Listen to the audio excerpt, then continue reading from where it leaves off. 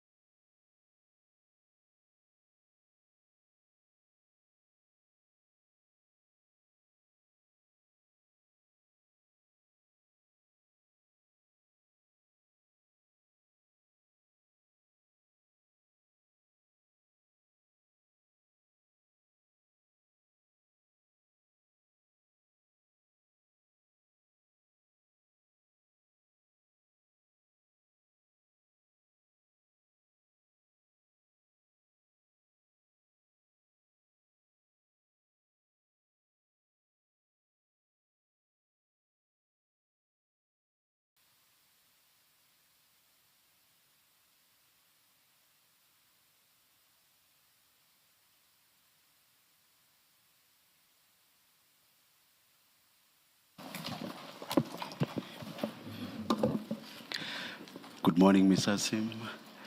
Good morning, Ms. Kiernan. Good morning, General. Good morning, Judge. Good morning, Chair. Chair, we've been provided overnight with a supplementary statement from the witness. And we have read through it. It is marked file 10D. Can I ask that it be admitted into the record as file 10D? It is so admitted. Thank you. Thank you. Good morning, General. Good morning, Commissioners. General, I see that your statement is not signed. Do you have file 10D in front of you?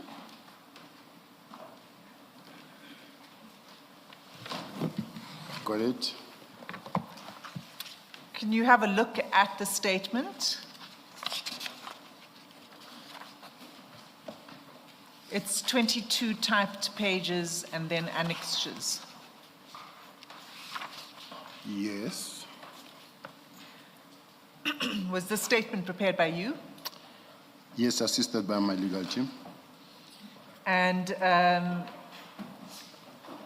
can you confirm that the contents of the statement are true and correct? That is what I confirm, my Commissioner. Can I ask that nevertheless, during the adjournment, you sign the statement so that we can have a signed version on record? Yes, I will consult with the legal team. Thank you. And then, General, I propose, I can assure you that we have read the entire statement. It's been provided to the commissioners. Can I propose to you that we deal with the contents of the statement as and when those issues arise during the course of questioning? That's correct. So we're not ignoring the statement. It's just that we'll deal with it at the appropriate stage in the proceedings. That's correct. Thank you. Ms. Asim, which files do you suggest we should have at the moment? Yes. It gets a Yes. bit crazy when we have to turn and look and look. Let's No, have them before yes. us right away. I know at some point we'll have to go to what's behind us.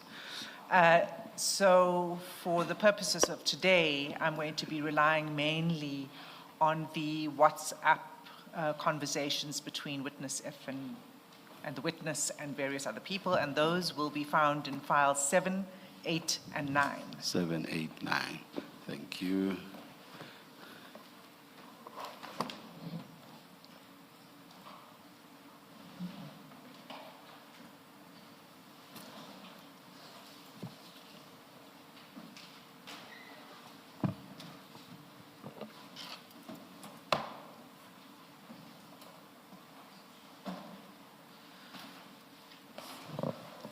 Do you have files 7, 8, and 9 in front of you, General? Yes, I do, Chair, but I just want to quickly ask something for the guidance of the commissioners. That whilst I understand that the witness F had already taken a stand and was in the middle of his testimony, and when he fell ill, and is still continuing, he's still expected to come back and continue. And at this point in time, I don't know the reason or the strategy that could have been behind witness F not being able to continue. Then in the meantime, I get involved and have to respond. I want to ask, can't it be that witness F must complete his testimony, and having completed his testimony, then I come respond to witness F's testimony? Now I'm sitting here, he testified, then stop, then I have to respond, then come and say things that are different, then which means I'll have to come back again and respond on certain things. So I was just wondering, Chair, if it is possible to ask for that, but if not, with what he has said, I will respond. But from me, where I'm sitting, I was saying in all fairness, we were supposed to have a witness testifying, complete his testimony, then respond. Then I can respond everything in total. Thank you, General. What you say makes perfect sense, and under normal circumstances, that would have been our preference as well. But right now we have no extension, and the commission is supposed to finalize its investigation by the 17th of March. So we have reached a stage where we have serious scheduling issues.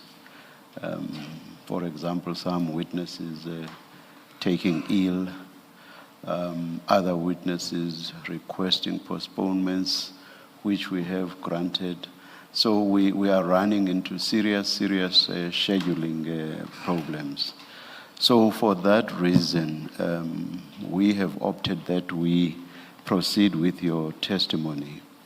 To the extent that issues may arise around witness F testifying or finalizing his testimony after you, we will do everything possible to make sure that you will not be prejudiced.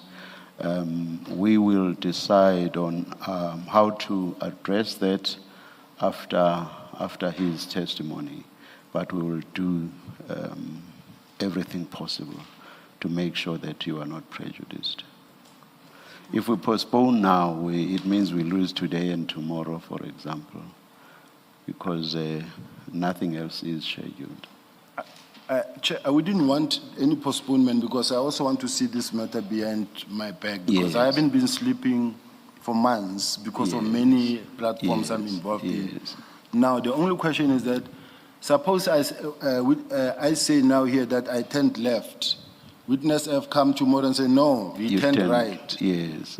And I put the following reasons, for reasons unknown to me, to the witness F himself. I don't know who's working with, who's dealing with, but witness F says, no, this is what happened, 1, 2, 3. Everything in the negative towards what I have already testified on. The evidence there says to me, can I ask you to sign? Then I'm going to sign and commit to this version. It's going to come and tweak my version or the version of what happens, because mostly we are dealing also with misinformation, disinformation, misleading, and the next thing I'm going to run into a situation where I say this is how something happened, then somebody says no, witness F, and then it goes out viral and says no, witness F is really negating everything what General Sibiya is saying.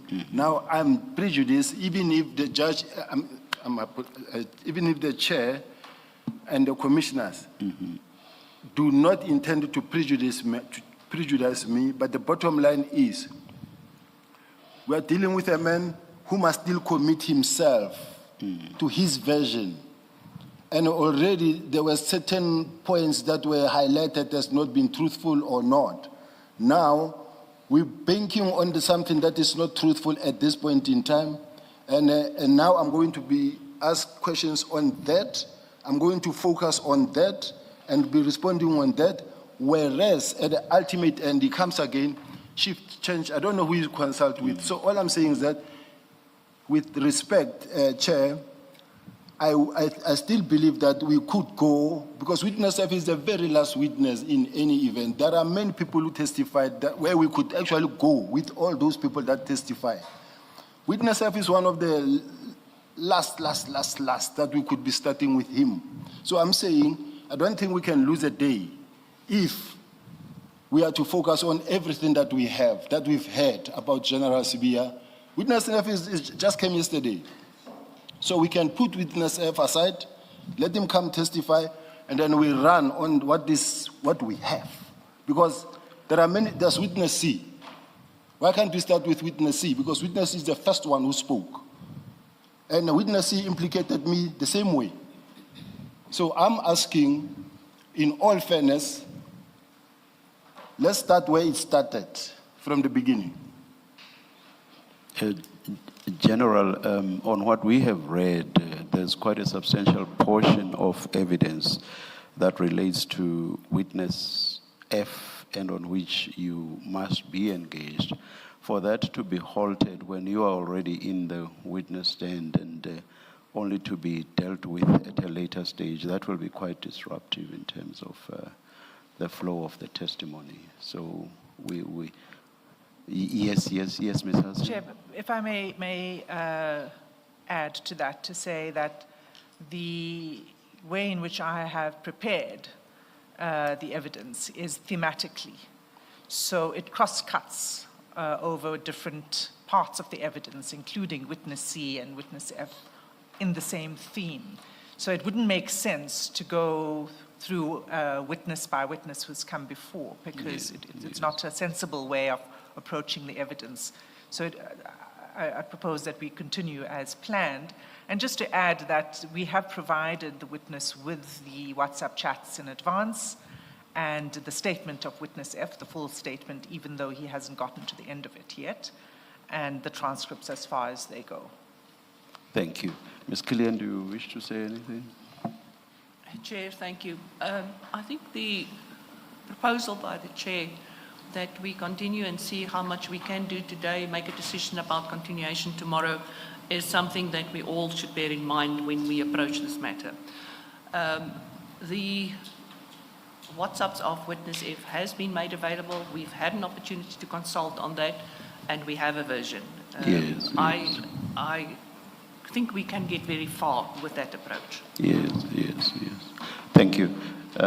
General, if there must be a ruling, the ruling is that we will continue with what's before us in the manner in which the evidence leader, Ms. Hasim, has structured her questioning, and indeed in accordance with what the commissioners may also wish to raise with you, whatever that may touch on.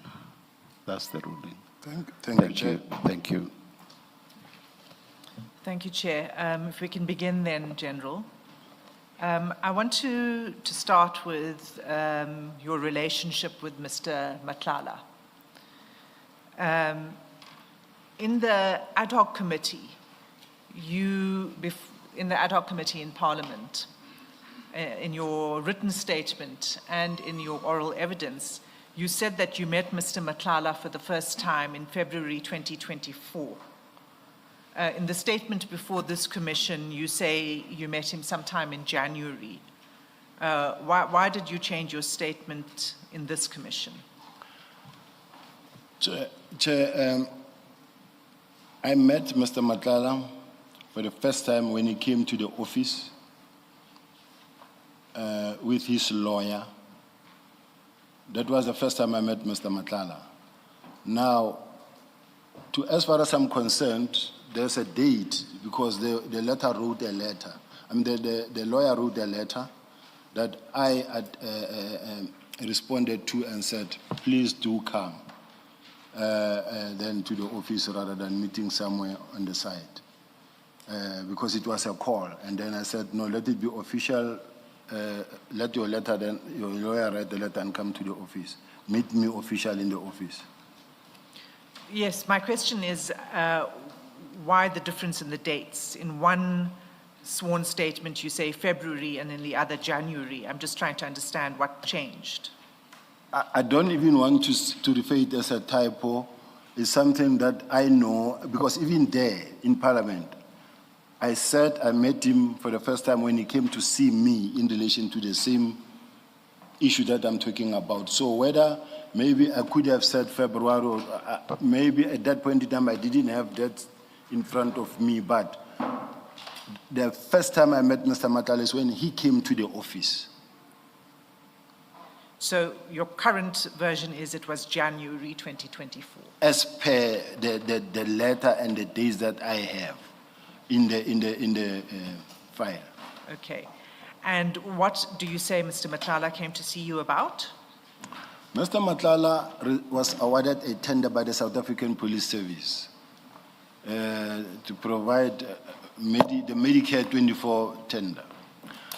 And then he is expected to use the they call it medical facility, the hospital facility in the colleges.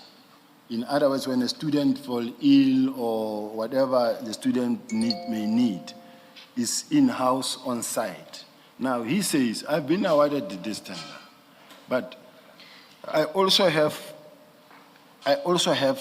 a lease agreement where Public Works allows me to go in there and occupy the space, because according to the lease agreement I have with Public Works, I am the lawful occupier of this property. On the tender, you say the Medicare 24 tender. Which tender specifically are you speaking about? I don't know of any other tender other than the Medi 24. Is that the tender to provide medical services to trainees and to members? That's what I know so far. But that tender was only awarded in June 2024.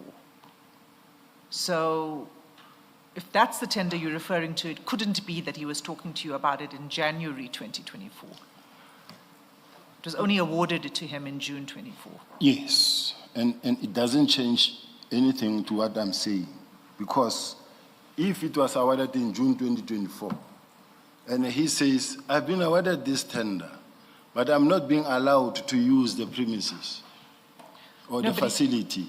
Now, if he comes at a later stage, because all I can say, whether when it was awarded or not, when it was not awarded, it's not where I fit in. All I'm saying is that I met him for the first time on the date he came to see me. Yes, but you said that I asked you what did he come to see you about, and you said it was to discuss the problem that he was having with this tender, because he couldn't fulfill the tender properly unless he had access to those premises that you're referring to.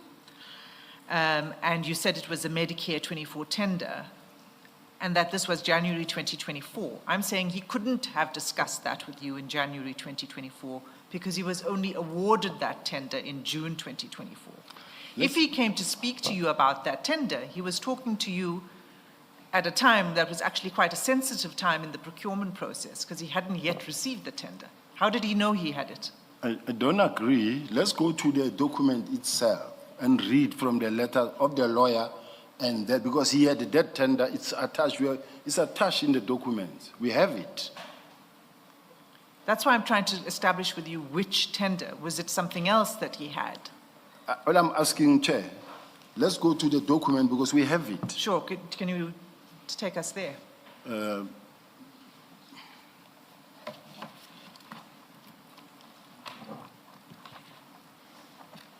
Because he was in the presence of his lawyer. So there's no way that he couldn't have had it. He had it already. It is there. That's fine. You could take us to the document and we can... General Sibiya, in paragraph 163 of your statement on page 53, you say, during or about January 2024, when I was acting National Commissioner, Matlala set up an appointment to visit me at my office with his attorneys. And then you say on his visit, he was indeed accompanied by the attorney. Matlala complained that he had been awarded a tender but was not allowed to use the facility. But the problem is in this section of your affidavit, you don't refer to any annexure. So you just say what you say, but you don't refer to any annexure or any attachment. So, You have it. Can we get it, please? We do have it, and Chair, as far as I'm concerned, Ms. Kiernan, do you have an idea what the document the General is referring to is?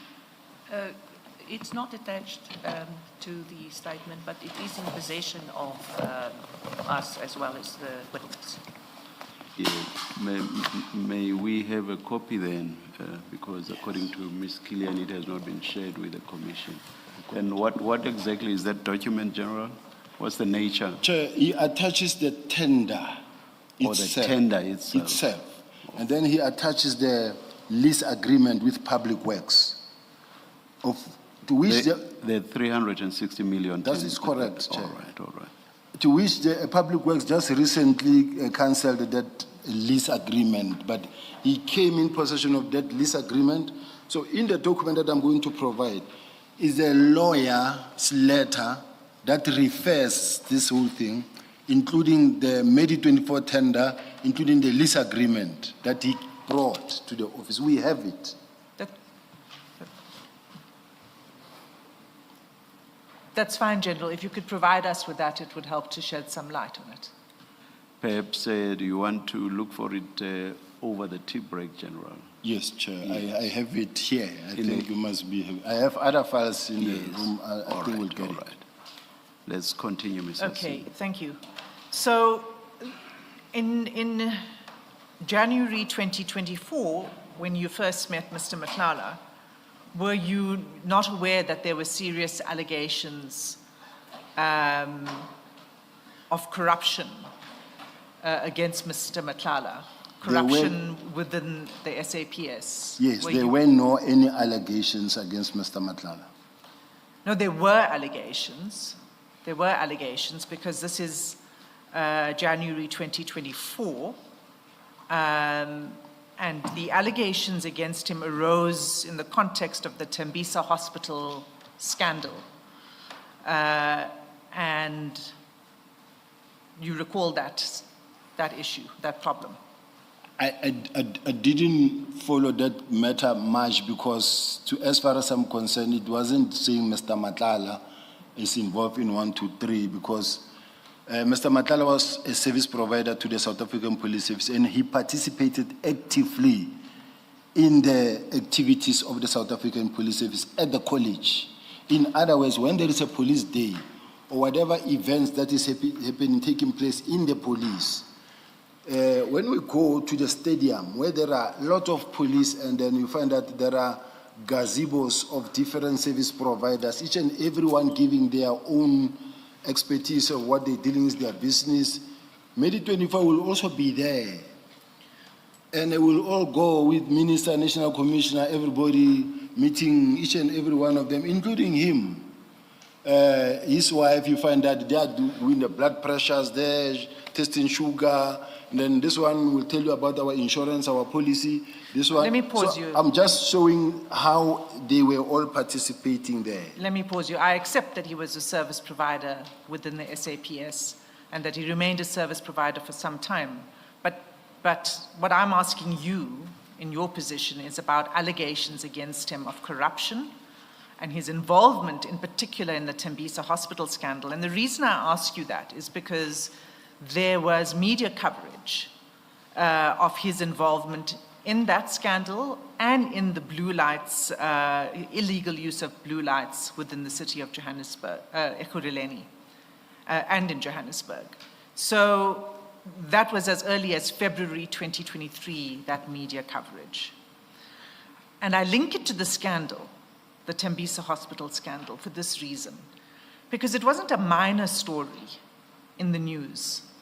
It was attracting a lot of public attention, that scandal, because of the assassination of a whistleblower, Babita Deokaran. And It was, which was in 2021. Do you recall that? No, I don't. I only know about the murder of Ms. Dokram, and I remember I was not in the police at that time. I was in the city of Joburg.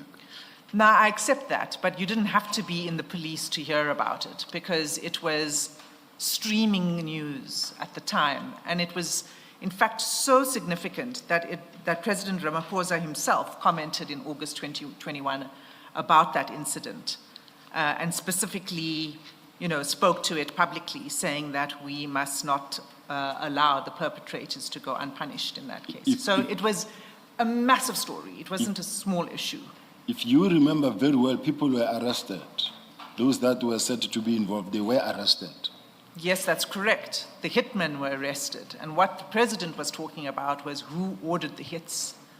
And what the media coverage was about was what was the motive behind it. So there was still an investigation, as it continues today, by the way, including by the SIU and the Hawks. You would know, I'm sure.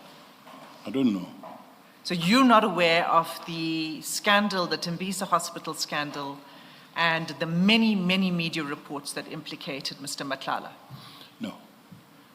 Because if Mr. Matlala was, let's say, the main player, or he was involved, to date he's not arrested. To date, he's not arrested. And above all, my employer, who did due diligence, gave him a tender of 360 million. My employer's got intelligence. He's got connections with IDEC, with NPA, with everybody. My employer, who signed the final document that says he must be awarded this tender, knew about the situation. I was not in the police. But if they gave him that tender and they worked well with him, even General Sintumula in her supplementary said, Mr. Matlala, nobody knew about his involvement. I'm asking about what you knew. You're saying this media coverage passed, as a top detective in this country, you've said, this passed you by, all of this media coverage. Commissioners, I must indicate, yes. Thanks for saying as a top detective, I am one. But what is important to note is that if a case is resolved,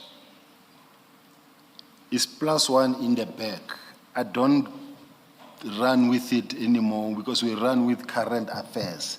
As another case comes, we run with, let's say for instance, that Tembisa story happened, but there are people arrested, the case is under control, there's no need to interject or to intervene. But then someone else somewhere in the country, big case happens, then we run with that case, we all go in there. I was at all material times where the National Commissioner was. I was with him at all material times. So whatever that is happening somewhere and there were arrests, it's no longer a subject of us having to intervene and getting involved in it. So you're saying that the matter was resolved because the actual hitmen were arrested, and therefore it was resolved. There was no need to do any further investigation as to who ordered the hit, because that was the issue. You are very wrong in saying that, because I've never said that. So it wasn't a closed issue then. It remained under. Are you aware that the SIU and the Hawks are investigating? I wasn't aware, and it wasn't for me to make any such follow-up, because then the question would be, what was my interest to follow up in those things? I'm not asking if you followed up. I'm asking about your knowledge of it, because I'm asking for this reason, and of course these were allegations, but if you are aware that other law enforcement arms and the SAPS itself is investigating an individual, would you not be circumspect in your relationship with that individual? One thing that you must remember how the police work is that what IDEC investigate, I don't know, not even the National Commissioner is aware of. What SIU works on and what they're handling, I won't know. The whole country knew. The whole country doesn't know what they're investigating. They will know 1, 2, 3 because maybe it was in the public space. But that what is authorized in terms of the proclamation by the president to the SIU, I won't know from where I'm sitting, even if I'm the top cop. There are cases that might be involving me. I won't know about them. So all I'm saying, Chairs, is that I cannot be expected to know what is happening in the IDEC or in the SIU. Yes. I won't know.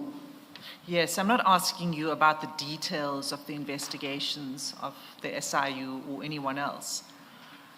It's a very simple point. It's that the whole country knew the name Mr. Matlala and that he was linked, one, to the illegal use of blue lights, and this was known from at least 2023, February 2023, because it was in the media. And the second thing that was known was that he was linked, implicated in the Tembisa hospital scandal. So there were allegations, he was under investigation. And what I'm probing with you is, how is it that you, as the top detective in the country, were not aware that he was implicated? I think let's start here.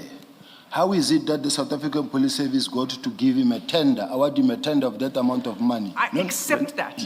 Let me stop you, because... Ms. Hazim, maybe unduly curtailing your questioning, but we do not seem to be making headway. Do you let us decide what we want to do about this issue, and don't you want to move on, perhaps? I'll take that, Chair. Yes. The point I'm making is that as someone in your position, you should have been aware of who Mr. Matlala was at that time. But I heard your response that you were not. Comment, General, if you want to. No, it's an unreasonable question. It's an unfair question because I'm not expected to know every case that happens in the country.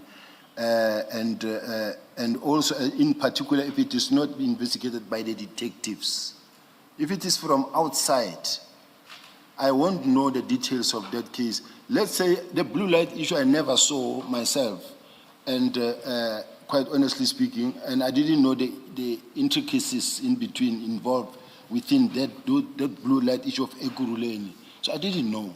And then I cannot be expected or ask a question as to what it was widely known or publicized. I didn't know. Thank you. Sorry, Ms. Hassan, before you proceed, Morning General, Morning. just to clarify something for me, you said earlier on that when there would be SAPS events, service providers would be called, and Mr. Matlala's company, Medicare, also had a stand. Is this before or after the award of the Medicare contract, what you are describing, his presence? After the award. Okay. Including even being approached as a sponsor. Yes. And he did sponsor as well. Thank you, you've clarified, thank you. Thank you. So, General, you said your relationship began in January 2024, but it wasn't confined to just that meeting in January 2024, correct? Let's fix it. Let's not say your relationship, because it was not a relationship. We met as a person who came to complain. Right. And how many times after January 2024 did you interact with Mr. Matlala? I can't say how many times, but I know where I'm sitting. I've met Mr. Matlala less than 5 times in my whole life.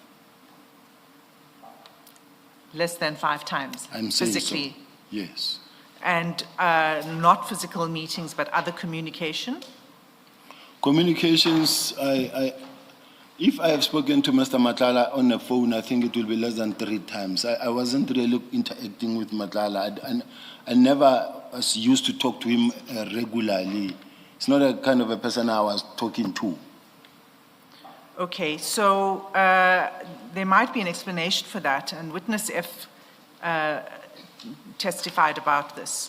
If I could just take you to what he said, and it's his transcript from 4 February. Which file, Ms. Hassan? I'll tell you in a moment, Commissioner.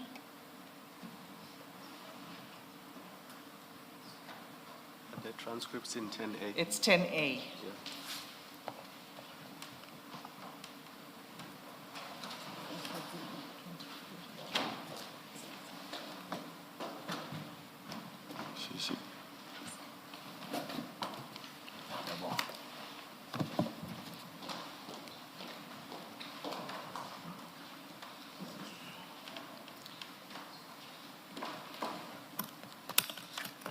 The 4 February transcript starts at page 219.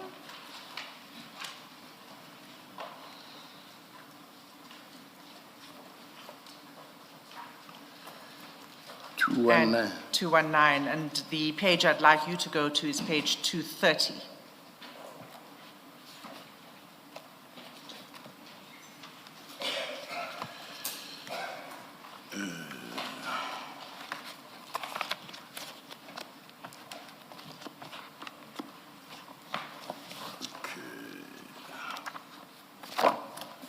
I'm not sure if I'm at the right page, but it says it's that witness F, I would not know, Commissioner. That's the correct All right. page. So the line is, well, just for context, let me say this is when witness F says that he had also arrived at your office at that meeting with Mr. Matlala.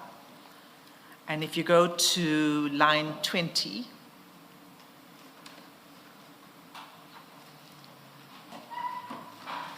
witness F says, on my arrival to General Sibiya's office, I delivered Mr. Matlala. Then General Sibiya said to me, because most of the times his phone is off or silent, he might be in the meetings or parliament. Does Mr. Kat Matlala mind to communicate with him via me if he does not have a problem with that, for in case or when he does not find him on his phone?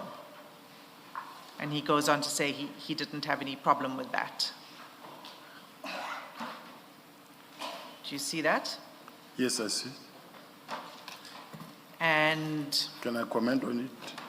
yes, just before you comment on it, and I want to take you to one other reference. It's on the same. Ms. Hassim, our experience is that the General has said he prefers to comment as and when an issue is touched on, because it derails him if several issues are touched on, and then he's required to comment right at the end. Perhaps let's let the General comment now. Thanks. Chair, it's the same issue. Yes. It's not a different issue. Yes. But maybe I can just, instead of taking time going to the page of the transcript, if I can just say what it is. It's the same issue. Yeah. And if you can respond to both at the same time, because it's about the communications between you and Mr. Matlala via witness F. And what witness F said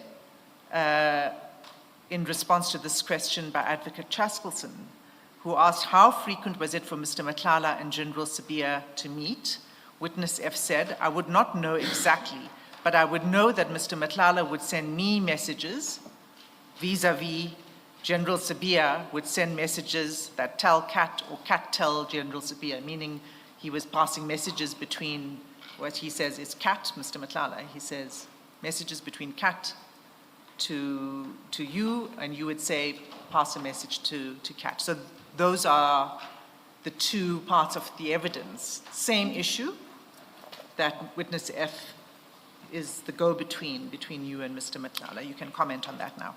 Now, my office is structured. I've got administration, I've got a messenger, I've got a PA, I've got a staff officer. And when there is someone down there and they call, one of them will be the one to go and fetch Mr. Matlala, of which that was the case. He was fetched by one of the ladies in the office. Immediately after the meeting, they went and they took him out, but he went to a certain brigadier. I don't know which brigadier, because apparently there's Brigadier Glenda Bokaba, and there is also Brigadier, the lady who was testifying. I don't know where she's based, but they say, my PA says, no, I went to fetch him, and then I took him, after the meeting, I took him there.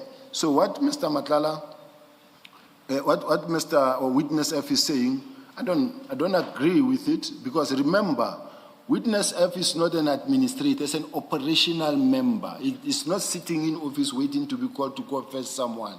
It's mostly not even in the office.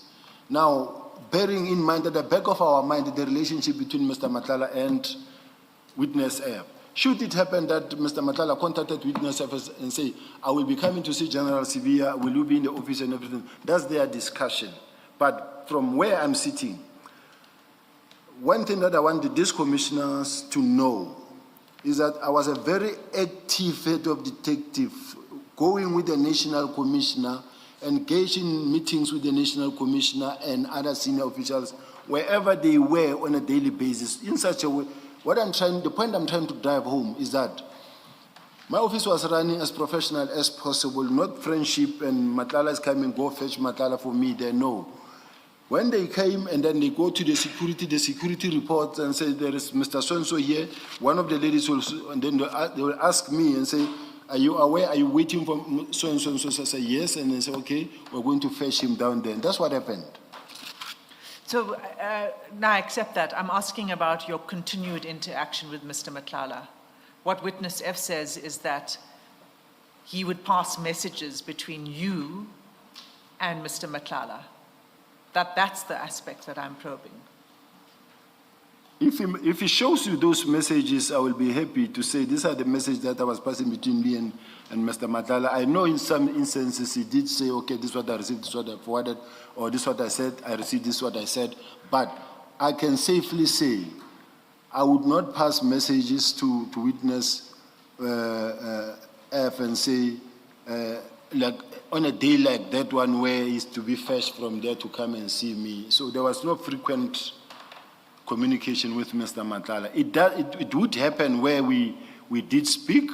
It happened because I made it a point not to be too close to him because I wasn't it was the beginning of knowing him as well.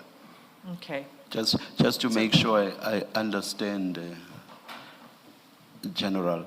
So are you saying that it is not true that in December 2024, you called Witness 23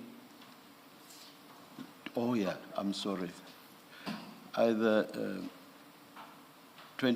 24 December 2023,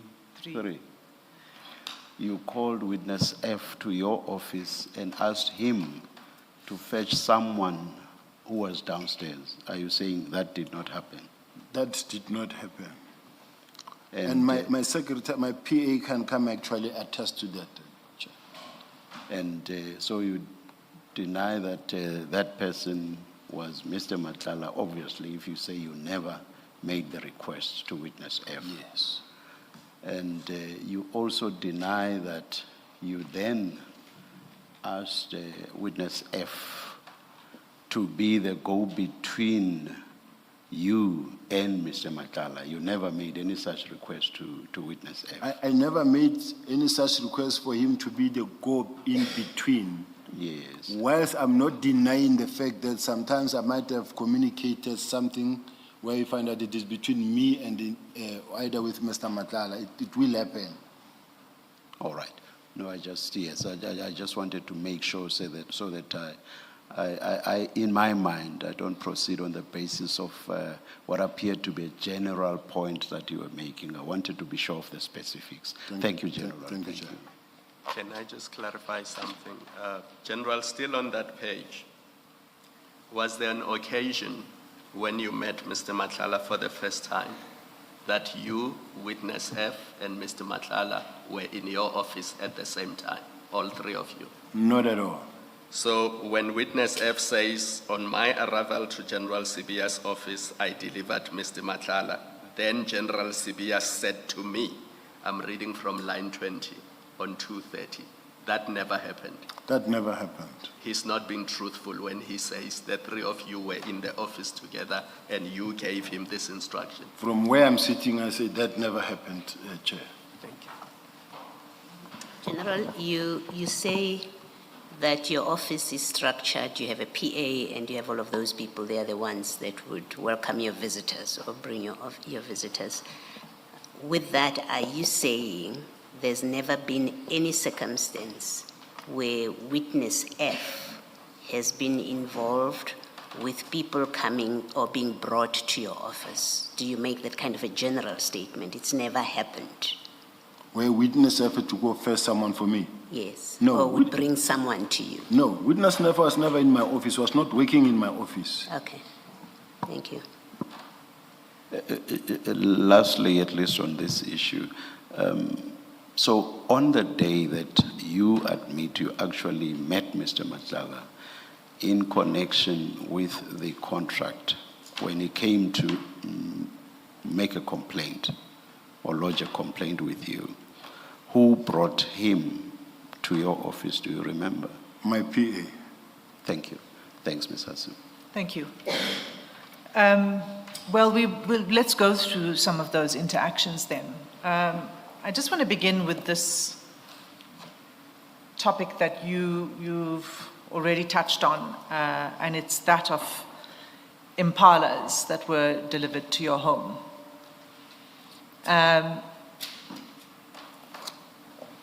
Do you recall impalas being delivered to your home? I've never had impalas delivered to my home. Have you had impalas being delivered to any of your properties? I have had, when I bought my property 9 years ago, Chair, when I bought my property 9 years ago, the previous owner, who was my next door neighbor, who said to me, I would like to have my kids next to me, and would you mind if I buy you out? I said, in any event, I want actually a plot because I like the farm life than these ones. So he says, okay, we agreed on an amount. Then he said to me, on a Sunday, he said, can you and your wife come and let me go show you something that I have? He has. And he took us there, and I saw a nice plot with animals. Those, it was the water bugs, different type of animals, emus. There were 2, and there were sheep. He said, I'll leave this with you because they rounded in the price. Where was this exactly? In Mnandi, in Centurion, near Copperleaf. And when was this exactly? 9 years ago, I was already fired by the police, and when they gave me money, I bought that place. That's what happened. Now, I procured that place, as I bought that place, purchased that place, what I found it with some animals in them. And I carried on with the animals, but let me not go deep. I'll explain as time goes on. But impalas were never delivered in my office, other than whatever that I bought myself, I was buying gradually, because I went and bought a whole number of other, I went and bought sheep, goats, and added with some of the, I think I bought something like 4 or 6 impalas at that time. They were bought by my gardener at that time was a guy who used to work for me, and then he was a Zimbabwean. The police will know about him in Oliver and Old Bosch.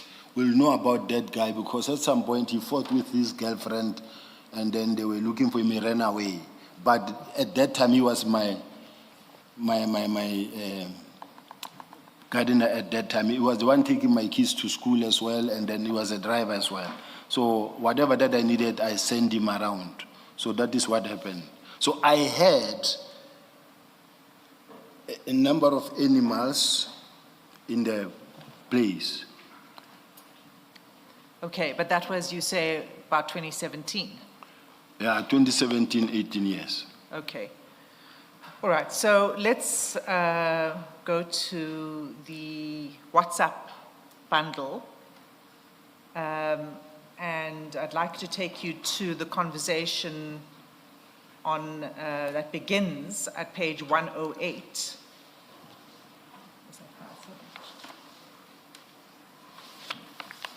I think that's file 7. Page 1. 108. Sorry, Chair. I want to ask something,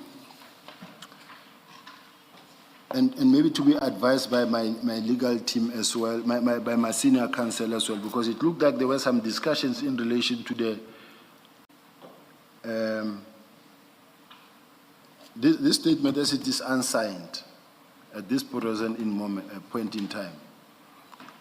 Whether is it not part of the discussions that was held that says maybe in terms of the admissibility of this or not, or if the council says no, it's not part like General Sintumula's statement, compliance. So there was those such small discussions that I want to check before I respond.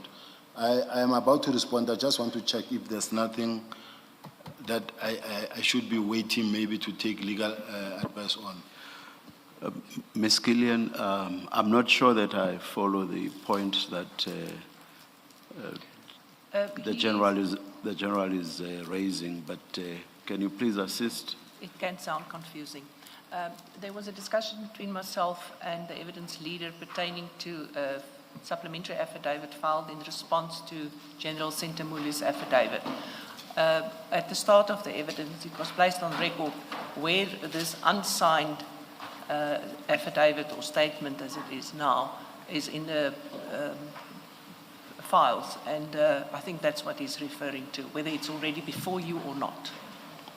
He's trying to ascertain whether he could refer That's to it. the general statement that Ms. Hassim referred to this morning. That is what he is trying to locate. Yes. And why I'm asking, Chair, is because of once we begin to talk about General Sintumula's statement, it was more about the impalas, and then I'm also being asked now in the topic that discusses that. So I wanted to just check the exact position, but I don't have a problem to respond. I'll respond. I just wanted to clarify that. General, I think, Ms. Hassim, do you wish to respond? To the extent that I understand the question, General Sintumule submitted an affidavit that was admitted into the record on, I believe, Friday morning. We received it then. We made it available immediately to the witness and his legal team. They consulted over the weekend and they provided a statement partly in response to General Sintumule's statement, which I've handed in as part of the record for today. So everything is admitted and part of our record, and we can certainly go to that statement if the General wishes to go to his statement in answering the question. Am I correct that right at the beginning, the General confirmed the content of that statement? That's correct. I did ask the Yes, witness to yes. confirm the correctness of the And statement, and he did so. the General did so. And he obviously Yes. remains under oath, yes. Yes. General, I'm not sure that an issue arises out of this because you have confirmed the statement, indeed the content of the statement. So no issue should arise. It's a statement before us just like any other. I'm satisfied. Yes, thank you. Okay, so we were looking at... Are you at page 108 now, General? I'm on my guards, Chair, so... So, the General, conversation those are the level files is, I forgot File to 7 of focus. 10. File I'm 7 moving my of 10. safety belt. Those are the 3 files that we'd be using the most today.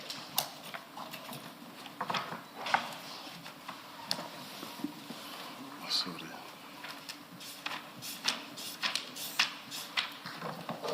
Thank you very much. It's helpful.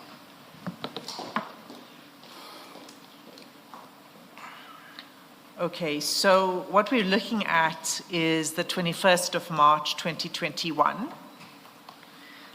And this is a conversation, for context, this is a WhatsApp conversation between witness F and Mr. Matlala, who saved on his phone on this chat as cat security. Do you see that? Yes. Okay, so on the 21st of March, if we pick it up from 6:47 a.m. Ms. Hassim, the chats are actually numbered. If you look at the top, it's 1, then all the way down to 8. It's easier to find them if you refer to those chat numbers. Thank you. Thank you. Chair. I'll do so. Mr. Sim, maybe if I may add to that, perhaps it would help the general in particular if you explain the different sides of Yes, of this, I'm because this is coming the to first that. time that he looks at this, with us at least. Absolutely. So 6:47 a.m. is chat number 3. I just want to know that you see chat number 3. Chat number 3. Yes. The numbering is on the It's Yes, on the I- left-hand I- side. left-hand side. I follow Yes. the You chair. see that? Okay, Thank so you. Thank you. it goes sequentially, number 3, number 4, number 5. So number 3 is at 6:47. And what we see is a blank box, and underneath it, it says catch security. You see that? Yes. In these chats, as they are depicted here, where there's a blank box, it indicates a call, a voice call. Where it's in gray, it's a call that's being made, it's a call that is incoming to witness F. And where there are chats in green, those originate from witness F. So just to explain that, do you follow what I'm saying? I'm not so familiar with this, but I do follow messages as I read. The only thing that I wanted to just raise, Chair, is that obviously these are, what is the right word to use? They were handpicked, put together for the purpose of maybe me. Because remember that, Chair, when you talk about in my cell phone, I chat with a lot of people. But now they took that one, and then they make them follow one another like this. Now for me to sit here and accept a chat that says, okay, do you see this chat? Followed by this chat. I don't know in between the chat who else he was talking to, but all I can see, I see where, okay, there is CAT security services, and then there's this one, then there is that one, but it's not how they are in the phone itself. So I will go along with that, but I'm raising it as a concern, Chair, before you, Chair, because the bottom line is that if we were given the whole phone or the whole thing the way it was, it would make everyone's life easy. General, I'm not a tech-savvy person, but here's my understanding. If on my phone I have you as a contact and we are both on WhatsApp, when I search for you and I find you on WhatsApp, the chats that will be there will be chats only between you and me. It won't be, that won't include chats with Commissioner Baloyi and chats with Commissioner Kumalo and so on. So it will just be those chats only. Okay, Chair. Is that not your understanding as well? Because if you had me as a contact on your end, you search for me, and I'm sure that all that you would find would be chats between the two of us. There wouldn't be any interpositioning of chats from other people. It would just be the two of us. I take it, Chair. Yeah, thank you. And if I could just add to that, Chair, that the full chats that are relevant to the witness were provided, not just a few pages of the chats. The whole stream was provided. We, however, are only going to the parts that we have questions about, but the full set was provided. Yes. Now, I think you had asked a question already or not? Well, I just wanted to Or you were establish just first drawing, yes, all right. that whether the witness can see that, well, one, I'm explaining to you that where it's a gray blank box, it's a voice call. And where it's green, it's by witness F, and gray, it's by the person with whom he's communicating. Okay? But on the left-hand side, I see is gray. On the right-hand side, I see there is those green, Yes. yes. So the right-hand side, green, is witness F. Left-hand side, gray, is, in this case, cat security. At other times, it's other people with whom he's communicating, as you'll see. So in chat number 3, what you see is at 6:47 a.m., a phone call is made by Mr. Matlala. And then at chat number 4, Mr. Matlala sends witness F a message saying, "Call me." That's at 6:52. In chat number 5, you see witness F calls Mr. Matlala, so there's a conversation there. And then at chat number 6, Mr. Matlala sends to witness F a voice note, which we'll play.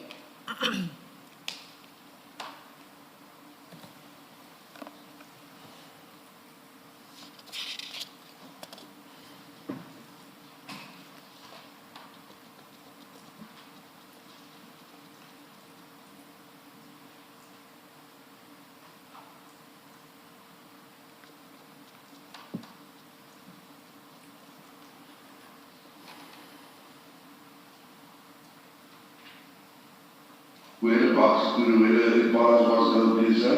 If you can just send me a picture of where it was going to. Could you hear that? Yes. Okay. And now if you look at page 333 of the chats, this is where there are chats between you and witness F. Page Chats? 333.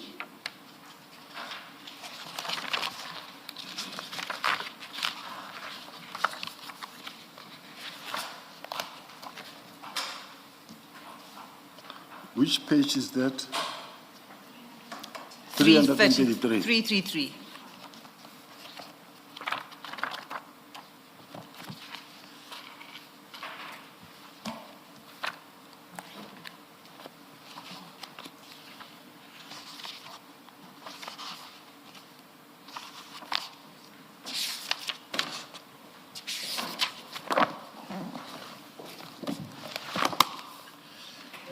Got it, Chair. Okay, thanks. So if we go to 333, you'll see that this is the conversation between you and witness F. And I'm looking specifically at chat number 4.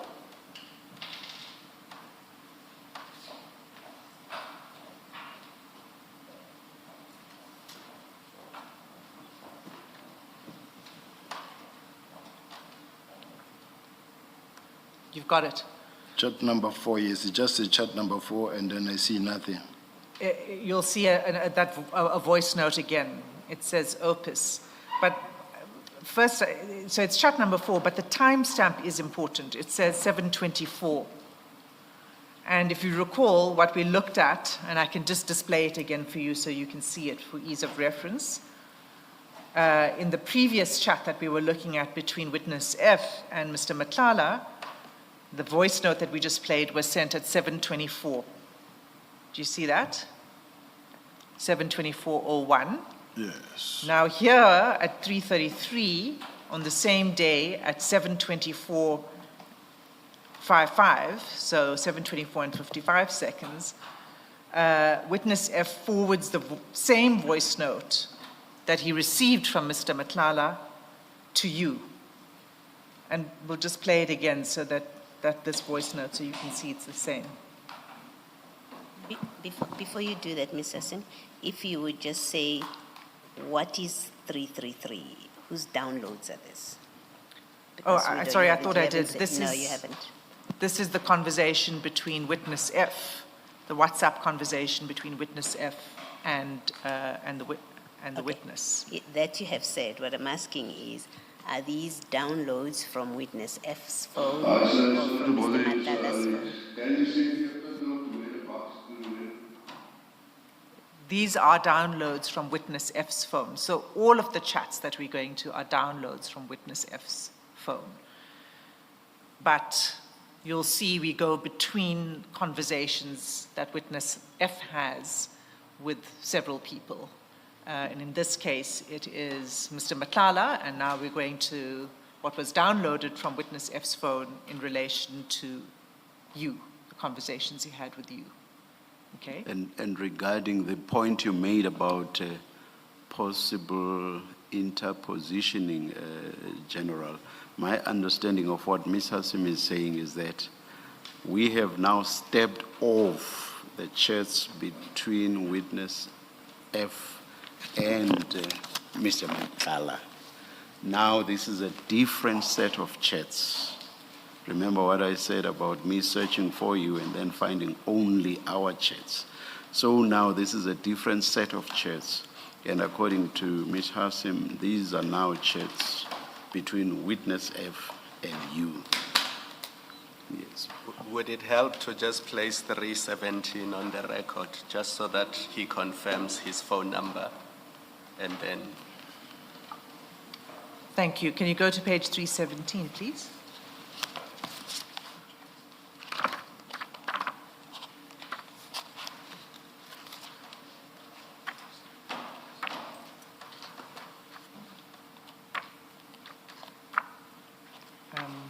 Sorry, Chair, my computer's just frozen here.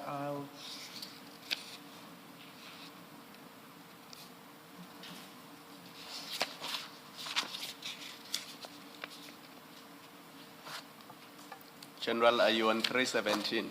I am. While Ms. Hassim is sorting out her computer. I'm there. Oh, thank you. Thanks. Okay, General, what you'll see at 317 is the numbers that are used in this chat exchange, this particular chat that we're looking at. And there's a number that's saved as General Sibiya and in brackets Deputy National Commissioner. Do you see that? Yes, It's the third number. that's my number. That's your number. Okay. So if we can go back to 333, Back to? 333. Yes. So remember, I first played you the clip from Mr. Matlala to witness F. Yeah. Immediately after witness F receives that voice note from Mr. Matlala, he forwards it to you, because we see that on the timestamp, 7:24. And I think Ms. Poe already played the voice clip. Do you want it to be played again, or do you accept that that's the same voice clip? No, I accept it. That's the same first clip. And then in the very next message, number 5, at 7:25, so the very next message.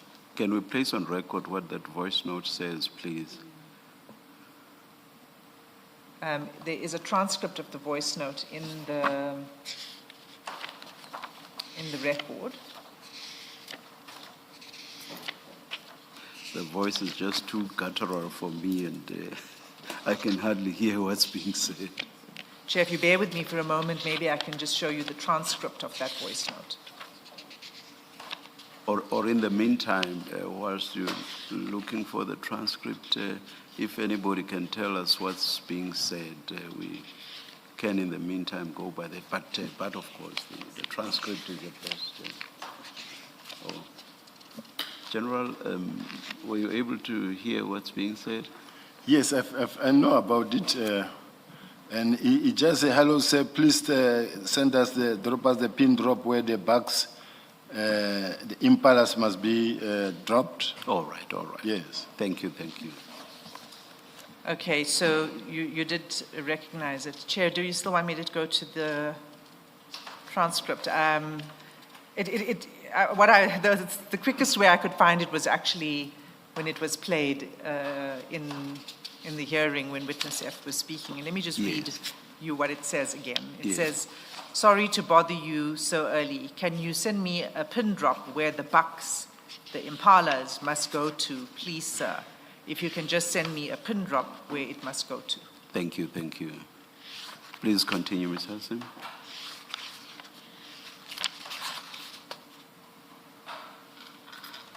So that voice note is sent to you immediately after it's received from Mr. Matlala. And then immediately after that, witness F sends you a message saying, "Morning, it's from Cat." Do you see that? That's in number 6, chat number 6.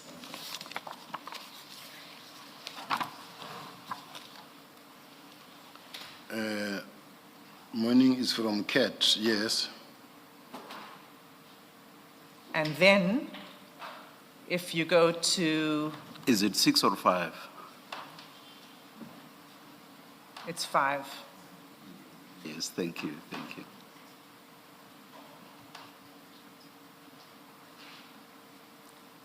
And then the next message, which is number 6, is from you at 8:39 a.m., and it's a voice call to witness F. Okay? Do you see that? Chat number 6, Yes. yes. Okay. So let me pause there before we go further. Do you recall this exchange between you and witness F? Chair, I do recall, although I don't have my gadgets, but I can't deny them. Okay. So you received a voice note asking you where must the impalas be delivered. And then you call witness F. Do you recall the content of your conversation with witness F? With witness F, yeah. After he sent you this voice Yes. note. I don't know if I should read from my statement, but because of the truth is your truth is what happened. What I can say basically is that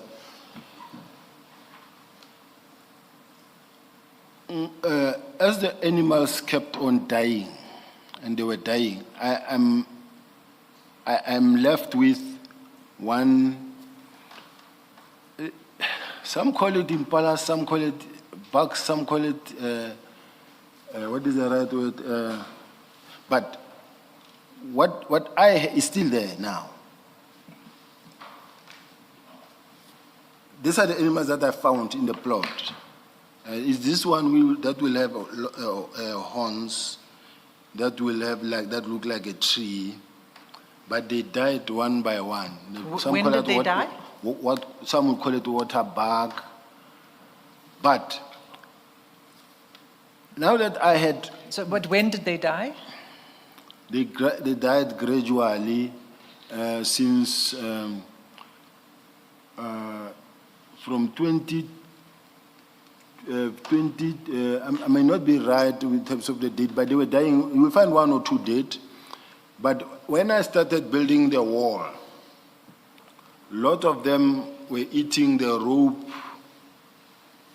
As they deliver the bricks that build the wall, then at night, I don't know, they eat this rope that ties the bricks so that they don't fall apart. Now, when you wake up in the morning, you find that the stomach is raised and it's dead.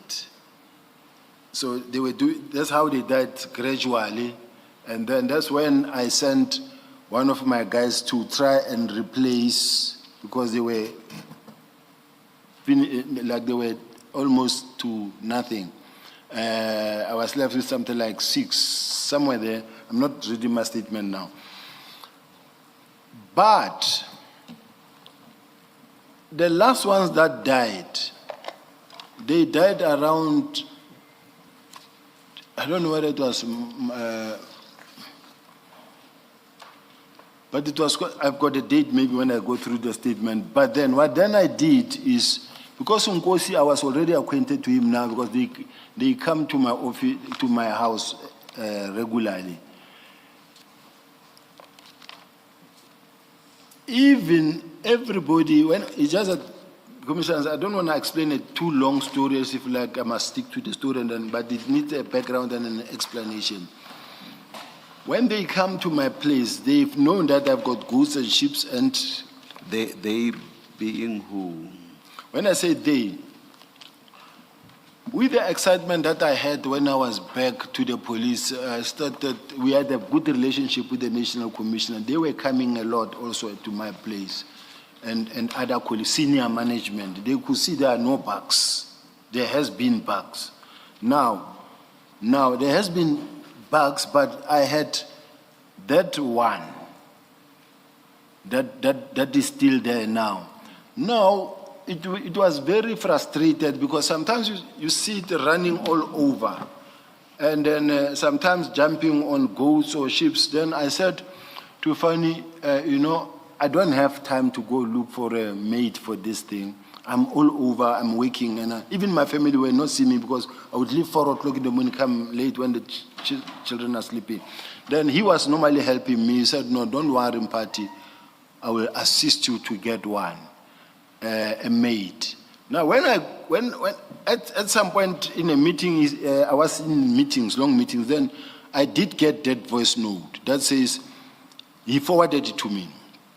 As to how, because Nkosi, he said in one of his statements, he's a professional hunter, he's a hunter as well, that I know farmers that will assist you with this thing. I said, it's okay. Then he sent me that voice note. To me, it's okay. He said you'll find it. Now, he said, where the bugs, the impalas. Now, I needed only one, but I thought maybe he wasn't so sure he took a male and a female. But he said the bugs, the impalas. Now, when he said the bugs and the impalas, when I got a break, I called him. I said, I just hope you know what I want, what is in the yard, not any other. And then already at that time, in their mind, it was impalas. I said, no. I don't want the impala because they did, and they can't survive in any other place. I just need a partner for this one so that it's still alive, and I don't want to kill it, to slaughter it. And it was not, to me... What was remaining? What was it? Was it an impala? What was it? It's a water bug. Water bug.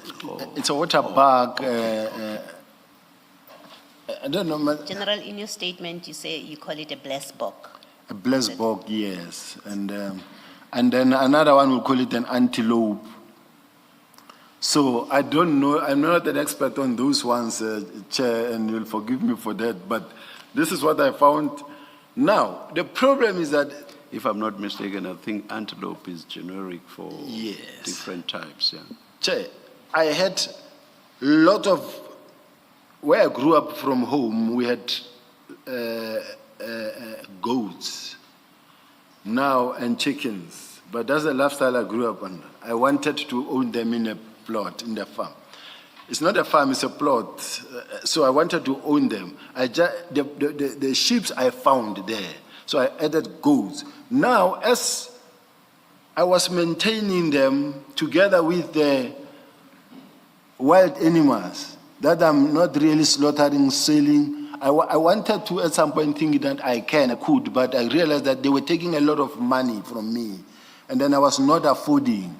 To me, when the number reduced, dying, I could not replace the wild animals, because what's the point of keeping animals that were not selling, that were not eating, just to keep them, and they're taking, I was spending more than 12,000 rand a month. I realized that it's not sustainable, so I didn't need them. So, but all I needed was this. As a result, I said, no, I don't need it. Because initially I spoke to him, and then asked him how and when he was going there.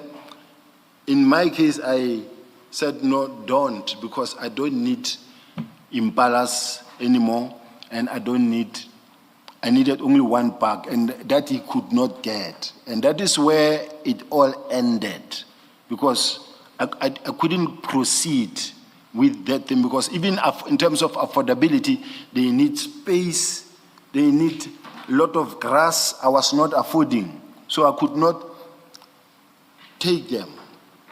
So they were not delivered. Even Mr. Matlala himself did say that they were not delivered. Okay, so there are two things arising from that. The first is, you confirm that this was Mr. Matlala who was providing you with these. I've never confirmed that. I spoke to Nkosi. Nkosi never actually said to me he was going to speak to Mr. Matlala. Right, when you get that message with the voice note, the very next message that's sent to you is, morning, it's from Kat. And it's not morning, it's from Mr. Matlala or from some person you don't know well. It's morning, it's from Kat. So you knew where it was coming from. No, for simple reasons. The fact that I never allowed them to come, to me, it was a rested point. I never allowed them to come. Because even if he said, when he said from Mr. Matlala, to me, I realized that, look, I don't want anything from anybody. Chair, I can safely tell you something. I know my counsel said to me, hey, you don't have to sponsor this thing when you are not asked. But I want to prove something here. May I say this, Ms. Kiernan, from last week already, I came close to saying to you, your client is sailing very close to possibly divulging client-lawyer confidences, but perhaps the General should continue. I take note. Yes. I've learned, Chair, I'm really sorry to my counsel. I'm not saying you have. Perhaps what you are touching on is not necessarily something confidential.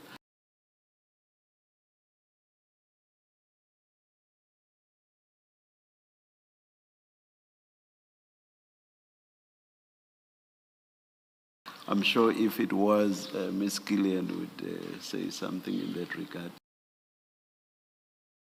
Please continue. Yeah, no, she was just trying to advise me that don't talk too much. Be short. So that's why I'm saying it, Chair. But what I was saying is that there's a friend that I have in Zimbabwe. At some point, it was my birthday. And a friend said to me, my friend, I want to buy you a present, but I'm far. I will send you some money. And I said, it's okay, but you must know that it's something that I have to declare. And then he said, it's okay. Then, in an attempt to surprise me, I was sent 20,000 rand. I went straight to the bank. I said, I don't need this thing. I don't want it. It's going to put me in trouble. Reverse this transaction. I don't need. And it happened. So I'm saying anything that I know that this one is a no-go area, because I've lived with this thing and I've charged many people for this thing, I could not go ahead. That's when I stopped. Even this one, there was no animal that was delivered on account of Mr. Matlala or Nkosi to my place. Never. Did it, I mean, given your explanation about this Zimbabwe gift that you reversed, Are you saying that these animals were not delivered to you because you stopped it? You stopped it because you didn't think it was an appropriate thing to come from Mr. Matlala? No. I'm just asking, just to understand No. what you're saying. Firstly, they were not what I wanted. Because I didn't need many. I needed one to match this one that I have. And then when he said, can you please send me the pin drop where the bugs, the animals, so it was two things. And down deep dive, to an extent that for me, to afford now to have 6,000 to 12,000 that I must spend on animals that I'm not even slaughtering or selling, I couldn't. So I'm just putting it here that it never came. I didn't need them. General, accepting for a moment that they did not come, I mean, how does Mr. Matlala get involved in your desire to acquire whatever type of animal it is that you needed?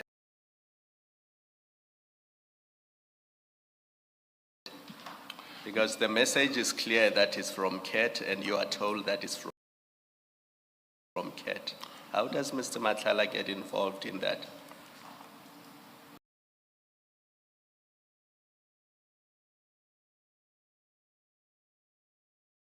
My only concern is that when you speak to Nkosi and Nkosi says to you and to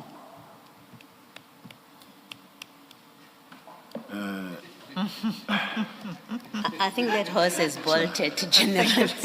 it bolted some answers back. So maybe I'm sure the chair realized what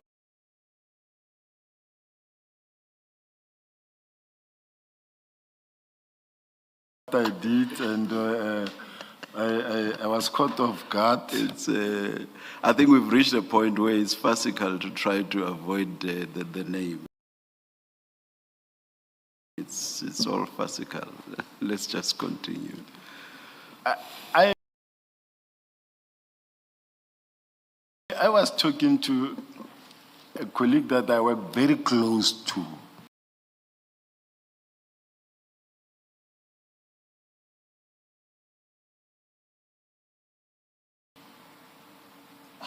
And even myself, I've been giving him pit bulls from my yard.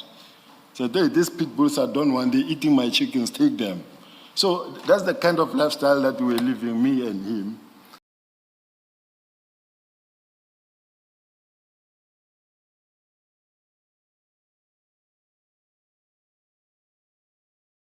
Now when I talk to him and then General, you have said to us that the witness did not bring Mr. Matlala to your office. And so you met Mr. Matlala independent of the witness. And so that's what you've said to us. But then, and that was according to you, in January 2024, maybe February 2024. But now it's March the 21st. And he says to you, morning, it's from CAT. Now, the first thing is, what did you know about his relationship with CAT? Because here he expects that you know who's CAT. I mean, the familiarity. He doesn't say Mr. Matlala. He says it's from CAT. What did you know about his relationship with the person that he refers to as CAT? And why would he have thought you would know who he's speaking about when he says it's CAT? So it's two questions. If the commissioner remember very well, we were already past the stage of having met CAT, because we met CAT initially when he came to the office. I got to know that he knows CAT, and he knows CAT very well. So CAT was someone who was up and down. Even when he was there, he did. So you came to know because you discussed CAT with him? Yes, we did. CAT did indicate that, no, I know many people here, I know many of your colleagues there. Yeah. So CAT told you that on the day that you met him for the first time? He Is told it- you, I know this gentleman. Yes, because when he left there, they took him to another brigadier in there. Yeah, no, I understand that. I just want to understand how you get to a point where you discuss with the witness, Mr. Matlala. So you meet Mr. Matlala according to you, in January, maybe February, depending on what you said in the ad hoc committee. Either one, it doesn't matter to me whether it's January or February for purposes of this conversation. But it is now in March, so maybe a month or two. You're told, morning, this voice note is from Kate. There is an expectation clearly that you know who he's talking about. You say to us, yeah, well, I did discuss him. And I'm wanting to know at which point do you discuss with Mr. Matlala? At which point do you talk about Mr. Nkosi with Mr. Matlala before the 21st of March? And at which point do you discuss Mr. Matlala with Mr. Nkosi? From the Commissioners, time you met him up to the 21st of March. Commissioners, remember that from the day I met Kat, Mr. Matlala, at the offices, leading to that day or those charters. The 21st of March, Yes, yeah. in between. Mr. Matlala has been an interactive type of a person with many police officials that he knew. We've been to college. This is where he's been a service provider. We've been to college. And then I did see him at the college myself, where they had their own gazebo as well there. I also saw him there. So we have interacted with Mr. Matlala. I never said I never interacted with him completely, because therefrom, we, just like any other normal relationship that develops or that starts, I started knowing Mr. Matlala there. All I knew was not to cross the line. General, you are being asked about the period between January 2024 and March 2024. Now, Mr. Matlala is not a service provider to SAPS during that period. So when you make reference to gazebos and visits to the clinic, for the purposes of the question, you are being asked, the day you met Matlala in January of 2024, until this date on the 21st of March 2024. So you limit it only to that period. And then you answer Commissioner Baloy's question. I think Only, so it's a 2-month period, really. I think, Commissioner Khumalo, you are the one who's misunderstanding in this case, in a sense that when he came to see me in January, he already had a tender. Oh, General, he didn't have it. Can we just accept as a fact, and then you can speak from there. The tender was awarded in June 2024. That's fact. Now you are interacting. So you can check that if you want, but it is in June 2024. That's fact. You are interacting with him in March 21. Well, between March. January and March, yes. 24 is what these texts are about. And you say, in that period, already in March 2024, that's what you say, I've been interacting with Mr. Matlala.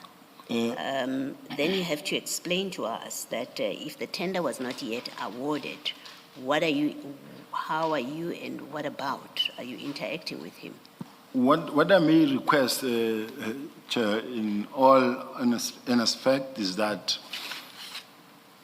where I mix the date is not out of an intention to misrepresent the facts. I'm working from memory. I don't have anything, and I'm not making an excuse.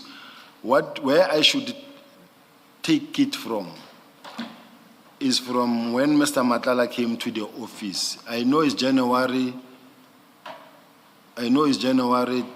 20, I know it's in January, the 17th, somewhere there. Now, whether I might have mixed 2024 and 2025, it may be maybe that point that I need to fix. But I don't remember meeting or talking to Kat or Mr. Matlala before that. I don't remember Before, that. when you say before that, does that refer to the award of the contract?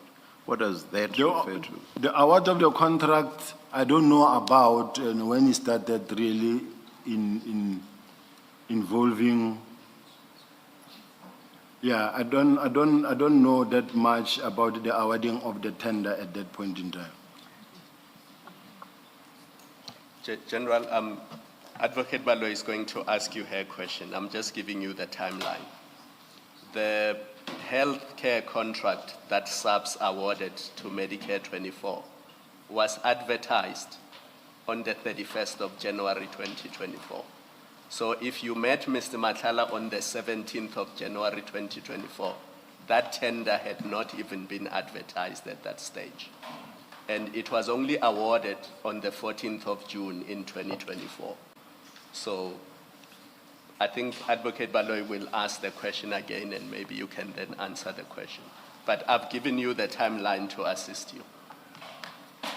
Well, General, I'm prepared for purpose of my discussion with you to even accept, just for purpose of our discussion, to accept that you may have met Mr. Matlala in January, you may have had a meeting with him in January 2025, but what we know from these texts is you are engaging with him in 2024, in March.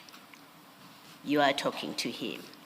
And the question still remains, what did you know about, in March 24, what did you know about Mr. Nkosi's relationship with Mr. Matlala and that relationship, and why would the Sergeant Nkosi know that you know Matlala when he says to you, morning it's from Kat, in March 24 already. So he knows at this point that you know who he's referring to. And the question is, well, what did you know about that relationship in March 2024? What was the nature of your relationship at that point? What is still disturbing me, Chair, and putting me a little bit off balance is the fact that when I look at Mr. Matlala was searched, I think, in December 2024. And what I know is that in December 2024, when he was searched, I've never interacted with him. Now I'm talking December 2024. I've never interacted with him going up to now. Now, that's why I'm working now on 2024. And that is why in my mind, it tells me that it was January 2024. So I might be wrong in terms of the timelines and the date, but I'm just saying, I'm basing that on the fact that if he was raided in 2024, December, I never spoke to him or met him. 2024, since then, December. Now, I say it could not be that I met him in January the 17th, 2025. Hence, I'm saying, if I'm mixing the date at this present moment, it's something that I just need to sit down, do the timelines. But because of the fact that I don't have my gadget, I don't have access to the office, the resources, whatever, that could be a weakening factor in terms of how I recall some of the dates. So the intention is not to mislead or to lie, but I might be mixing something somewhere, but I will accept where I made a mistake. I think I'll hand over to Ms. Hassim now, but I just want to say that I'm also not trying to involve you in a memory test, of remember as you're sitting there and then we catch you out because you don't remember things.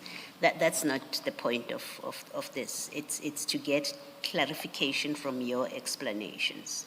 So, and that's why I said to you, to me, it really doesn't matter for purpose of a discussion whether you met him in 24 or in 25.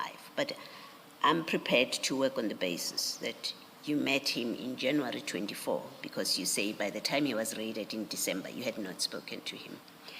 So I'm prepared to work with your dates. My question still remains, and it's my question so that I understand your evidence, that in March 2024, what we've established, or what we know for a fact from evidence and from documents, is the Medicare contract was awarded in June 2024. We know that as a fact. So, when you speak to him in March 2024 rather, he doesn't have the contract yet. We know that as a matter of fact.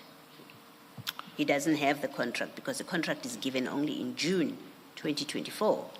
And so the question is, the interaction that you say, because you say after you met him in January, you then now had interactions with him, between that January and March, those interactions before he got the contract or the tender, what are they about? And what does Mr. Sergeant Nkosi know about your relationship with Mr. Matlala as at March 2024? Is really the question that I'm seeking you to clarify.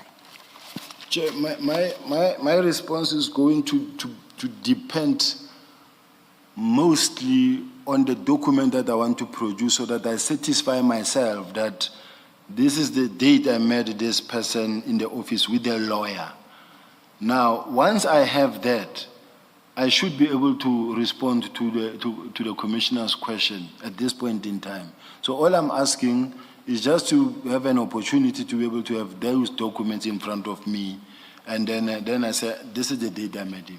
Okay, I think that's a fair request. We'll come back to it. But can I just put this proposition to you for comment, that if the documents that you are going to look at indicate or show that the contract was not awarded in January 24, in fact, let me say it differently.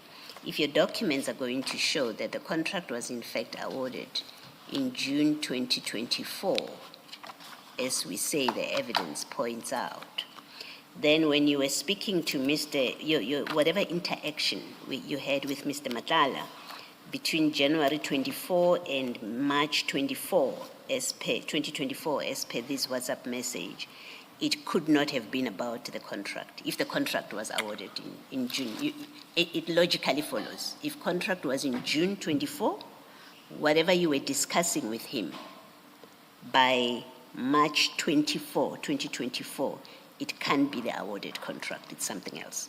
One thing that I wanted these commissioners to know is that I've never engaged with Mr. Matlala on any other issue other than Awarded contract. I have never, I don't know about this security, his other dealing, his other cases. The time I spoke to him will be on 3 issues that they will come as the line of questioning comes. But what I know is that what started my first meeting with him was about that. Contract. All right. Thank you. Thanks, General. Mr. Sir. Let us adjourn and resume at 12:30.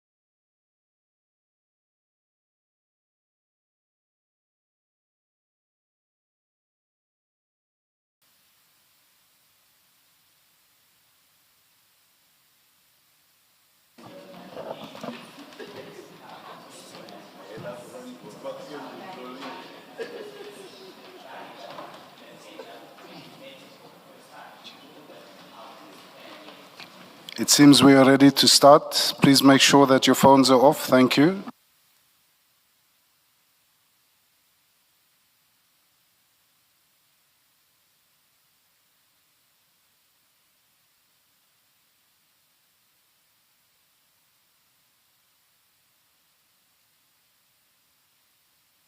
Yes, Ms. Hassim.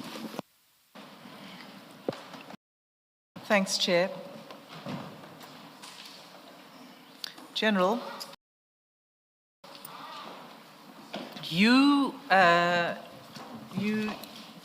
testified before the T that all of the buck had died. Sorry, Advocate Hassim, sorry to do this to you. Before we start, I thought there was an undertaking that the attorney's letter will be provided after tea. I've received nothing. When we get it, we'll deal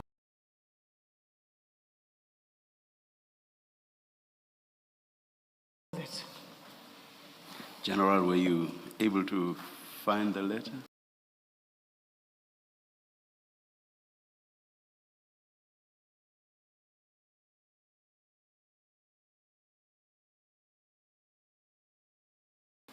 There is a document that we have from the lawyer, and then the one for the tender of May 24 tender document.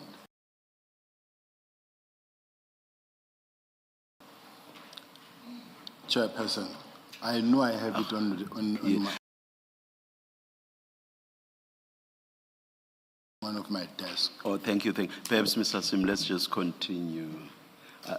Yes, and may it be shared over lunch, and yeah, let's continue. Yes. Thank you. Sorry, Chair, I have a letter dated 17 January 2024 that I could read into the record in the meantime. Where is it? Or they've asked them to print it.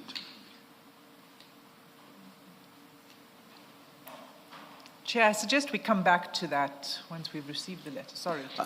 How long is the letter, General? No, I think it's 1.5 pages. It's a lawyer's letter that accompanies the whole lease agreement and the May 24, I think it's a tender document. Mr. Sim, it sounds like the letter that the General was testifying to. I think the best. No, let's leave it, please. Let's leave it. Chair, I will engage with my colleague in the lunch adjournment. Yes. Get hard copies of it so we all have something in front of us to look at. And that way we'd also be able to see better the addressee and all of these dates. And yes, thanks. We'll continue, General, then it will be revisited if necessary after lunch. I will make sure that if, because I was suggesting that maybe they should drive home. Yeah. Look for it on the table. Yeah. Let's leave it for now. Thank you. Please continue, Mr. Sim. Thanks, Chair. General. General, are you with me? I am listening.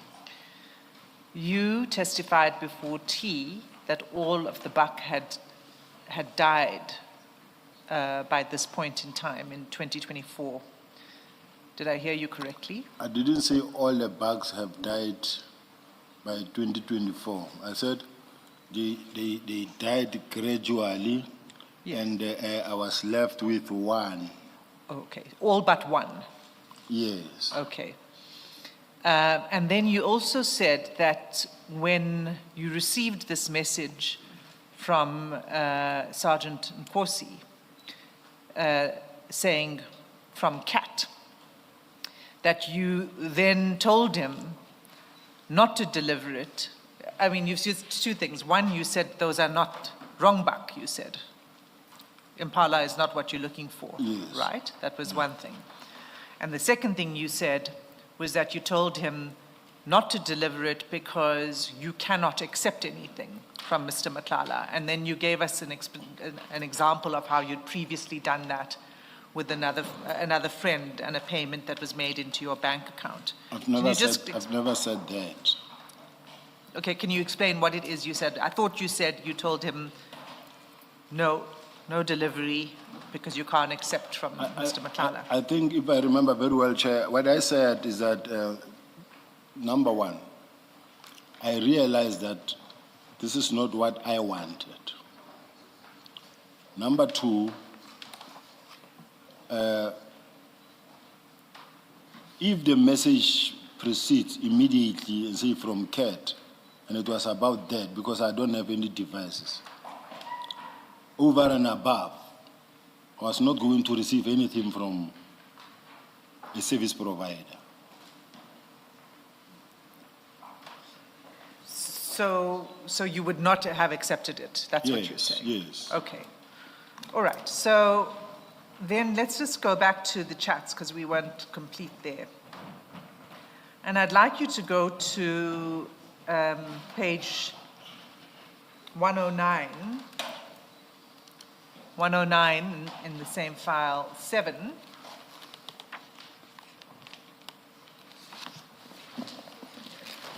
And 109, same file. And it's chat number 5. And you'll see it's a screenshot. It's very small, but do you see what I'm referring to? Yes. If it looks any more legible, oh, it went away.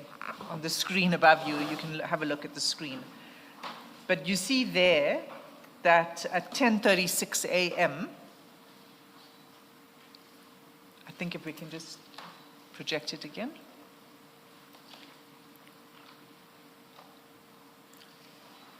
At 10:36 a.m., Mr. Matlala forwards a screenshot to Sergeant Nkosi. And let's just go to the screenshot.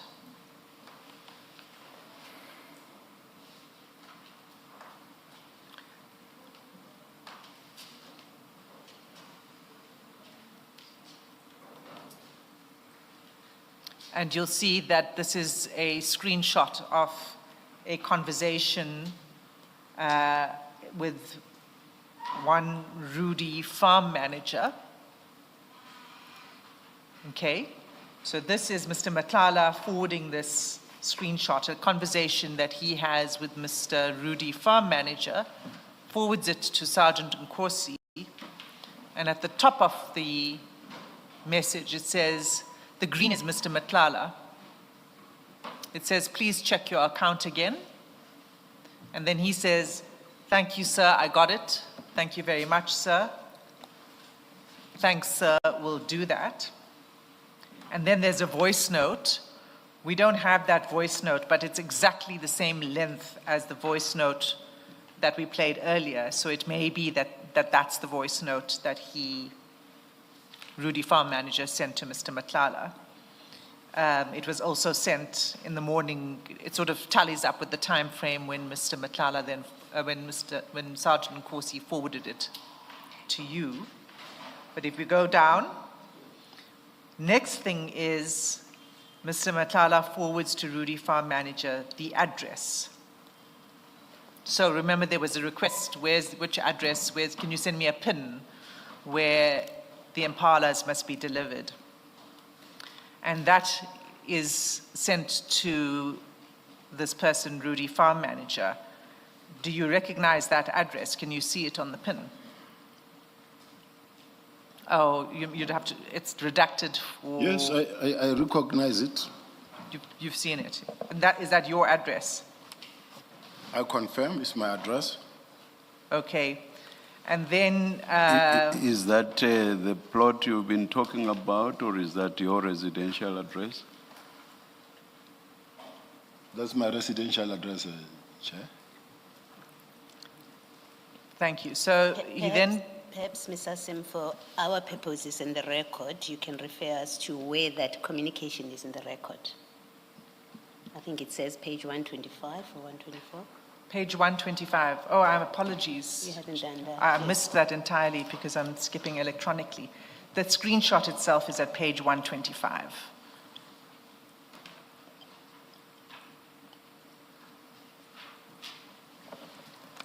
So he sends your address. And then he continues. He says, thanks, sir. Hi there, sir. Okay, everything has been arranged. He will catch the Impalas on Sunday and transport it on Monday to that location. Is it good? And Mr. Matlala replies, no problem. Okay? Now, this screenshot is sent, this address, rather, this screenshot, in the screenshot you'll see the time frame. If I go back to page 109, it was sent to Sergeant Nkosi at 10:36, okay? Now, if you had told Sergeant Nkosi no delivery, why would he have then still forwarded your address to Mr. Matlala? You see, Chair, I think I indicated earlier that when they say send the pin drop to where the animal, the bugs, the impalas must be delivered, I did send it. I also said, but when I got a break or during lunch or whatever the case may be, I called Nkosi and I said, please make sure that it is not the impalas, because I don't need impalas. I can't keep them and they die. They can't live, they can't survive. I need a bag, a mate for this one. Now, the location was sent already. Now, whatever discussion Sergeant Nkosi had with Mr. Matlala, I never said to Sergeant Nkosi, please go source from Mr. Matlala. His promise to me was that it will help me get what I need. As to how he went about, quite honestly speaking, I feel that I should not be held responsible or accountable for a discussion between Nkosi or any other person he would have went to see and spoken to. General, I need to take you then back to this timeline. You see, when, let's go back there so you can look at it again. When page 333, so this is now the chat between Sergeant Nkosi and you, page 333.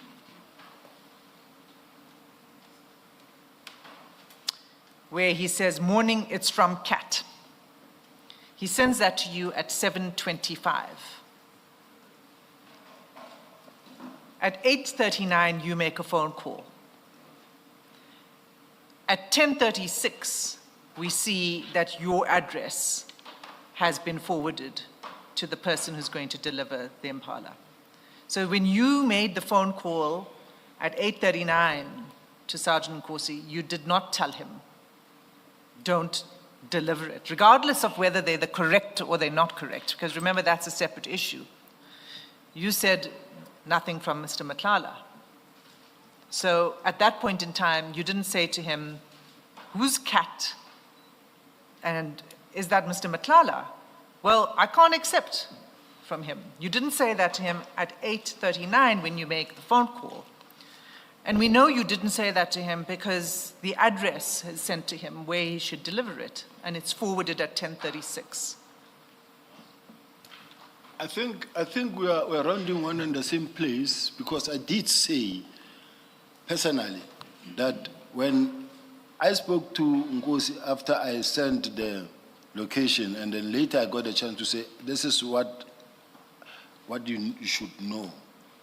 And the fact that I didn't want the impalas, for me it was sufficient that I've addressed the problem. As to what happened beyond me, between Nkosi and the other one, is for Sergeant Nkosi to really explain. To explain what? General, your evidence is not just that you said to him you don't want the impalas. Your evidence is also that you said you don't want anything from a service provider. And you said something about when it comes to crossing the line, I hold back. But more directly, your evidence is, I spoke to him about the wrong animals. I don't want the wrong animals. But 2, I don't want anything from a service provider. I was not going to accept Yes. from a service provider. You told him, that's what you say, you told him. Yes. And I understand Ms. Hassan to say, well, if you did tell him that you don't want anything from a service provider, how come you've sent a pin drop, but also your address, but importantly, Mr. Matlala is arranging for the same things to be at 10:36. Arrangements are being made to get this stuff delivered to your address. If you said to Mr. Nkosi, I don't want anything from a service provider. Commissioner, I think at some point because there are technical aspects to this whole thing, such as, for an example, yes, I mentioned the ways that I was not going to accept anything from a service provider. And I don't remember expressly saying no. As he said, it is from CAD. I don't remember saying expressly to Nkosi that I don't want to accept it because it is from CAD. I've never said that. I said I was not going to. And then as a result, at the same time, I knew about crossing the lines. And then I knew the danger zone now. And then I knew that I had to now step back. And then how I stepped back, I didn't just say, hey, why did you contact CAT? Why did you do this? No, I just kept quiet, said, this is not what I need. And I left it at there. And then they were never delivered. Please switch on the second mic, General. My apologies, Chair. No problem, no problem. The heat is on here. Thank you, General. I would like to say to you, before I even go further, and I am going further on this very point, but for now I want to say to you that's not a plausible answer. Because when you had the conversation with Sergeant Nkosi, that was the time for you to say, what do you mean from CAT? And you are confirming to the Commission now that you did not ask him about Mr. Matlala when you spoke to him. You never raised the question with him about why is Mr. Matlala involved. You've just said that you didn't do that. You just, in your mind, you thought I must step back. It's very easy at this point in time to ask this type of a question and say, yeah, it's not possible, and why didn't you ask that? And there was no time for that. If I'm in a meeting and I said, I heard this message talking about the bugs and impalas, I don't need this. And I don't need many because I can't even afford them.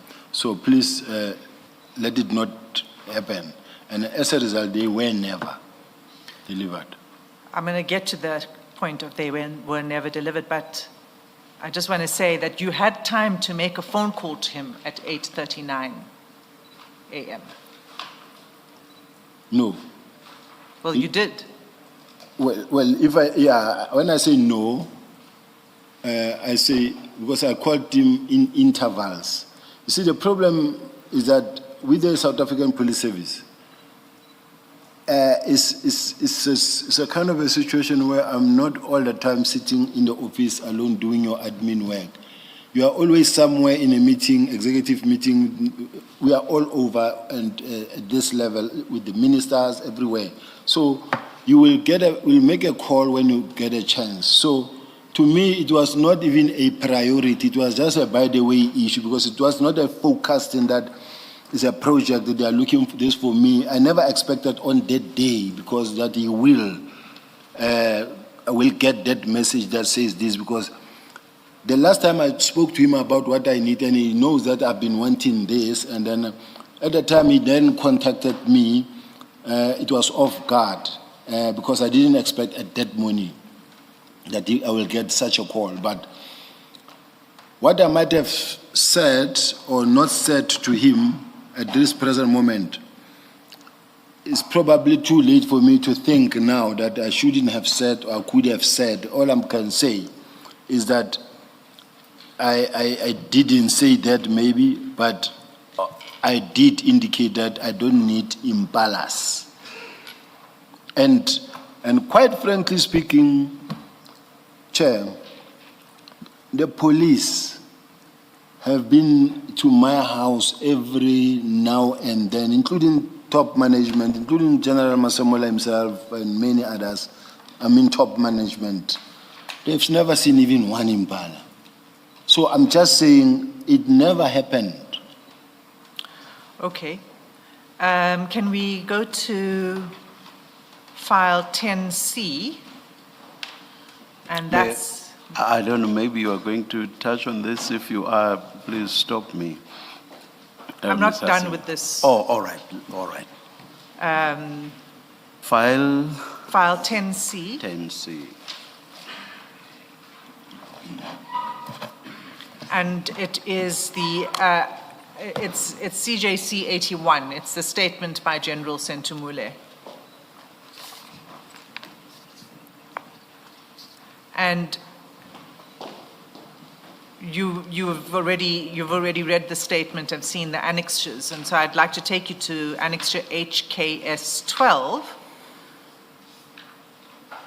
Ms. Hassan, I don't know, you may want to give a warning for those that are sensitive about images that you are projecting, if you are intending to project what I think you want to. I'll do so. Thank you, Commissioner Baloy. I just want to first say to you, HKS 12, are you there? Are you there? HKS 12, annexure HKS 12.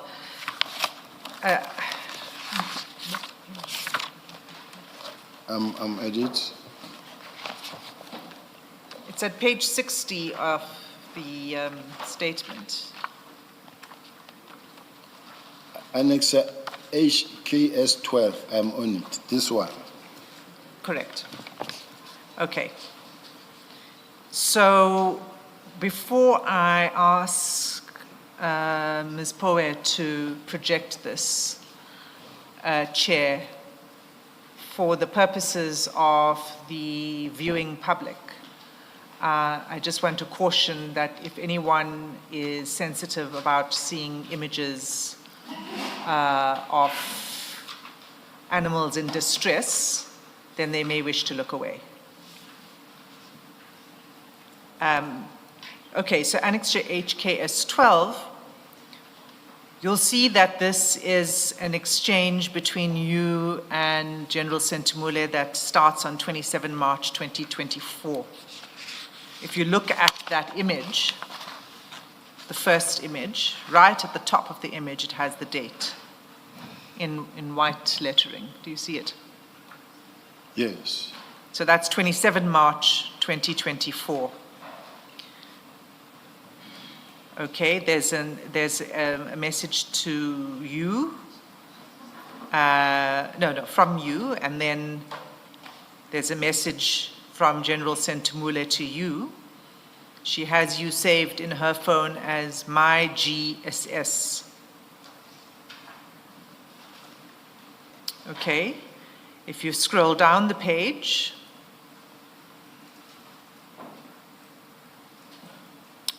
you'll see, you scroll down to the next page. This is just showing you the string of messages. She sends you a message saying, hallelujah, this is so heaven. And then you forward to her 2 images.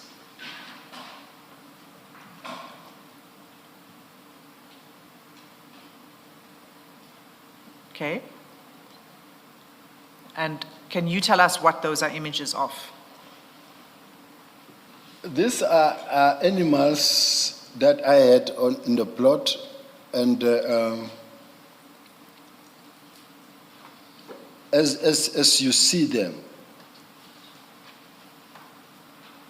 this is what I had in the plot, and this is what died, and this is what I accepted that I had already in the plot. No, these are 2 different, these are 2 impala. There's not one. It's not one, right? It's not the same impala, right? Can you confirm that? Confirm what? 2? Yes. I don't think the second one you can see what it is, but okay, these are 2 impalas, yes. Yes. And then you remember you said you only had one blesbok. No.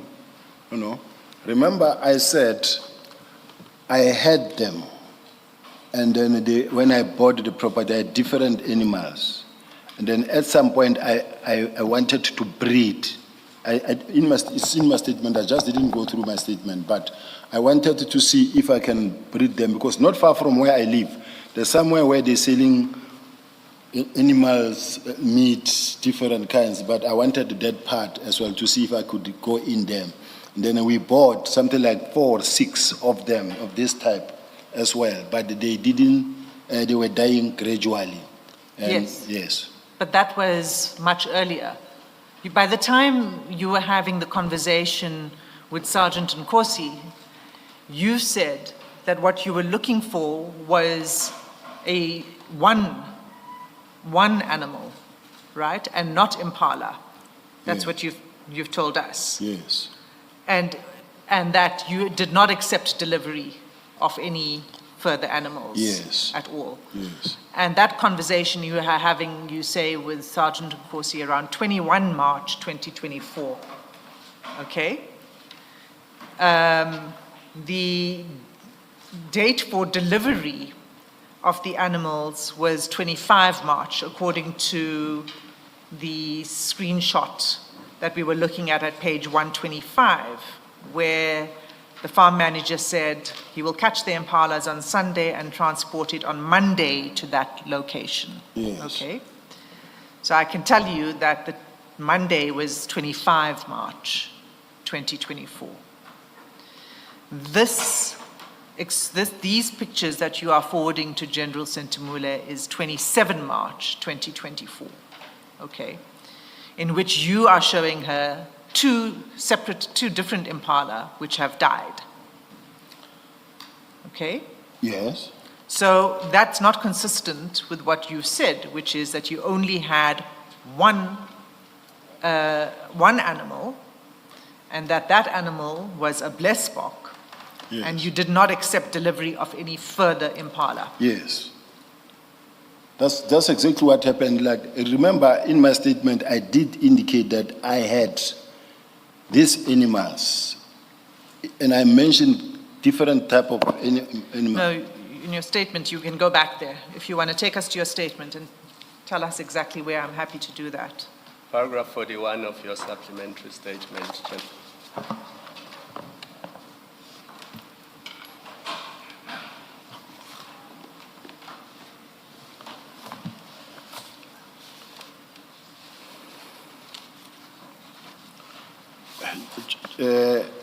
For the record, Commissioner, Chair, for the record, may I be allowed to read my statement, all of it, this one in relation to the so-called impala controversy, to the latter, so that when I respond, because now I keep on responding out of the statement, and the next thing I come across a question, so let me rather do it that way, and then so that I can explain. But I did hear the question. Please do so, General. By way of introduction to this section, I deem it necessary to address the allegations that impalas were acquired for me by Mr. Matlala. These allegations are incorrect. I accordingly set out the factual background to place the true position before the Commission. In 2017, during the period when I was employed by the COJ, I bought a small holding situated at Mnandi Agricultural Holding from my previous neighbor.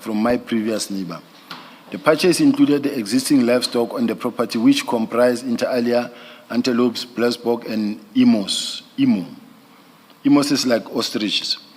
I am still presently residing at this property. Upon taking occupation of the property, my family and I commenced developing it and embarked on small-scale farming activities, including the sale of goats, sheep, chickens. To date, I still continue to sell eggs. And then I do have a garden as well. If you were to visit, you will see the garden where we plant some of these things. Over time, however, a significant number of animals died. The last of the antelope passed away in about November 2023. As matters presently stand, I only have one blessed bog. I must say that the upkeep of the antelope proved to be financially burdensome, as they acquired substantial amount expenditure to feed. Veterinary care maintenance following the reinstatement of SAPS in July 2022. I was no longer in financial position to sustain this cost. In addition, due to security concerns at this property, I ceased commencing farming operations in state Commercial. commercial farming operations and instead vested in the construction of a perimeter wall to enhance security. Given the lack of financial viability and the escalating costs, I made the decision to scale down by farming activities. I accordingly discontinued investment in antelope and reduced the number of goats and sheep, remaining primarily chickens, as well as the remaining emu and antelope at the time. Over time, the remaining antelope also died, save for one safe bog, which is on the plot now. But the other ones is the one that died around about the same time that I'm talking about. So at a stage, the remaining blessed bog began to display unusual behavior, and I was advised that the animal was likely stressed and required a maid. I requested Sergeant Fanny Nkosi, who is acquainted with the property and its livestock, to assist me in sourcing a suitable female blessed bog or male, as he had indicated that he knew several individuals who farmed with bucks.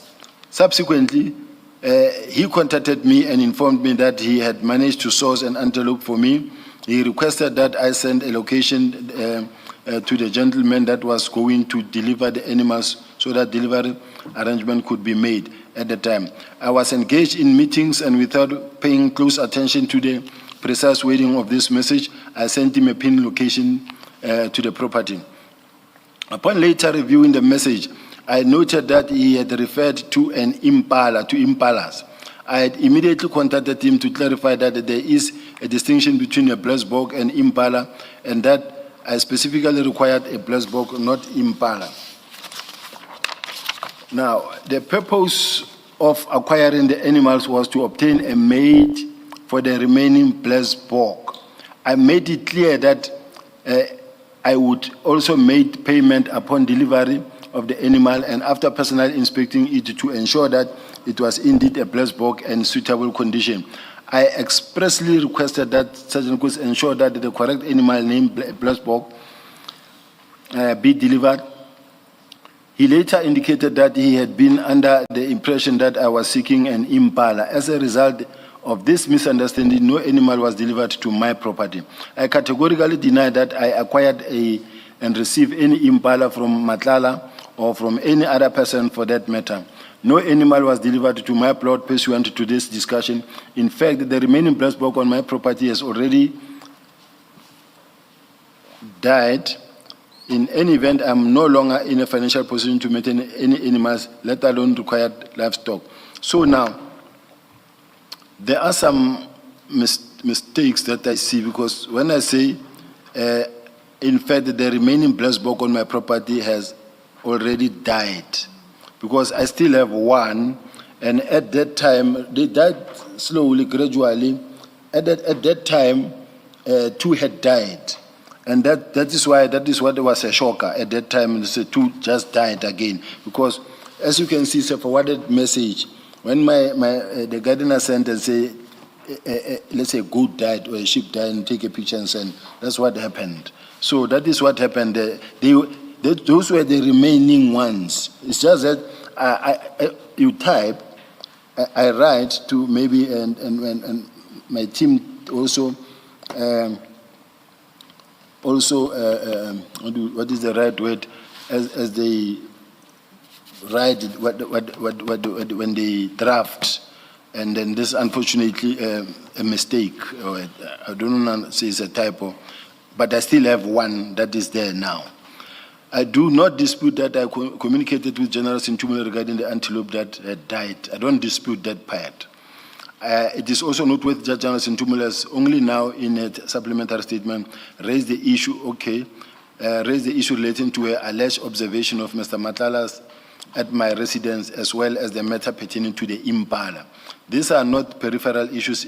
I don't want to get too deep into this. I wanted to just explain the issue of the Impala. I don't know if it's, or I must read it as a whole.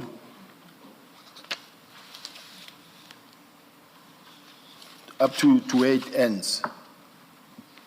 Only what relates to the impalas. Yes. Is there still more? No, I think I can settle with what I've read. Thank you, General. So you will end at paragraph 46? Is that? Yes. Okay.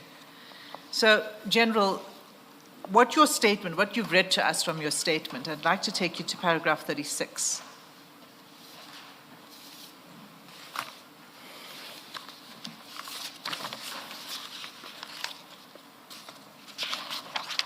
You say, over time, however, a significant number of the animals died. The last of the antelope passed away in or about November 2023. As matters presently stand, only one blesbok remains on the property. Okay? Yes. Yeah. Right. Okay. So that's consistent with what I was putting to you, is what you had said was that you only had one animal left, the blesbok. Right?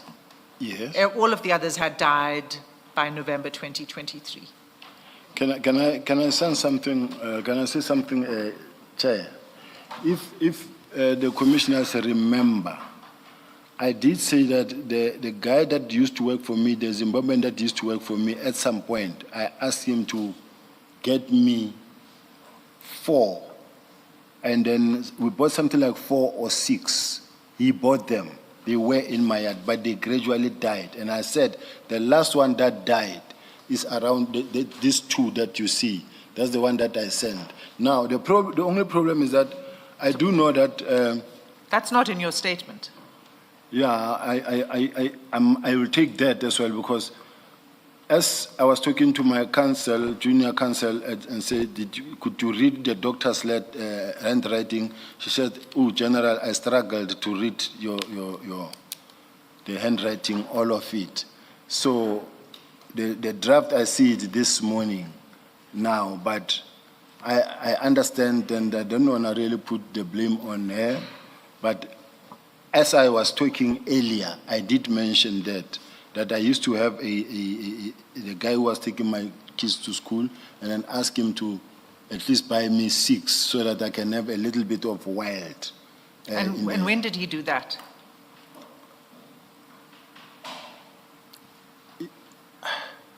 The timelines will be something that will hit me, but it's some months before or weeks before that date that we see there.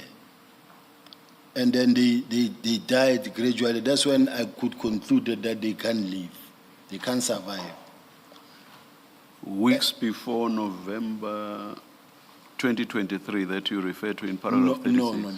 Weeks before what? I'm no longer not on November 2023. I say after that period. I see that my counsel did say the last one passed away in November 2023. Sorry, General, it's not your counsel who said that. It's you. You said you read the statement and you confirmed the correctness thereof. No, Nowhere in this statement does it talk about 4 other Impala that were bought, or at what time they were bought, when they were bought, and by whom. I will read from my notes that I sent, because this is what I said, that I ended up also buying something like 4 of them over and above. So it's just a coincidence that if we go back to HKS 12,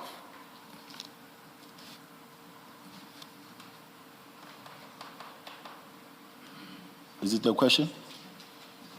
just to go back to the annexure HKS 12. So you forward the 2 images. In fact, let's just scroll through for the sake of completeness for that rest of that message. You send it to General Sentimula, you say 2 died. Yes. She says, where is this, Jen? You say, my place. She says, Haibo, Jen, are they yours? If yes, what killed them? The manner of death seems odd. It's like their necks were broken. And then you respond, one was trying to run away and ran into the dam. Another was found dead this morning. And then she says, sorry, Jen, I just hope the kids are not traumatized. That's the end of that message. Now, you're saying that these 2 that died now in March 2024, it's just coincidence that it happens to be when Impala was meant to be delivered to your place. You're saying it's a coincidence. Well, if it's a coincidence, unfortunately, there's not much I can say. Is that what you are saying? It's what I'm presenting. There's another reason I want to take you somewhere else, still staying on the Impalas, because it's not just General Sentimula's evidence. There's also a recording, and it's not just what we have from Sergeant Nkosi. May I just quickly raise an issue around paragraph 36 with the General? Yes. General, as you went along, you would correct anything that you felt did not correctly capture the true facts according to you. When you read paragraph 36 in your supplementary statement, you corrected nothing. It is only when you are being questioned by Ms. Hassim that you now suddenly say that there's something wrong with paragraph 36. Can you explain that? Chair, I found myself in between the hard surface and hard rock in this sense.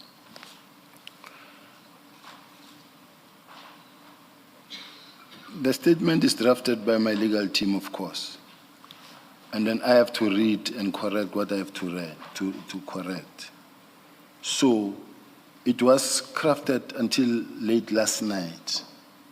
I only saw it this morning, of which I could have maybe corrected 1 or 2 things. So at this present moment, I couldn't correct anything because we all arrived here almost when we were called this now 2 minutes. So I haven't corrected anything. I'm not talking about corrections that you would have made during the drafting process between you and your legal representatives. I'm talking about corrections that you would make here before us. A good few times you have said, what's said there is inaccurate and here's the true position. My point is, here at this commission, you read paragraph 36 of your supplementary statement and you went past it, no correction, no nothing, and you continue to paragraph 37. So I'm making a simple point. I'm saying, if you are in the habit of making corrections here at this commission, why is it that you did not correct the content of paragraph 36 and only sought to do so when Ms. Hassim was questioning you on the content of paragraph 36?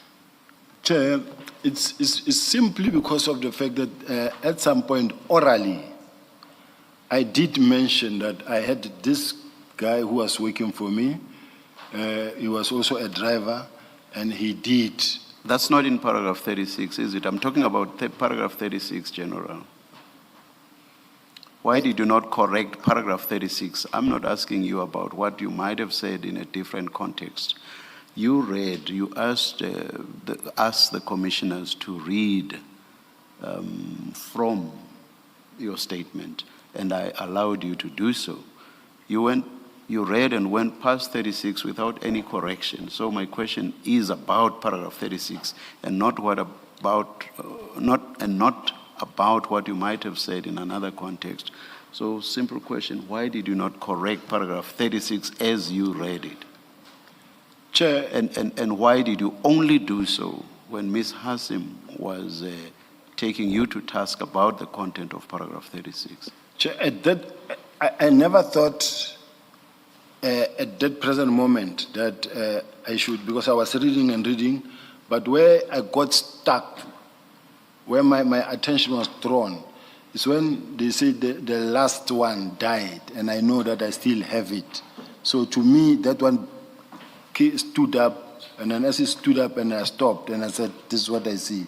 But that I had bought some, even whether we're talking these animals, wild animals, or goats or sheep, they keep on dying, we keep on replacing. So I did buy.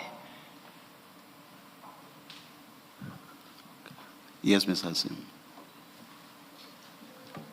Thank you. There's another inconsistency, though, with that, General, because you also went to some length to explain how your salary has dropped and that you're no longer in the business of animals and the feeding is costly and the space and all of that.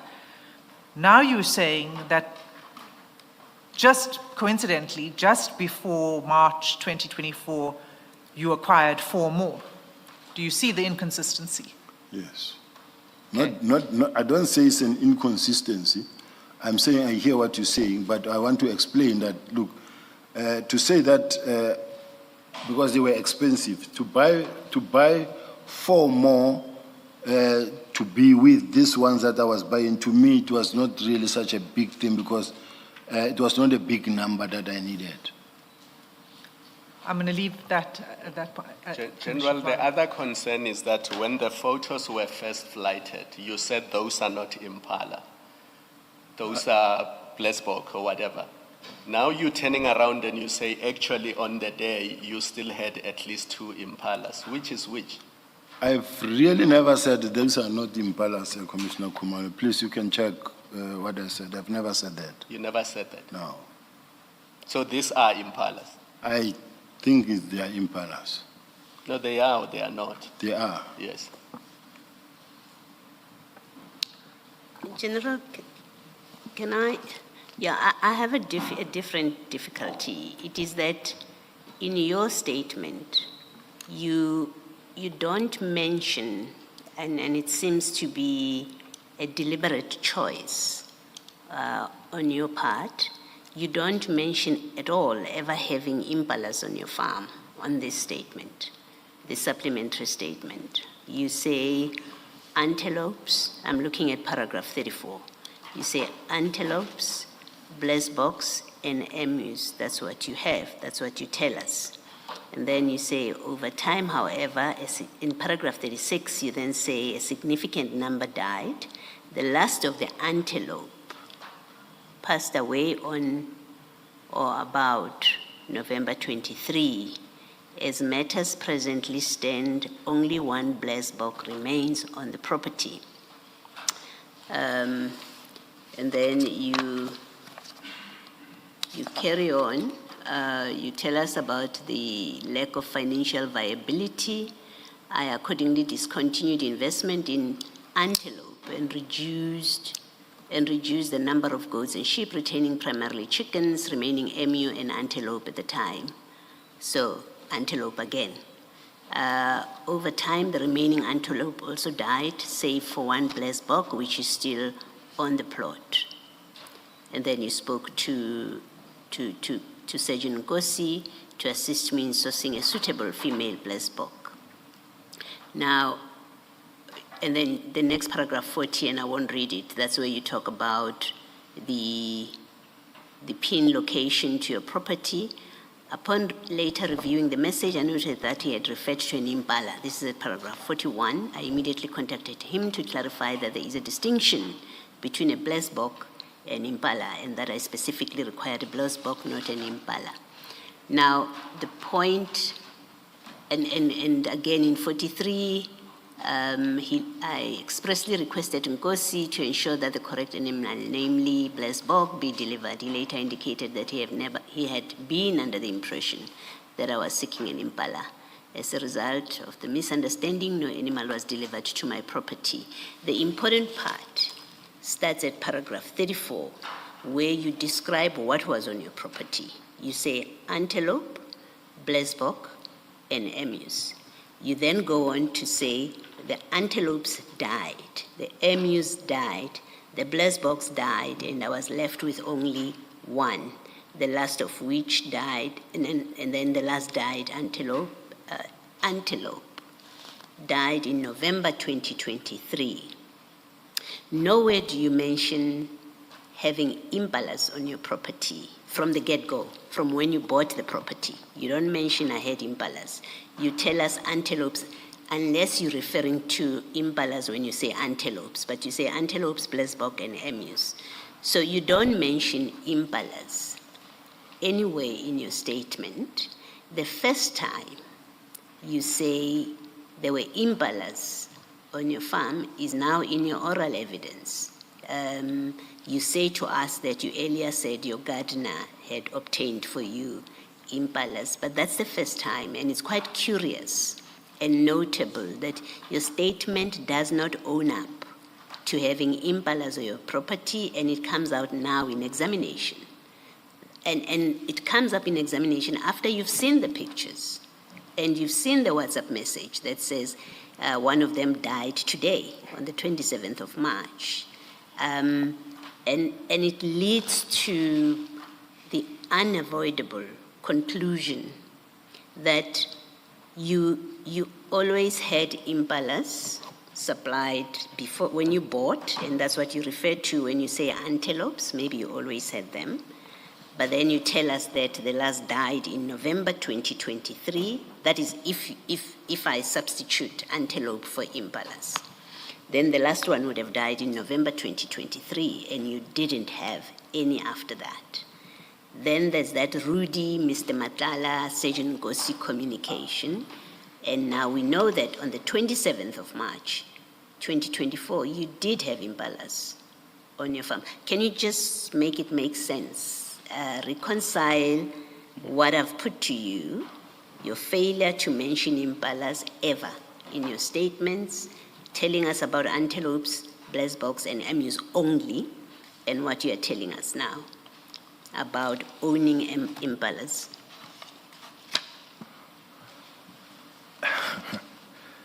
I think, Chair, I will respond to this question, but I wanted to ask Commissioner Baloy,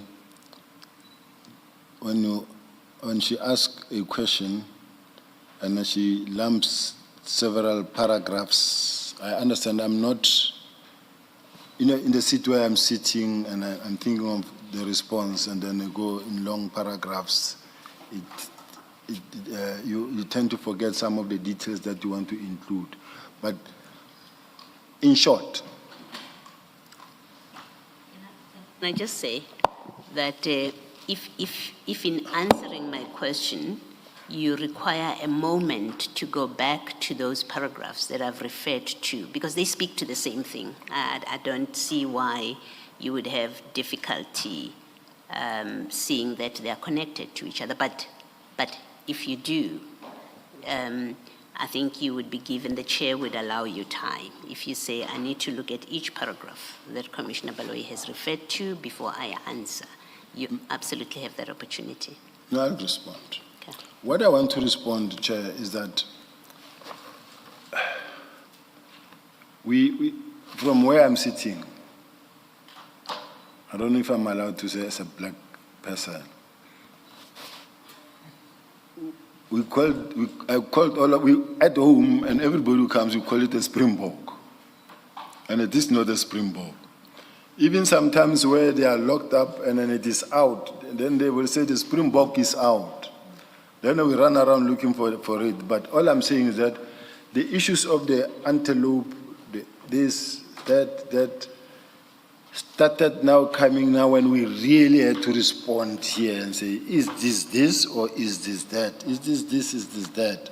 But after what I can say, Commissioner, where there are shortcomings in my statement, it might have been an oversight or a shortcoming, but I don't choose to respond like that because of the questions. Some of the greater details, these are the things that you never thought one day they will come up. and in such a way that you needed to keep proper record of what happened and when and what time, considering the fact that from where I'm sitting, I'm working from my memory. I don't even have anything, my gadget, I could not go anything. So I'm just saying, Commissioners,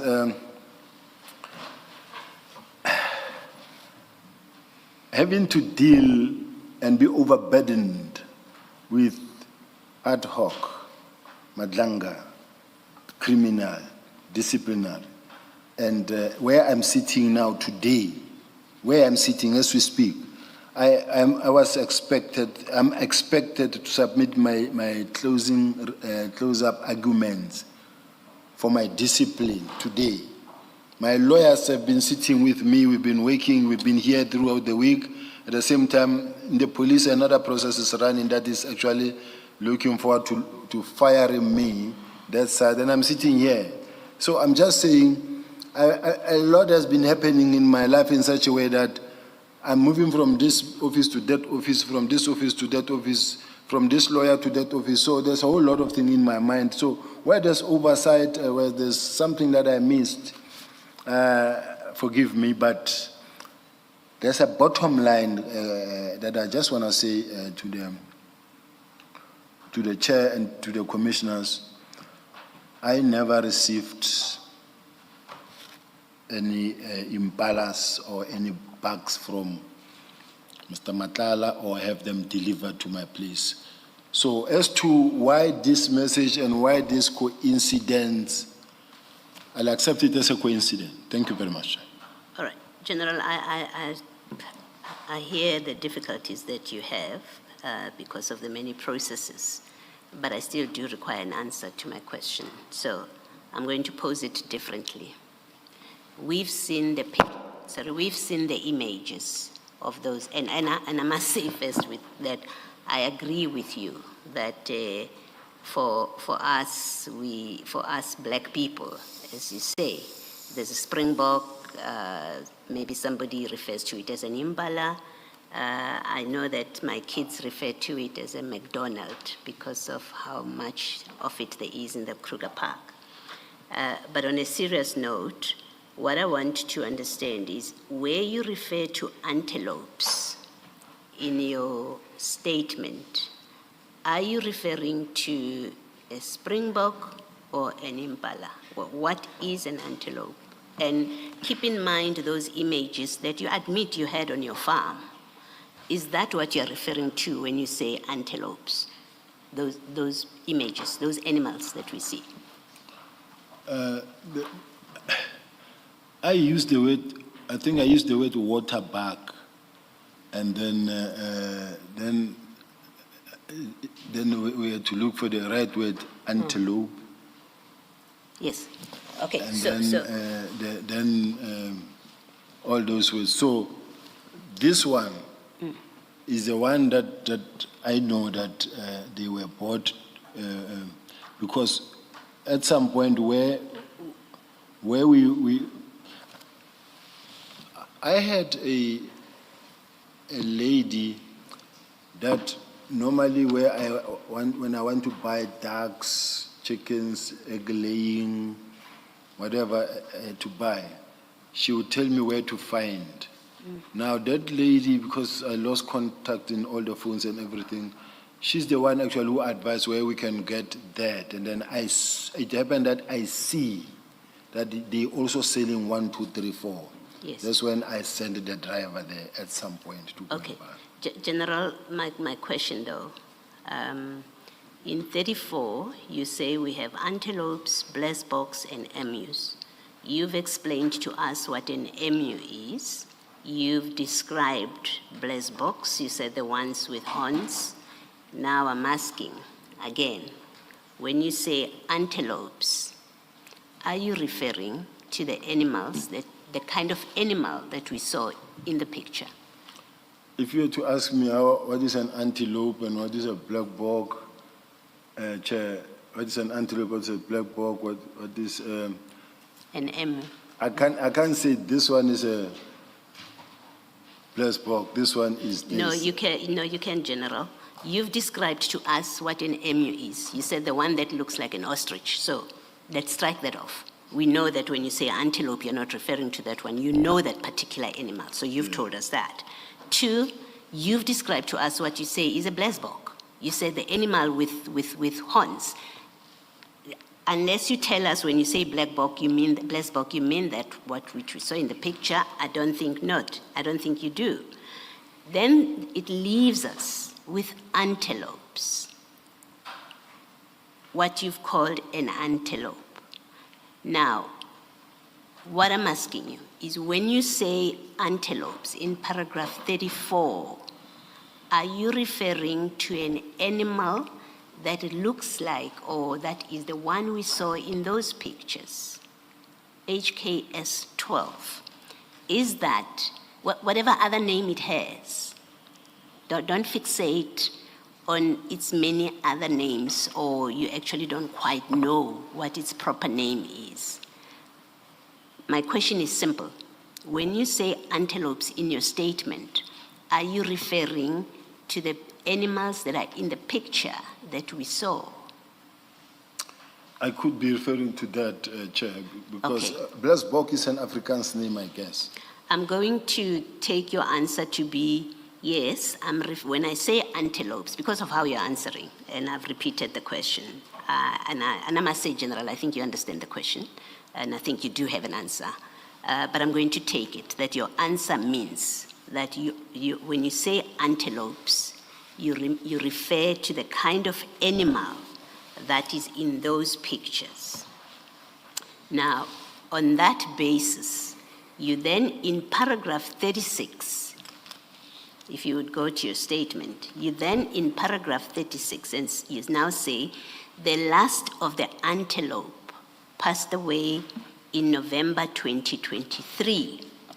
Given this discussion that we've had where you're not giving a straight answer about what is an antelope, and I've told you that I'm accepting your answer to be an antelope is what is in the picture. You say they died, the last died in November 2023. So, you no longer have antelopes from November 2023 or beyond November 23. That's what you tell us. And then you say, I then started looking for a blesbok. You do know the difference. You know that a blesbok is on your own statement. You distinguish an antelope from a blesbok. You now no longer have antelopes. Mr. Matlala offers to get blesboks for you. I think it's Van der Merwe says they will be delivered. Mr. Matlala says to Mr. Van der Merwe, check your account, which means payment has gone through. They are to be Sorry, Chair. delivered. Yes. I hear the Commissioner saying Mr. Matlala then offers. Yes. I don't remember saying Mr. Matlala offered to. Mr. Matlala tells Sergeant Nkosi, sends Sergeant Nkosi a voice note about delivery of impalas. You remember that WhatsApp exchange? Okay. Okay. And then we had another WhatsApp exchange that was put in a series that was put on the screen where the farm manager says they will be delivered, right? You remember that WhatsApp exchange? Thank you. So, lose track of the facts that are emerging from your statement and from your evidence. It is that your last antelope died in November 2023. Your exchange with General Sintumule on the 27th of March 2024, that was HKS 12, shows antelopes, what you call antelopes, which everyone else says it's impalas, having died that morning. And in between, there's no explanation, when did you get them again? You deny you got them from Mr. Matlala. So the picture that emerges is you are not being truthful when you say beyond November, you say the last died in November 2023, and I never had them after that, in your statement at least. You're not being truthful. You actually procured them after this, and they died The last one died the morning of the 27th of March, according to your WhatsApp message. Now you can comment. Like I'm saying, Chair, it is very unfortunate for me that my recollection or a memory in terms of now the timelines binds me, and I get caught up between the timelines and the drafting and and having to work out of my memory, and then I put timelines very wrong or maybe in a mixed up situation in such a way that at some point now you begin to appear like you are not being truthful. The disadvantage that I just have is that I'm not like any other person who's operating under normal circumstances, who's in office with all the proper record, with his gadget and everything.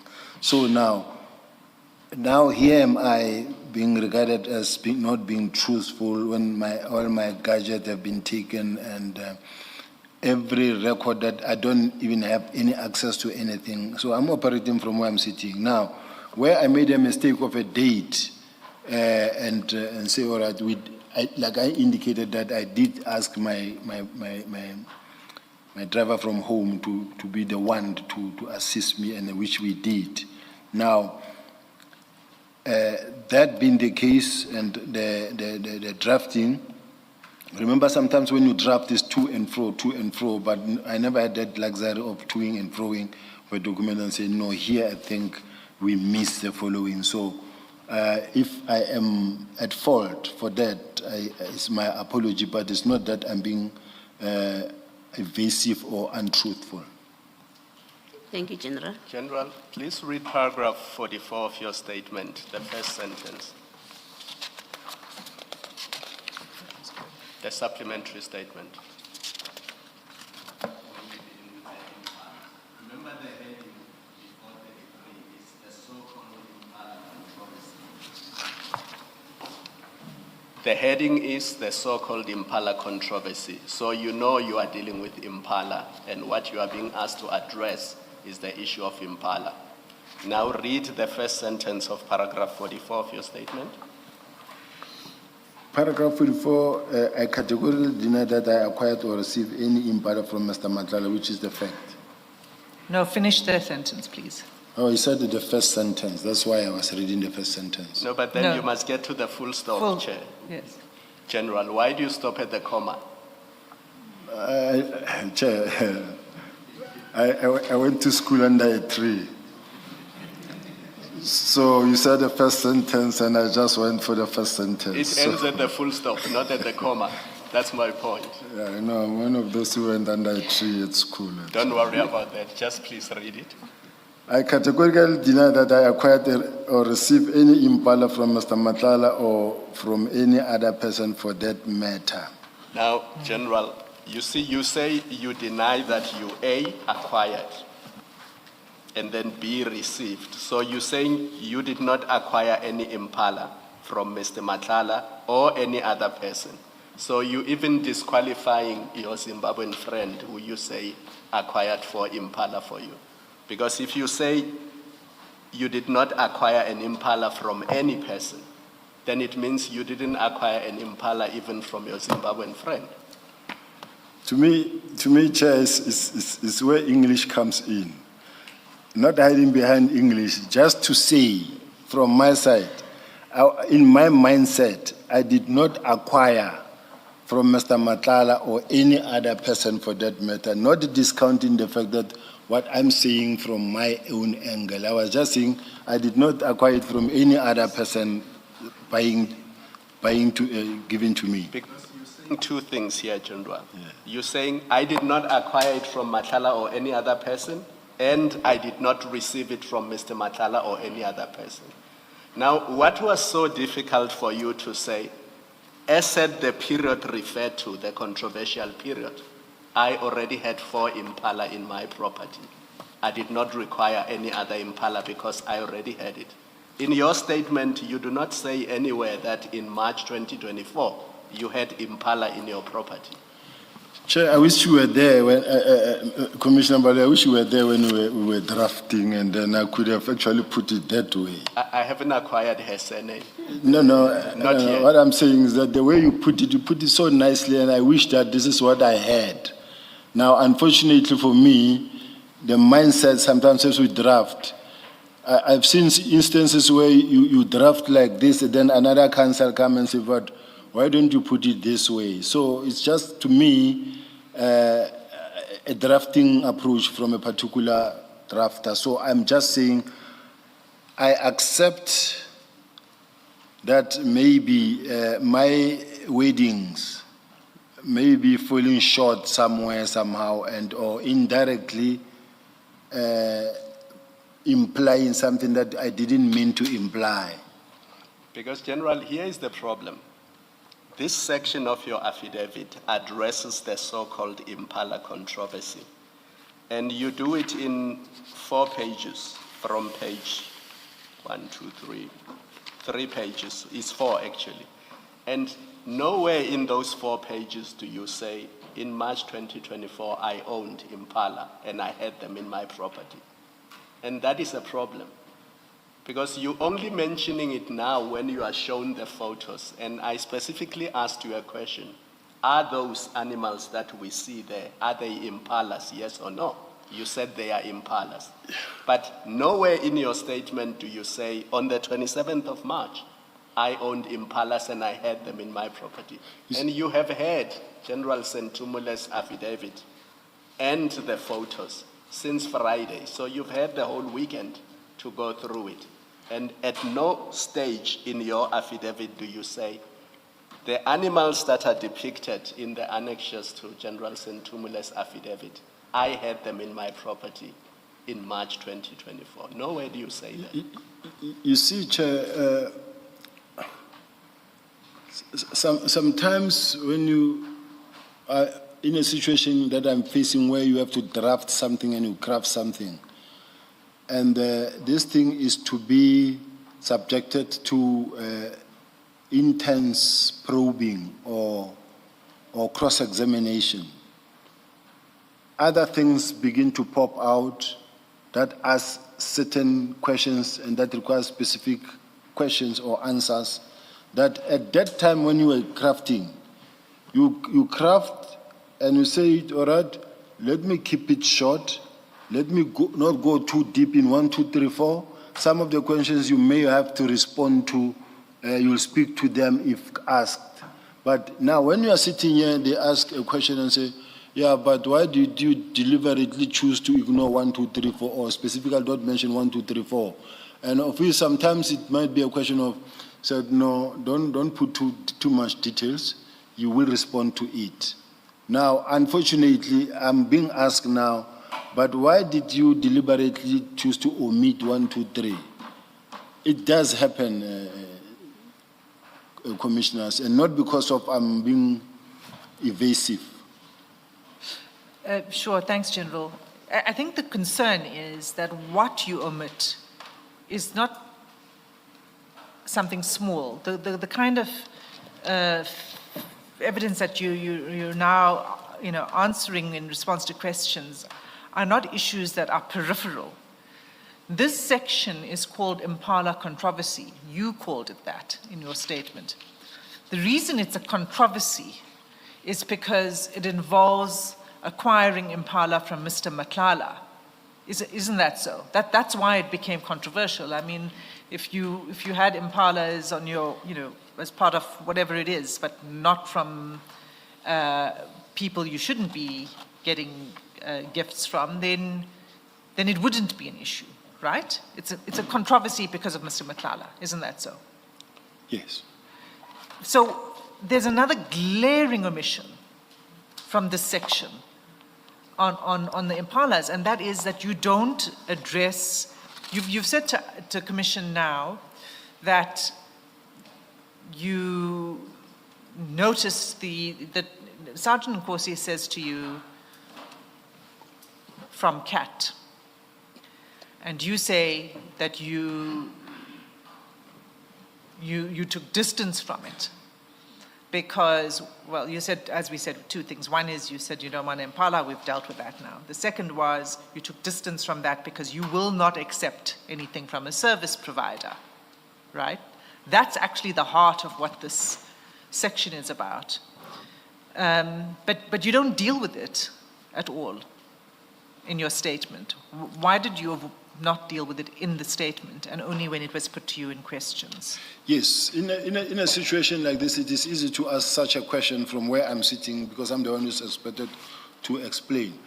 But if I'm allowed to give a different but similar and relevant example, I don't know if the chair is going to stop me from. No, I don't know what the chair will say. No, but I understand, but I want to give a similar. Similar to what? Example. And this thing, and I wish up until, I'm not going to say a long statement, I'm going to put one statement. If I'm allowed, Chair. You see, the difficulty is I have no idea what you're going to talk about and to what extent, if at all, it relates to the question being asked. I want to give a practical example of that it is possible. And not that you are hiding something, but it is doable. Oh, all right, let's hear it. When General Mkhwanazi testified here, he never made mention that he ever met Matlala at anywhere, in any way. When General Sinona testified here, he says, I went with him there. Then General Mkhwanazi sent a message to Sinona and say, you see now your client said is now exposing our meeting and he never said this and this and that. What I'm just trying to say, that omission, at that point in time, maybe it was not necessary for him to say it, but I was just giving a similar type of approach and say, look, it does happen that it's not like my omission was deliberate. Sometimes it just never, at that point in time. No, General. The difference is you say in your statement at paragraph 38, you say, over time the remaining antelope also died, save for one blessed bog which is still on the plot. That's what you say in your statement. So at that point, you did have the opportunity. Because remember the preceding paragraphs, you're talking about escalating costs, you no longer have money, and so you cease dealing in antelopes and emus and blessed bog. That's the background to it. And then you say at 34, over time, the remain died, save for one blessed bog. And then at a certain stage, it began to display unusual behavior, and then that's when now you introduce Sergeant Nkosi, you account for the exchanges with Sergeant Nkosi. What is being put to you is that, but the way you describe what happens to your animals over time, it's curious at best that you don't mention that when you were left with, as they were dying, you got your friend or your driver to get other animals, which you still had by the time you were communicating with Mr. Nkosi, with Sergeant Nkosi about getting your animals. You don't mention that. In fact, you create the impression, and I think that is the correct impression, that they had all died. And you were left with only one, and in March 2024, you were being offered, we'll call them antelopes because that's the language you are using. You were being offered impalas at that time.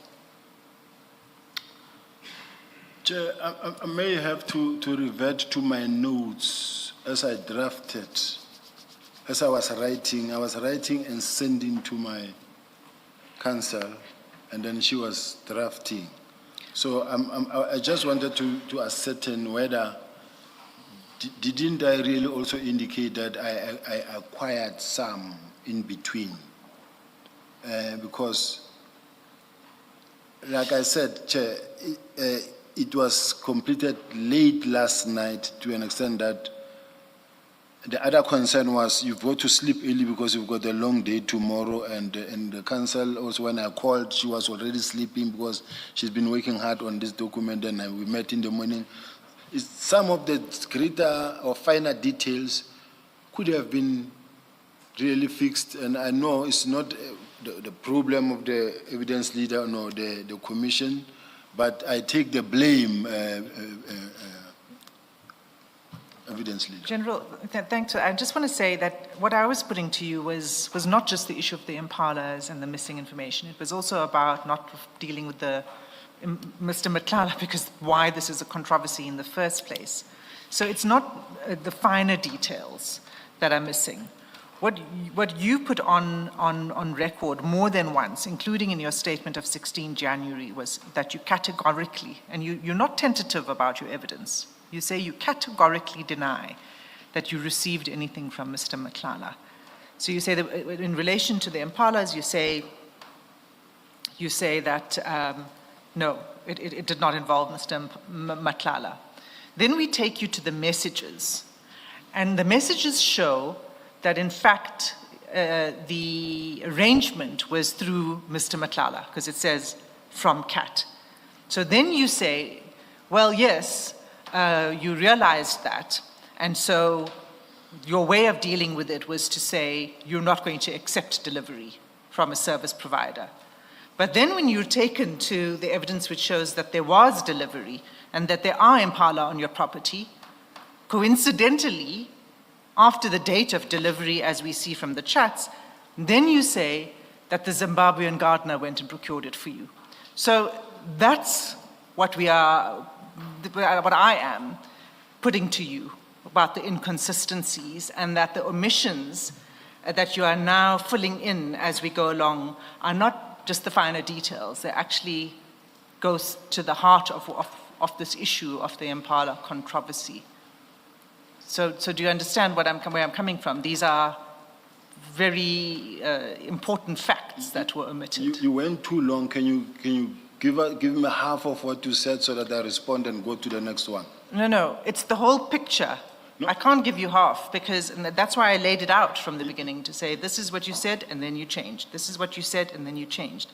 So each time when you say, well, no, you didn't put it in your statement, it's an omission, it's a finer detail you could have. I'm saying to you those omissions, whether it's about the fact that you knew that Mr. Matlala was involved in this, or whether it was about the delivery of the impalas, that they were on your property, that they died on the 27th of March, all of those things are important facts that you don't deal with except when you questioned on One it. thing that I've categorically made clear is that I never asked Mr. Nkosi to approach Mr. Matlala. I didn't know who and how was Mr. Nkosi going to assist me in getting such. Secondly, I'm categorically denying that I ever received any such delivery from Mr. Matlala's side or from Nkosi's side, because I didn't need them at that time. Now, I'm saying also that I am not saying what I'm saying because I'm being asked questions. I don't want to get or be pushed into a corner of saying, yeah, you knew it comes from Matlala. I had nothing that I've assisted Matlala with, nothing that I worked with him on, and he had no reason to give me anything because I have never assisted him. I don't think you would invest in a dead horse, because having to do with the tenders is supply chain, and I'm far from the supply chain, so I wouldn't be of any value to him. With regard to whatever that was happening in his investigations, it was being handled in the province. So I'm just saying, to me, I had no real-time dealings with Matlala that could lead me to interact in such a way that he can give me something. That's what I wanted to say. General, let me correct one thing. Mr. Matlala would not have asked for a meeting with you, and he would not have made an effort to meet with you in January 2024 if you had nothing useful to provide to him. The reason you said so yourself, he came to you, is because he sought your assistance or intervention. That's the real reason for the meeting in January 2024. Yes. He sought your assistance or intervention. And a month and a half later, there's the issue of impalas. So you are not correct when you say you had nothing to offer him because issues of tenders were supply chain issues. He came to you in relation to issues of tenders because he thought you could assist him. He was not wasting his time when he came to your office in January 2024. Can I comment, Commissioner? Now, yes, he came to me with the hope as advised by General Tema and Sintumule that go and see General Sibiya, he's the acting national commissioner, maybe he could assist. I saw it coming, that why am I being approached when I'm acting? I signed nothing. And what I did, I never assisted him in any way. All I could say was to say, I heard you, I will take it to the national commissioner. That's the assistance. It's not. He didn't get what he wanted. I went to the national commissioner and said, Nascom, I had this visit from this lawyer and Mr. Matlala is complaining about 1, 2, 3, 4.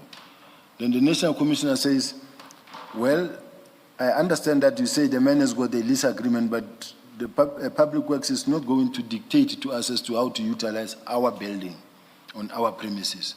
That's the feedback I had to give to Mr. Matlala. That was my role. Thank you. One last thing then we need to go to before we leave Impalas, and that is a recording that was made by witness C when he was questioning Mr. Matlala. You've already listened to these recordings, haven't you? I listened to it at that time, but yes, okay. Okay. Can I play it again? Chair, we have a transcript, but I suggest we look at the transcript and we hear the recording, because the transcript in some places leaves an ellipsis, which you can actually hear on the recording. So I think if you have both, it would help. So the transcript of this recording is in file 6.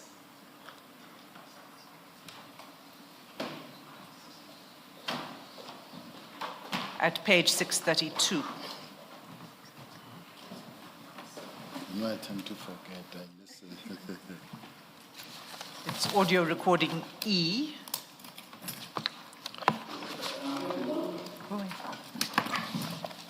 Page 632.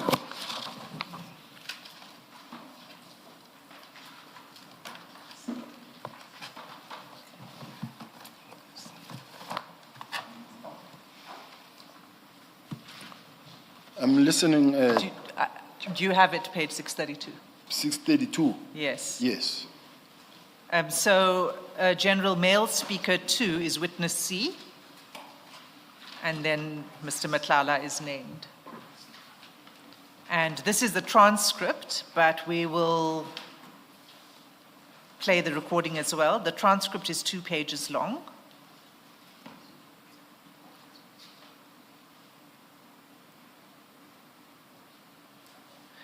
Can we play the recording?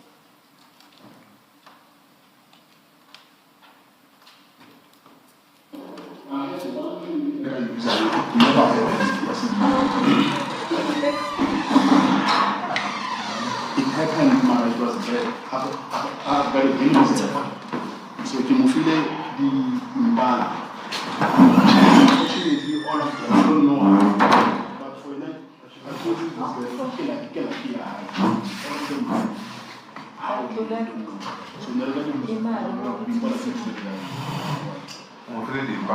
this they died all of them.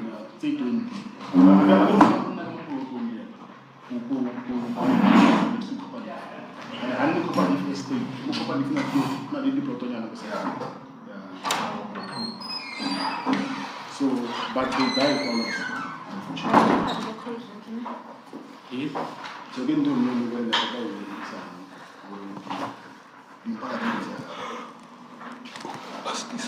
no, I'm feeling in this. Can you register?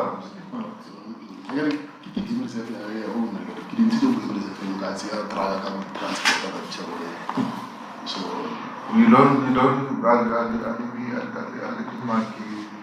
remember, it's a game reserve. I say private. It's not in the. It's in the wild. It's a 3,000 hectare farm. So they are roaming free. Yeah. It's not like you can name or the tracker or the feeder. It's in the wild. Okay. So I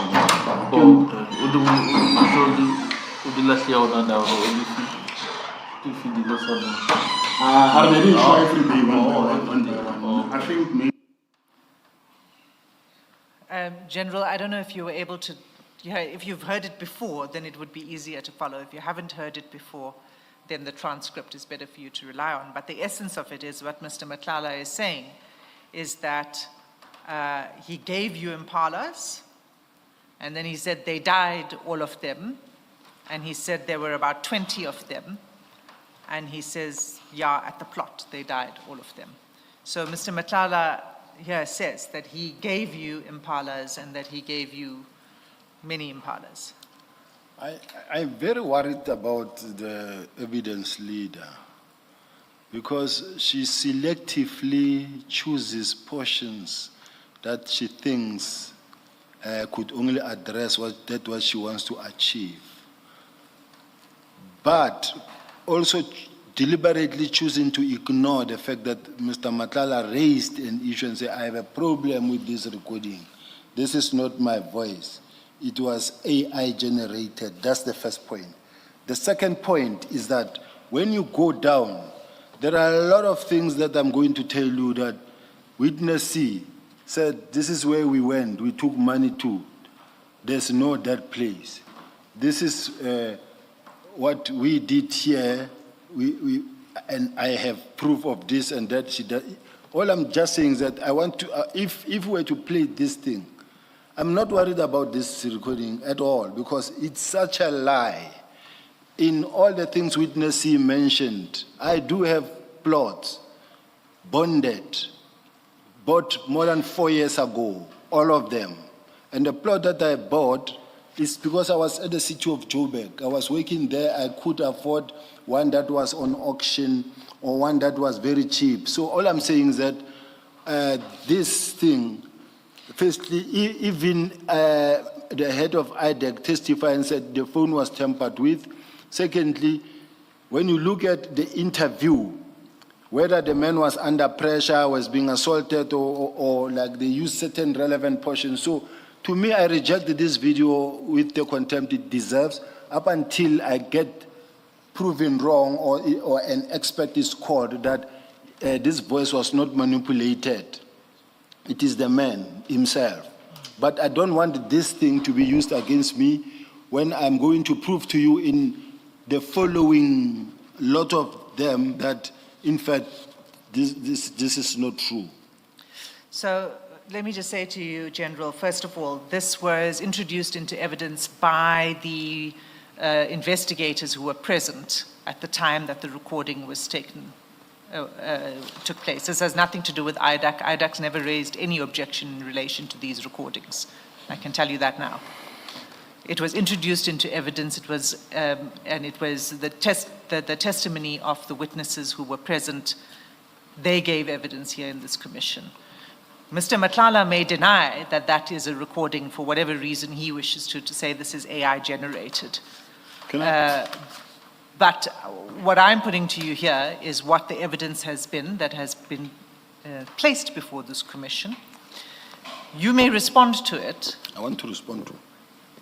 But when you respond to it, either you say you're not going to be responding to any of this because of your concerns, and I want to be clear exactly what you're saying, whether you're going to answer questions on it or whether you're not. I will answer questions, Okay. Chair. I will answer every question I want to.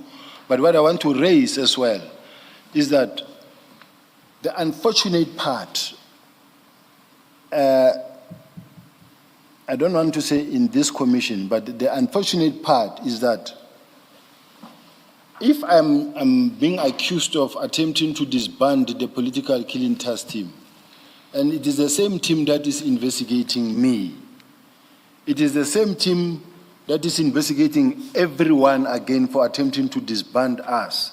It is the same team that is also investigating the recommendations that come from the Madlanga Commission as were given.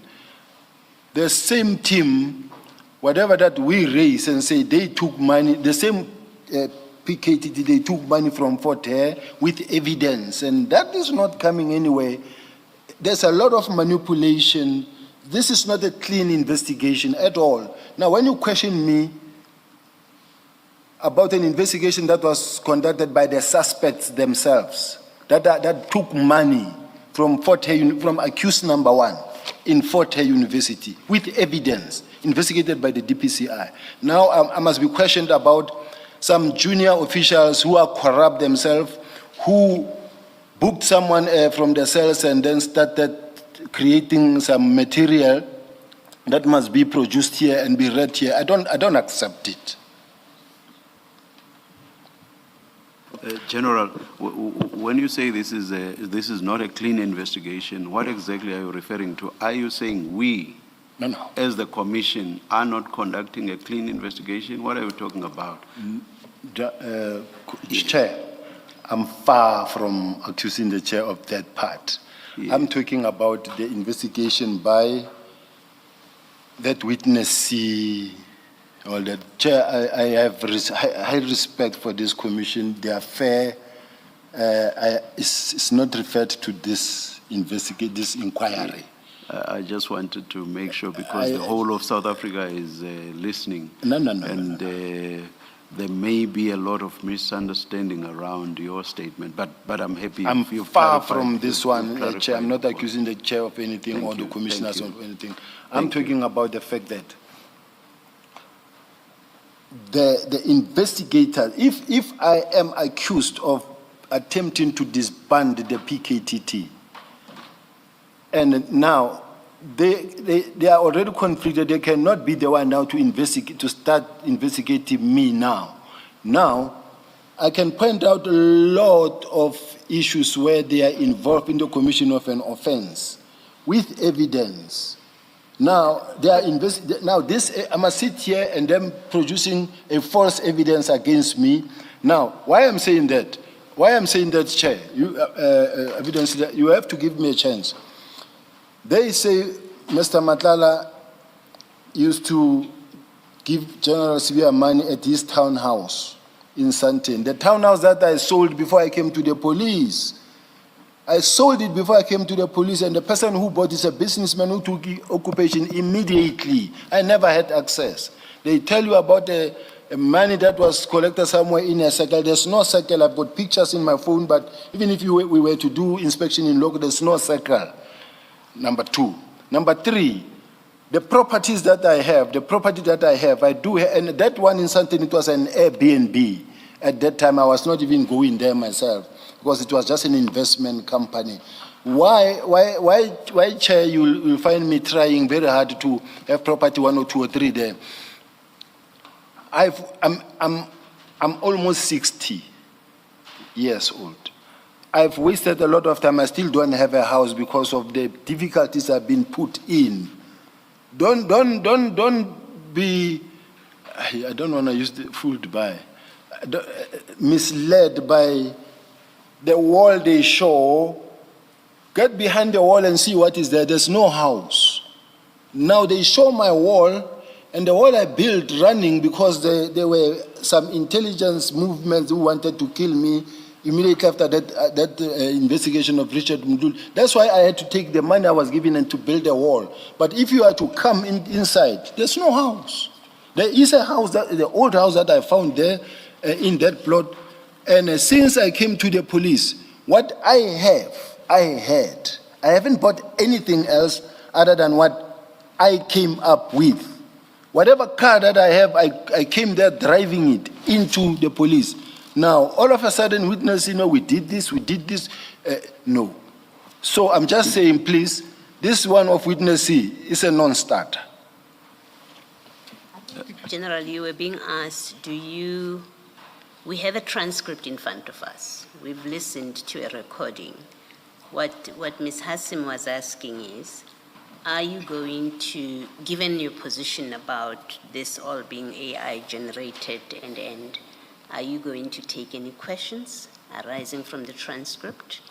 Or you refuse to take questions because Mr. Matlala has said it's AI generated and your distrust of everybody and their corruption that you have spoken to, it's really a yes, no, I'll take questions and then we take it from there, or you say I won't take questions and we take it from there? From where I'm sitting, because I have nothing to hide, I'm prepared and I really want to take questions on these issues. Yes. One issue of clarity. You said Mr. Matlala has said that his voice was AI generated. When and where did Mr. Matlala say this? At the ad hoc. Oh, thank you. Perhaps we should take the adjournment at this stage? Yes, and thanks, Chair. return at 2:10. My commissioners are suggesting 2:15. So let's come back at 2:15.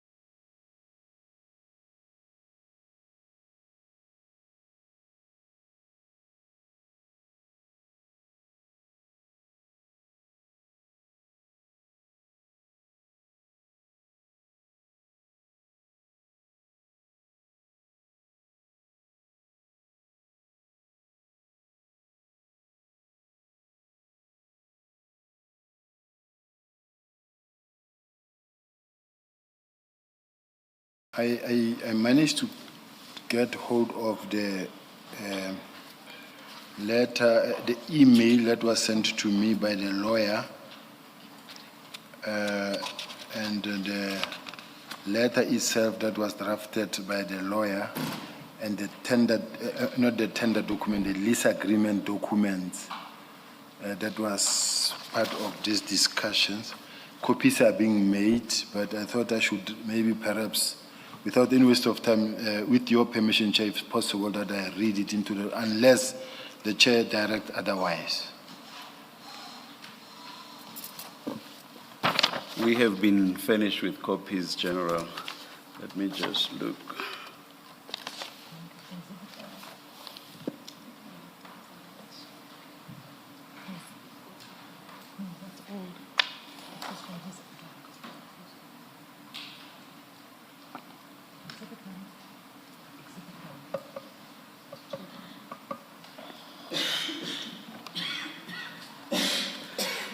Ms. Hassim, you put a question to the General, and the General raised the issue of the letter he had referred to previously. Your response? Chair, can we just admit the letter into the record as Exhibit CJC 82? And then, I mean, I'm not sure whether the witness is saying he wants to address the letter now or not. That's my impression. Do you want to address the letter, or do you want to admit it in? For me, it is very much crucial to support the fact that it was on the 17th of January when I received the email. Okay, hold on. I just wanted to get the answer to my question about what you wanted to do. It's clear what you wish to do. Could we admit it into the record as CJC 82? And then the witness can... I'm sorry. So admitted. Thank you. And now you can take us... You don't need to read it into the record, because we have it, the commissioners have it, but you can tell us what you want to say about it. I just wanted to say that this is a lot of demand, a notice to vacate the promise, to vacate the property, and then also saying that they act on behalf of Mr. Matlala made it 24, and that there are people who are actually occupying the premises which has been leased to them. So that is what they came to and discuss. And I might have, or I made a mistake that I must admit, that I spoke about the tender document when in fact it's supposed to be the lease agreement. Yes. So I'm just correcting that error, Chair. So, but General... sorry. Yes, Ms. Hassim. You know, you refer to the letter. There's a cover page, which is the email, and correct me if I'm wrong, but it seems like the letter was attached to this email. Is that right? That's correct, Chair. And it's an email from Mr. Matlala to you. It's email from Vusimuzi Matlala to Sithole, Major General Sithole, and then copied DNC Crime Detection, myself, yes. And the date of that email? It's 22nd of February, 2024. So you received this this letter of demand on the 22nd of February 2024? This document, what is important about this document, it is the document when they were setting up an appointment to see me, and then to come to the office, I guess. Because when I look at the letter of demand is signed 19 January 2024. In other words, they attached this letter of 19 January as well. Yes, I'm trying to understand. I see that the letter of demand is 19 January 2024. They sent this to you on the 22nd of February, but this was after your meeting. This was after the meeting you had with Mr. Matlala. Look, Chair, based on the fact that I see paperwork now in front of me and the dates, I'm subject to correcting the dates where I see the dates, because the bottom line to me is that it was this that the meeting was based on. Now, the email came first, and then the attachment here is 19 January, which means this document was there already when the lawyers came with Mr. Matlala to the office. So which means that my meeting could have been around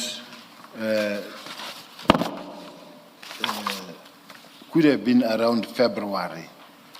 Where I made mistakes in terms of the date, I will admit, but I don't have any paperwork now that I could really refer to. Yeah, you know, when I first started asking you about your first meeting with Mr. Matlala, do you recall I pointed out to you that in your statement in the ad hoc committee, you said that the meeting was in February. And I think you might have even said 22nd February, but I stand to be corrected. But definitely in your statement before the ad hoc committee, you said you met him in February. And then in your statement to the Madlanga Commission, you said you met him in January. And I said to you, why did you change the dates to January? So, and now you're saying you want to go back to February. Is that what you're saying? Chair, all I can say, honestly speaking, where I got the date mixed up, here are documents, of importance. Here are documents with the dates, the two dates, whether it was February or January. To me, it's neither here nor there, but I do accept my mistake where I found myself, let's say, I said we met in January. It's because in my mind, as I recall the document, I will recall this date of 19th of January. But this 19th of January, you find that it is in fact the date that was just attached to an email. So I accept that whether there's mix-up of dates in my case, I'm working from my memory. I must do this. Let me just finish this off by saying in the ad hoc committee, Mr. Matlala testified that he met you in January 2024. So I'm asking you, is that why you said January 2024 when you provided the statement to this commission? Not necessarily, because remember I testified long before him in Matlala, at the ad hoc committee. And then also himself, he was not from his home when he went to testify. There has been too long in prison without paperwork or whatever. So whatever date mixed ups there is, to me, I will, Chair, there's not much I can say other than to say whether maybe I made a mistake, whether it was in January or February, but here's an email, here's a letter of demand, and there's a lease agreement that is being, they went to make the copy. And this is the gist of the basis for the meeting. Now, whether it was in February or January, where I could have been wrong, I won't really argue much around that. Okay, that's fine. You said we're still going to be receiving another document. Yes. I think, are you referring to the lease agreement itself, General? That is correct. We have been given copies just now, Ms. Hassim. My back was turned. Yes. We've received it. Yes. Right. Then, Chair, I suppose we must also admit this into the record as Exhibit CJC 83. So admitted, thank you. Thank you. Okay. Anything else on this letter, General, before you answer my question? Not at all. Okay. So the question was about what Mr. Matlala said about delivering the impalas to you. All I know and all I can remember is that he denied it himself. He said it never happened, and then that is not his voice. So I say, I know for a fact that I never received such. Okay. So let me just take you to another part of the record, the chats. It will be in file 7. Yeah, 7. And it's page 89.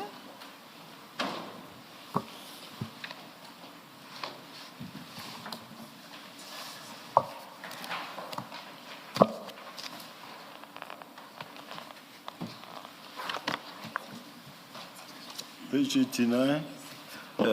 Whilst you are looking, General, I know Mr. Matlala is not here, has not been thus far, but I just want to engage you on your reliance on what you say was a denial by him regarding the impalas.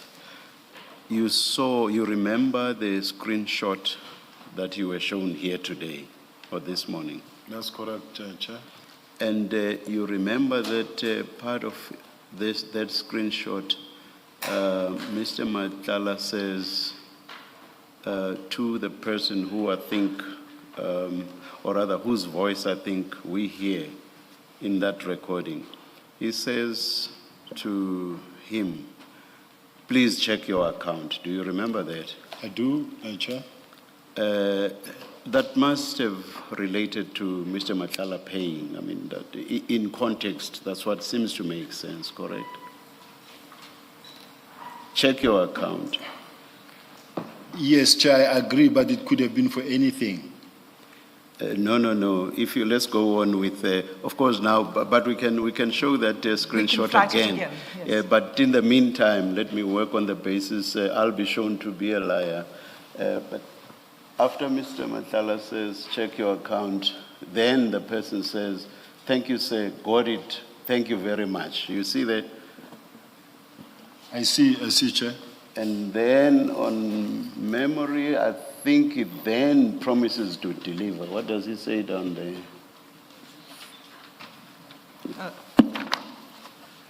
Okay, everything has been arranged. He will cash the impalas on Sunday and transport it Monday to that location. Is it good? So he's saying that to Mr. Matlala, and Mr. Matlala says, no problem. Do you see all that? I see, Chair. I still remembered it, or I still remembered all of it off the top of my head. Now, if, as appears to be the case, Mr. Matlala paid for the impalas, the person received payment, the person promised to deliver, Mr. Matlala said, no problem. What must we make of this? Must we say this is all a lie? From where I'm sitting, Chair, when I'm sitting with a situation where I said I don't want the impalas, remember, Chair, at the back of our mind... No, I'm very sorry to do this to you, General. This is not about your own response or attitude. What I'm asking you is about what you said was Mr. Matlala's denial. What exactly did Mr. Matlala deny? You said Mr. Matlala made a denial regarding the impalas. What exactly did he deny?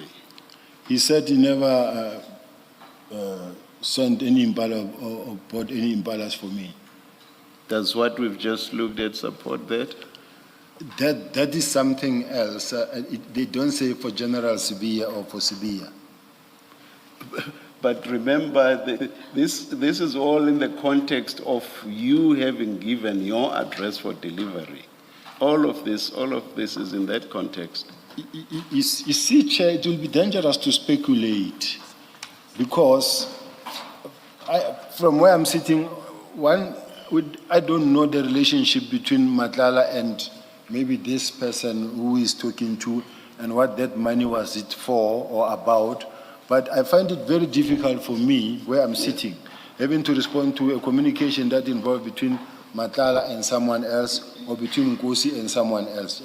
General, Ms. Hassim already took you to the location or the pin that was sent, and you accepted that it was your address. Do you remember that? I do, Chair. Yes. So this was to be a delivery at your place? Yes, Chair. And the only thing spoken about which was to be delivered were the impalas. Up until I said, No, let's leave aside what your attitude was. The only thing that was to be delivered was the impalas, correct? not the impalas. What I wanted, General, I've said it will be the third time now. I have said at this stage, I'm not talking about your attitude, but what was to be delivered according to the conversations, the context was the impalas, correct? Yes, your attitude was, Sergeant Kosi, if it's impalas, I don't want to hear a thing about them. All I want is a mate for this one animal, which is a black spock. If it's impalas, I don't want. That's not what I'm asking you. I'm asking you that in context, everything that was spoken about was about the delivery of impalas. I'm not talking about what your attitude was to that. Is it not correct? it's correct, Chair. Thank you, Mr. Singh. Thank you. We can go now to page 89 of the chats that I referred you to. Just let me know if you're there. Are you there? Do you see it, General? Page 89, Yes. yes, the bid was not properly. You're talking about that. Yes, that's right. That's the top of the page. But if you just go a little further down, this is a Advocate conversation. Yasim, maybe to assist him, the flags that are, so WB1, then 89. He's there. Is he there? Yes. Okay. So you'll see at the second message from the bottom is what I want to draw your attention to. This is an extract of a WhatsApp conversation between Mr. Matlala and Mr. Brown Mkhwanazi, and it was retrieved from Mr. Matlala's phone. And the second message from the bottom reads as follows. I hear that you told Mr. S that I told you that I gave him some animals to keep at his plot. So I wanted to hear from you if there's any truth in this. Did Mr. Brown Mkhwanazi speak to you about delivery of animals to your plot? No, Did you not have any conversation with him about impalas? no. So this conversation between Mr. Matlala and Mr. Brown Mkhwanazi takes place on the 8th of May, 2025. Do you see that? 8 May 2025. Yes. I don't know where you see the date, advise me, oh, It's okay. On that chat. I say 14 May 2025. No, it's the one above. One above, yes, 8 Yes. May, yeah, okay, I see it. There's a gap in some days before he sends the next message to Mr. Mkhwanazi. So it's 8 May 2025. So it was before his arrest. And the recording that we played was taken at the time of his arrest on 14 May 2025. Okay? So the conversation about the impalas, the animals and the delivery to the plot, was already taking place before he was arrested. Do you see that? I hear what you say. You still maintain that the 14 May was an AI generated? I wouldn't get involved into the AI generated stuff or part of it. All I'm saying is that these are the conversations between certain individuals on their own accord, whatever they were talking about. That does not involve me. It does involve you, though. And they are talking about the delivery of animals. Here Mr. Matlala says animals, but what we know them to be are impala.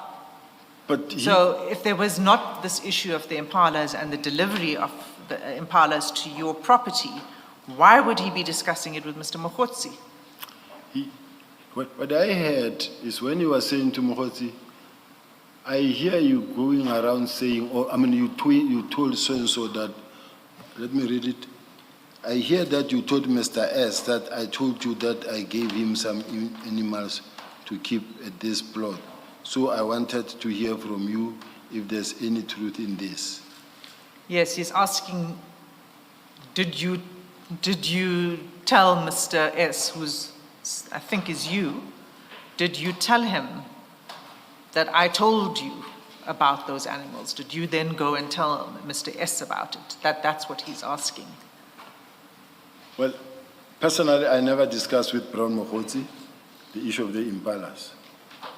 I never discussed with Mr. Ket, Matlala, about the issue of the impalas. The only person you spoke to was Mr. Nkosi about the impalas? Yes. Okay, that's fine. And we're not going to go back there because we've looked at that whole exchange of text that you knew it was coming from Mr. Matlala. So we're going to leave it at that. Unfortunately, we're not leaving your relationship, or you don't like me using the word relationship, but your contact with Mr. Matlala. And I want to move to another time period. So we had March for the impalas. Now we have 14 September 2024. Can you please go to page 111 of that same file?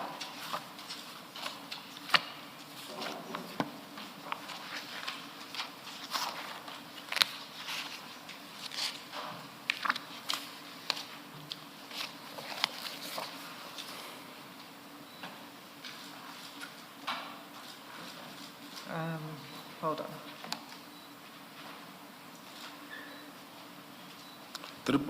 Page 111. Yes.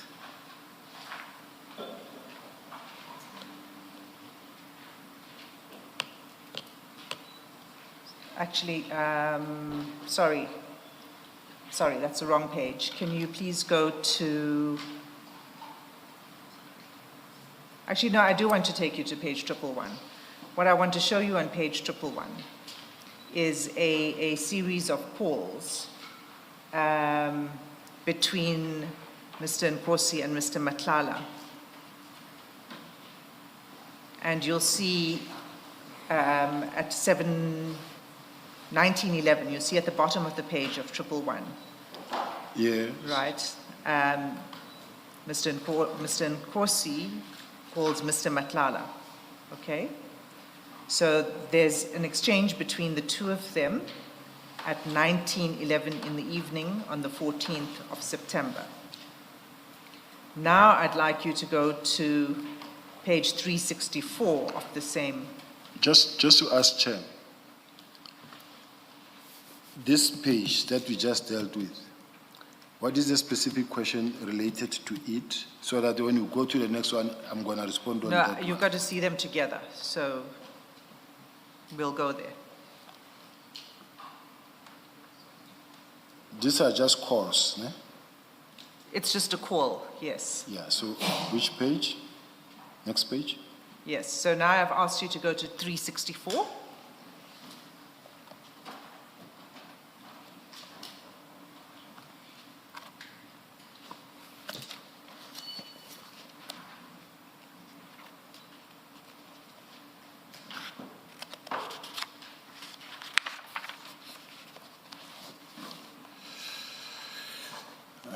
On it, Okay. now we are moving from, the 14th of May, the 14th of September to the 13th of September. No, hold on. The relevant chat, we're going to begin on chat number 2. So it's 14 September. Yes. Now, this is the chat between you and Mr. Nkosi, okay? Yes. Right. So we saw 1911, the call, but hold that in the back of your mind. Here we've got 1907, you send Mr. Nkosi a message saying, back, ? And he responds, 2 minutes later, he says, just arrived now, General, dropping this gogos, then coming to you. And then at 1910, chat number 4, you respond and you say, ask Cat to make a turn. Okay, that's at 1910. Yes. And then we saw at 1911, Mr. Nkosi called Mr. Matlala. That's at page 111. Do you recall? I do. And then he comes back to you at 1911 and 14 seconds with a message. I spoke to him earlier. He promised to come around 8. Okay? And then at 1912, he says he will be there in 30 minutes. Do you see that? Yes. Right. So this is you asking Mr. Nkosi, Sergeant Nkosi, to communicate with Cat, as you call him, and you ask him to make a turn.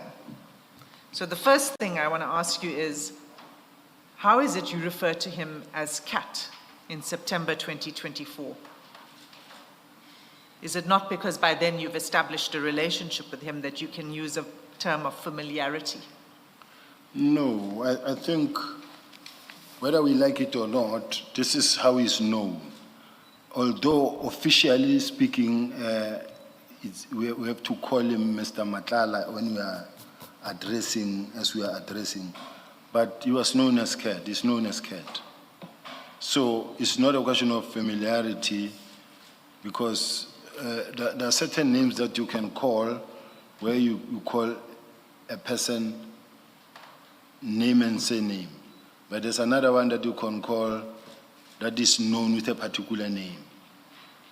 Unfortunately, that's how it is.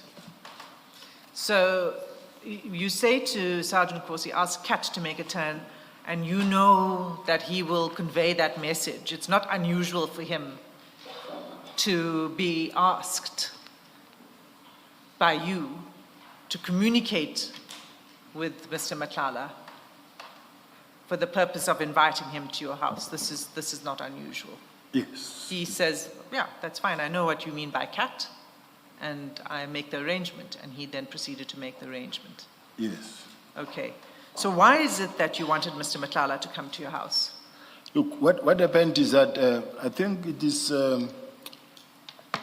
at that time it was my son's engagement.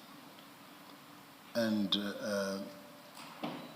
we didn't have many people there.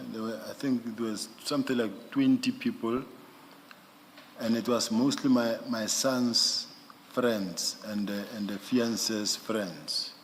So the people that I had invited there was General Sintumule. Because I worked very close to General Sintumule, and we had a very good relationship with General Sintumule. And General Shibiri was coming back from China. I also asked him, called him and said, hey, I'm here and this is what is going, because I was alone. I didn't invite my friends because it was not about me. Now, as they were there, there was also, General Sintumula didn't come alone, came with General Tema. General Tema was the former head of the college, who is a very close friend of Miss Matlala, Cat Matlala's wife. As you can see, even in General Sintumula's own statement now, the supplementary statement that she just submitted, where she says she was introduced to a lady as Miss Matlala, then later was introduced to Mr. Matlala. Now, one of them asked me and say, Mr. Matlala want to make a turn because his wife is here. He must come fetch his wife. Do you mind? And then I didn't say I don't mind. The way I responded, it was after quite some time, because I don't remember how, in what context it happened, but I then sent that message that said, care to make a turn, because remember, at that point in time, Chair, like the former Minister Bekela said, the eyes then that looked at Cat are not the same eyes that look at him now. There was nothing wrong at that point in time that we could say there was a problem that we know of.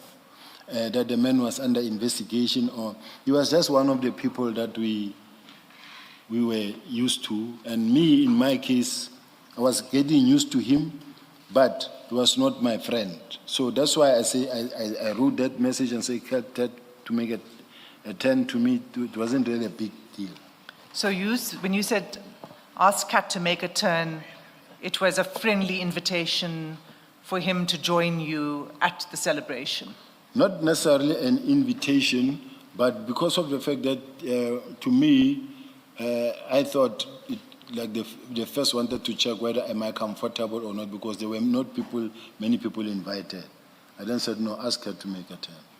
Okay, so it is an invitation. Well, if it is what it is, then I'll accept it. I want to be clear about this, because you send a message to Sergeant Nkosi, you say, ask Kat to make a turn, and he says he'll be there in 30 minutes. And your explanation is you're having a celebration, and there was a request for him to come and join and to be present at the celebrations, right? Not to be present, because remember... What does make a turn mean?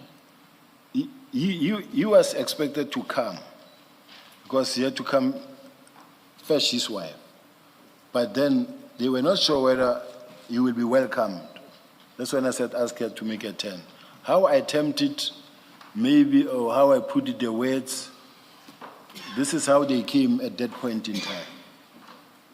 I think I'm missing something. You said that you were informed that Mr. Matlala would be coming. Would it be okay?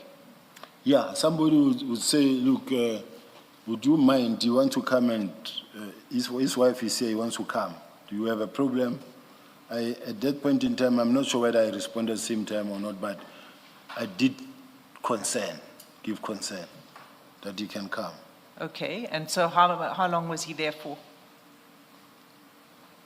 I never sat with Kat, not even for a moment. So I can't say how long was he there for. All I know is that I did bump into him, and then not more than an hour they were gone. Okay, so he was socializing. If you want to call it socializing, I can't help it, man. Yes, I mean, you did say it was a small gathering. It was only about 20 people. Yeah, it wasn't for adults. It was for my son engagement. I think, General, you should have a look at your statement on this.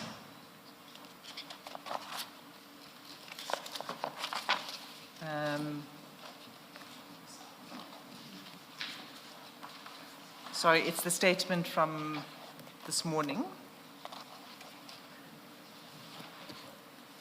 Because your version there is a little different from what you're saying now.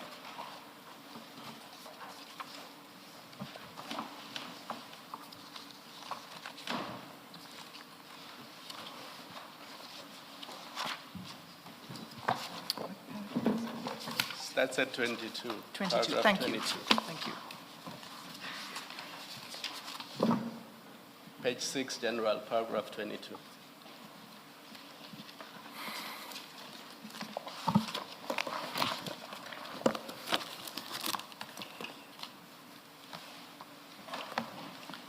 Paragraph 22. Yes. And your version here, maybe you want to read.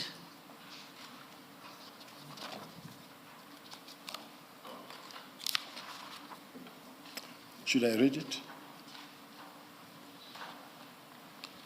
On 14th... Can you read from 22, until the end of that section. On 14 September 2024, my wife and I hosted a surprise engagement celebration for my son and his fiancée at our residence. The gathering was intimate in nature, attended primarily by close family and friends.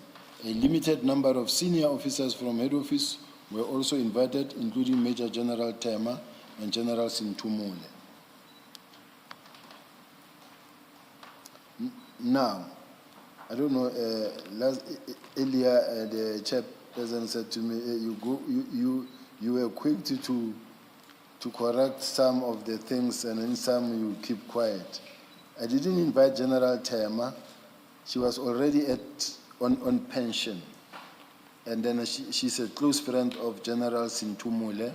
General Sintumule came with General Tema. And General Tema is a close friend of Ms. Matlala's wife.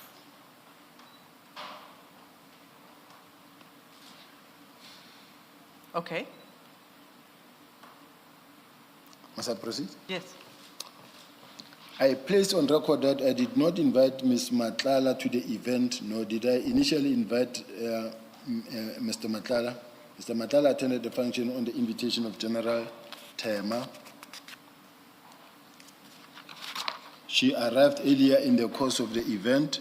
As the afternoon progressed, General Tema informed me that Ms. Matlala had consumed alcohol and was hesitant to drive herself home. I was conveyed that she wished for her husband to collect her.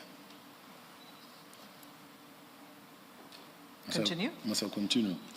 It was only that stage and in those circumstances that Mr. Matlala attended the event for the limited purpose of collecting his wife.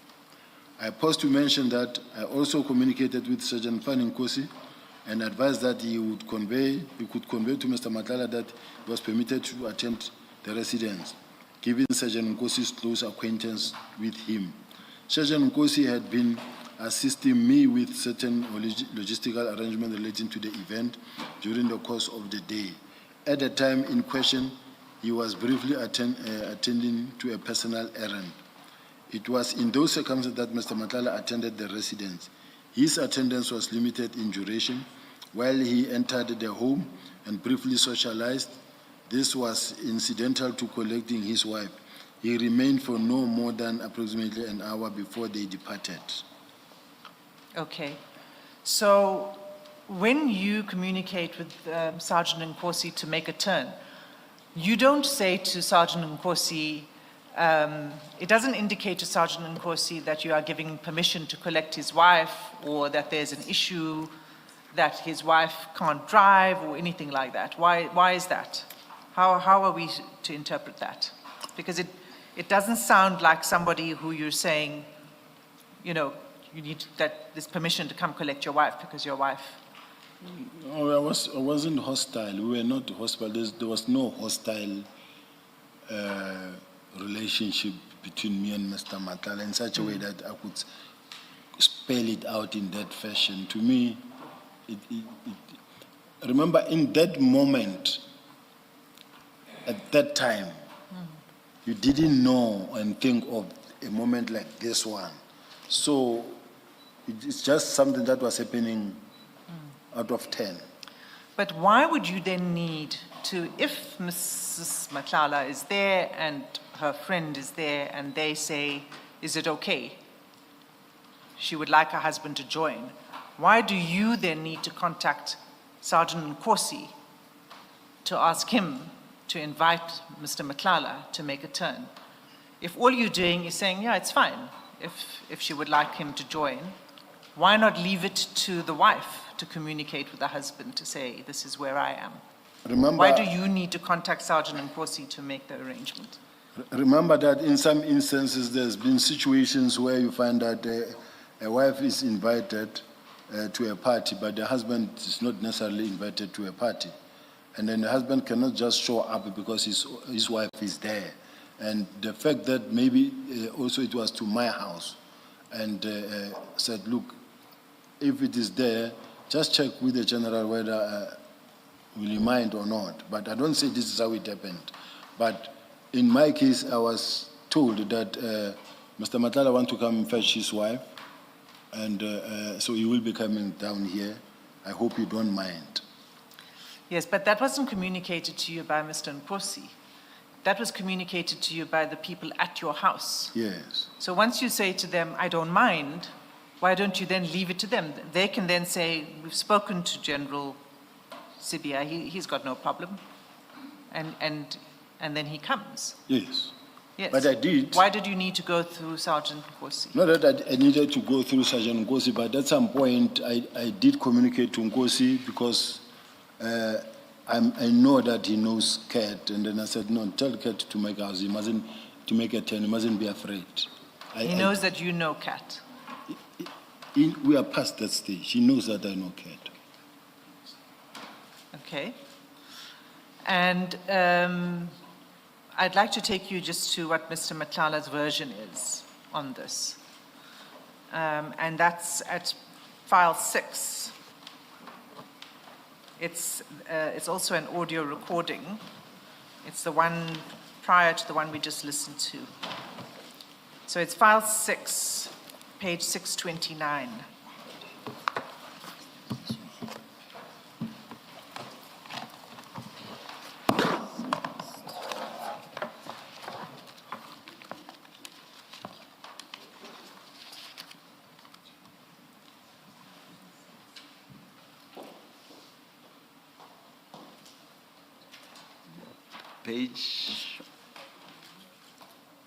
Page 629. 629, thank you.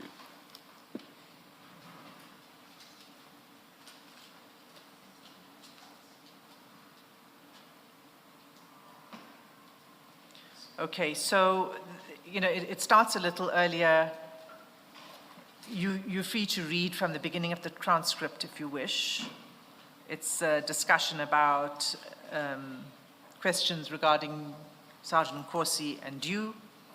And then it comes round in 629 to the discussion about EFTs, and the male speaker too says he wants something like dates, car that you were using, where's the car, the routes, things like that. Do you see that? Yes. Okay.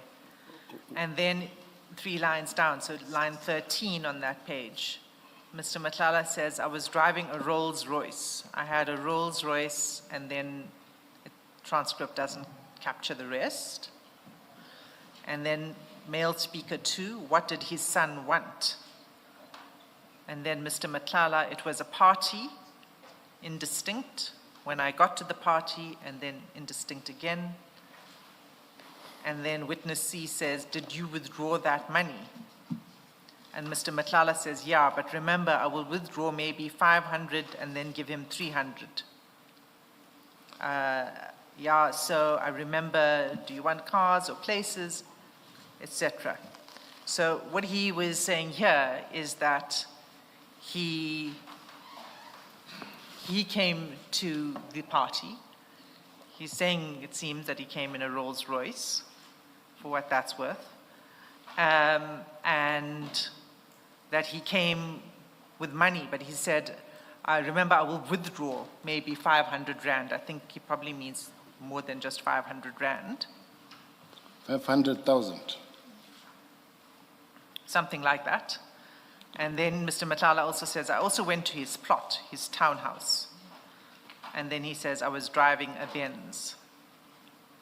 Okay, so that's Mr. Matlala's version from here, just regarding the party. There are other things, but for the moment, what is your response to that?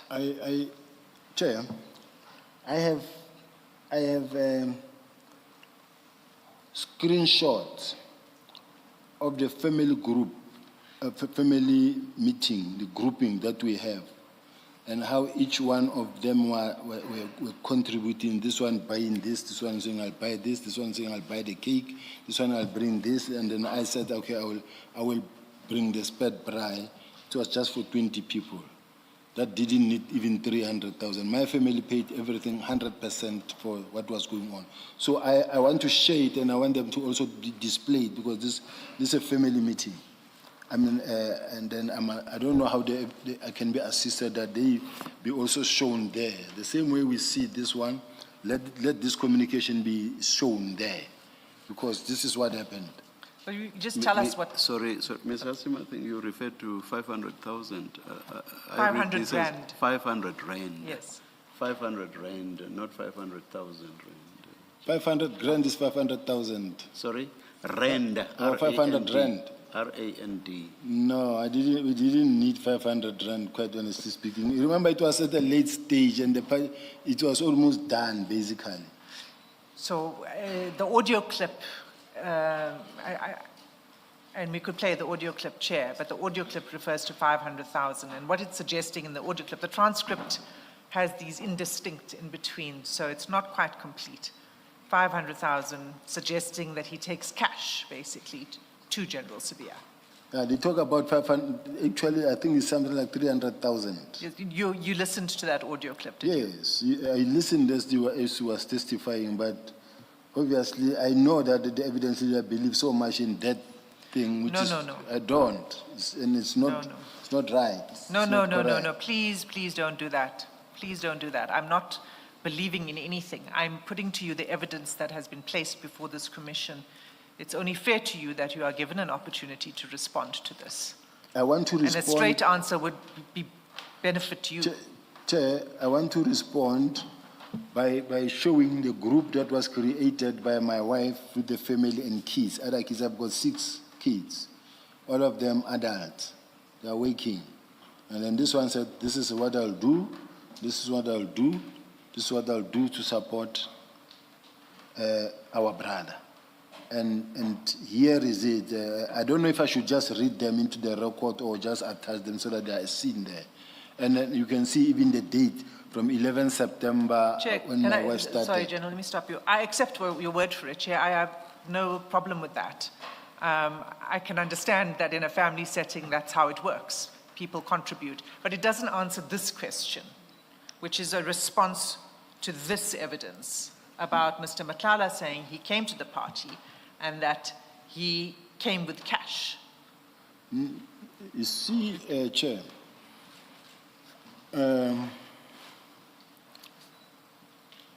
in all fairness, it is important that when the evidence leader tried to demonstrate that Mr. Matlala came and he contributed to my son's engagement, then I demonstrate that no.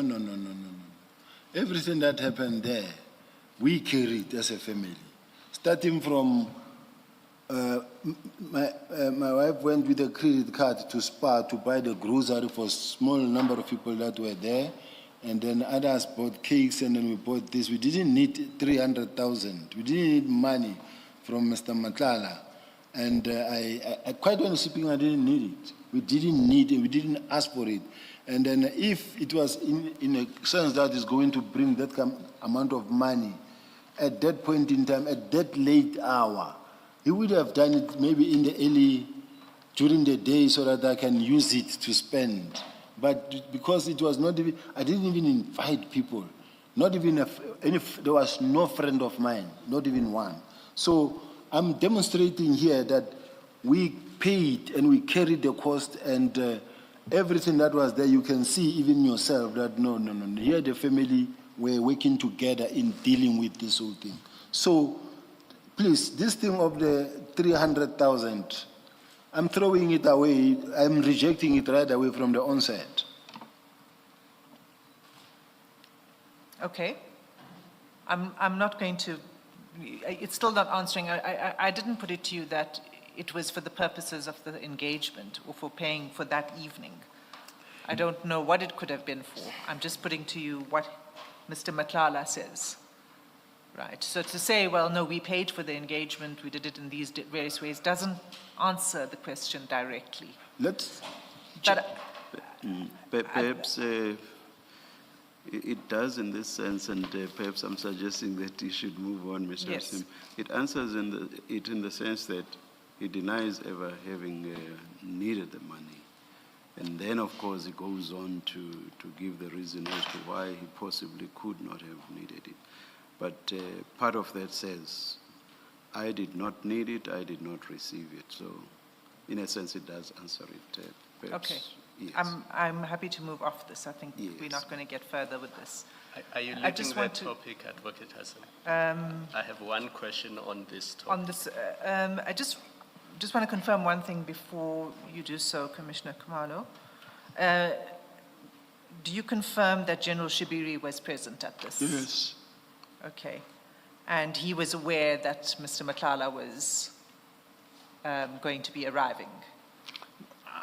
I wouldn't say so, because it looked like General Shibiri was arriving from China at that point in time, because when I called him, he just said, I just landed or I arrived, something like that, but he was not around. General, you make all your answers very long. Can you please try to shorten your answers? Because the question is a simple one. Was General Sibiya aware that Mr. Matlala would be there? If you know he was, you say yes, he was. If you don't know, you say I don't know. If you know that he did not know, then you say no. I really don't know, Chair. Sorry? Okay. I don't know. Thank you, General. Thanks. And then, May that request please apply to all your answers. I do know that there are instances where you may want to give an explanation, but it cannot be in respect of all your responses. Thank you, General. Chair, I have a question to ask. Yes. What is the status of this witness's statement? What is its status? Is it a confession? Is it an admission? Or is it was just an interrogation? Because I'm being asked on something that could have been obtained unlawfully as well, or like as determined by Mr. Matlala as being AI generated and say, I deny this and I deny this and I never said this, or the circumstances under which this statement was undertaken, where they went and booked him and then spent 5 hours with him interrogating him. Now, whatever they said about me, because they want me, now I'm responding to the statement that were made by the sergeants, when in fact they are talking about a confession that was obtained by Mr. Matlala that was supposed to have been, they are junior officials, they are sergeants. They were supposed to, when a person begin to make an unequivocal statement that if it were to be made in court would amount to a plea of guilty or a confession or an admission, then which means then there are certain procedures that needs to be followed. And in this regard, we're talking about a statement where people just called, went to book a person out, sat with a person out for six hours and saying it was an informal decision. It was an informal discussion. And then as a result, I just want to be assisted. Where do we position this thing? Was it an admission made by Mr. Matlala? Admitted? Is it admitted? Was it a confession? Or, because I'm now, why I'm worried is the fact that I know the status of PKTT in terms of so badly wanting to get hold of me, considering the fact that they have been to Mr. Matlala many times, even in jail, and saying to him, give us Sibiya, we'll take you out, we'll leave you out. We are prepared to even leave that case of Ms. Tobejani as long as you give us Sibiya. Work with us. Now, I'm in this situation now where now I'm being questioned on the statement that were obtained by PKTT junior members, say this is what Matlala told us. Whether I was being assaulted or also under duress, I don't know. But I'm just worried about the fact that I'm responding to a statement that I don't know what its real status is in front of the commissioners. Ms. Hassan? General, it is what I described earlier, which is evidence that's been introduced to the commission by witness C, who was there when he was questioning Mr. Matlala. And that's all it is. This is not a criminal trial. This is evidence that emerged during the course of this commission's hearings. I hear you speaking a lot about this plot that's against you, and that witness C and that all of the people who were responsible for arresting Mr. Matlala are actually doing it as part of a plot against you. But that doesn't take away from what, in his own voice, Mr. Matlala has said. You can say it was AI generated, that's fine. I'm putting it to you so you can respond. You can admit it, you can deny it, you can say whatever you want to say about what Mr. Matlala allegedly said, if you want to put it that way. And that's it. Ms. Kiernan, do you wish to say anything on this? I agree with the evidence leader that the status and the admissibility of the evidence is not what is to be investigated, but simply this is what somebody said, and for that purpose alone the witness is asked to respond. Thank you, Ms. Kiernan. General, at this stage, just a minute, just.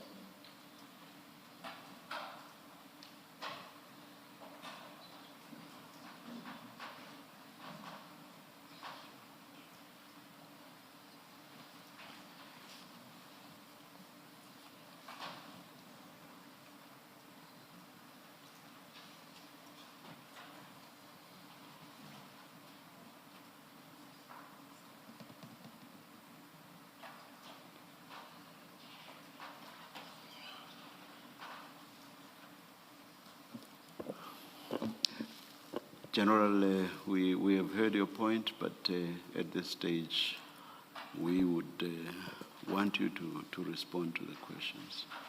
I will respond, Chair. I think Commissioner Kumalo had a question, or was it?